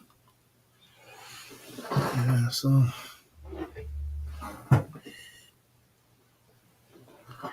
Yeah, so, you know. But, yeah, overall, I can't complain.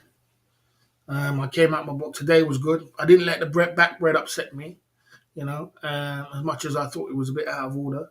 I thought it was rude. I came back and I gave some great stories tonight. Did I not do some great stories tonight, Sean Prawn? I know you like your stories, but come on, Sean Prawn. You got to give it to me for that one, bruv. The pillars are the foundation of the stone of the empire. You got to give it to me. I get some good stories today. Didn't I, Sean Prawn? Man, the bonus round was crazy, wasn't it? You know what I'm saying? We had some good stories tonight. I was waiting to see you tonight because I knew I had some juicy stories for you. We had some good stories tonight, and you know, it was it was a crazy one. It was a crazy one. It definitely was a crazy one. I might have to put this video on the members only though. You know what I'm saying? Because sometimes when you go a little bit too hard on YouTube, they want to give you yellow check mark. You know what I'm saying? When you go a little bit too hard, you know what I'm saying? So I might have to put this on the members only. You know what I'm saying? You don't always have to delete the stream, but you know, yeah, try and put it on the members only. Yeah, the stories were amazing. The stories were amazing. Yeah, the stories were. You know, like I said, your history is his story. Will be your story, his story. Unbelievable, unbelievable. The family affair. Yeah, the family affair was good old rap story. Yeah, true story. You know, Shoulder Pro, true story. Unbelievable, unbelievable, unbelievable, bro. Oh, dear. What the hell? What the hell, bro? What the hell? His life is all about. But that's the way it goes down. Your story will be a history. So if I didn't have a story, at least we got stories. We got the family affair will be haunting me for 10 years. Yeah, you know, at least we got a story. At least we had stories tonight. At least we had this. I delivered some story. We're gonna do it again sometime. We're gonna do it again sometime with a mixed race girl. We do it again with Thai girls, Thai stories. Although you guys heard a lot of Thai stories, I'll think of some other ones. There is other ones, but I got it like today. I had to really sit down and think of them stories today, guys. You know, there's so much stories and there's so much happened in my life. I have to sit down and really think what happened, you know. Yeah, there's so much, but it's just, you know, it's like just getting back to the stories again. You know, if there was a way you could sit down and remember all the stories back then, oh mate, boy, I would have some stories to tell you guys because it's been a drama, it's been a thing. You understand? Uh,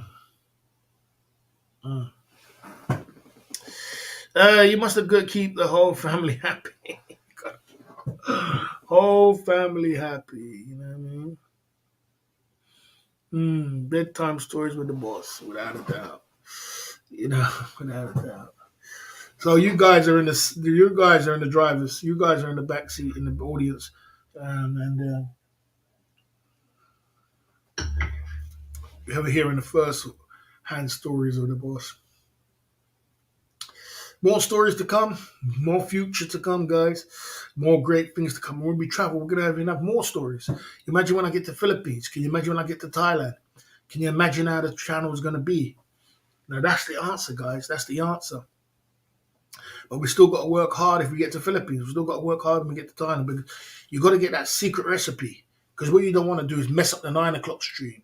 So you got to try and get the daytime stream and try and bring some try and do the bar stream maybe in the daytime, and then still do a hangout with the guys like this at nighttime.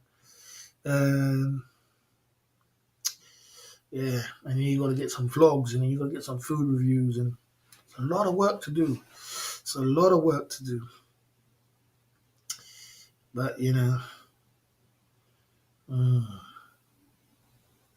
a lot of work to do, no doubt about it.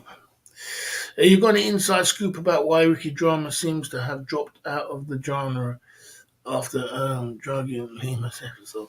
Yeah, I mean, I don't. We're gonna finish on it, but personally, come on, bro. There is no coming back after that. Come on. There's no coming back after that. No one ain't gonna take you serious after that. He knows that. He knows he messed up. You know what I'm saying? No one ain't all people are gonna remember is you kissing that Lima. Every time they watch him, they're gonna remember him kissing that Lima. They're like, oh man. Yeah, man. They're gonna remember him kissing a man. I mean, that's not a very good thing to have on your back. But there again, that's the way it is. Dear, that's crazy. But yeah, guys, listen, I gotta get out of here. We had fun at the club, fellas. 4 hours into the live stream. I'm giving you all I can. I'll give you all I got. Tomorrow's another day. Let's have a nice live stream tomorrow. Sunday, chill Sunday. Let's have a good live stream tomorrow. We're gonna chop it up, mix it up, and pump it through. And I'll think of something again, and we can talk about it. We can talk about it down at the Club Fillers Inc. YouTube channel every single night. Going in. Harry the Boss is signing off.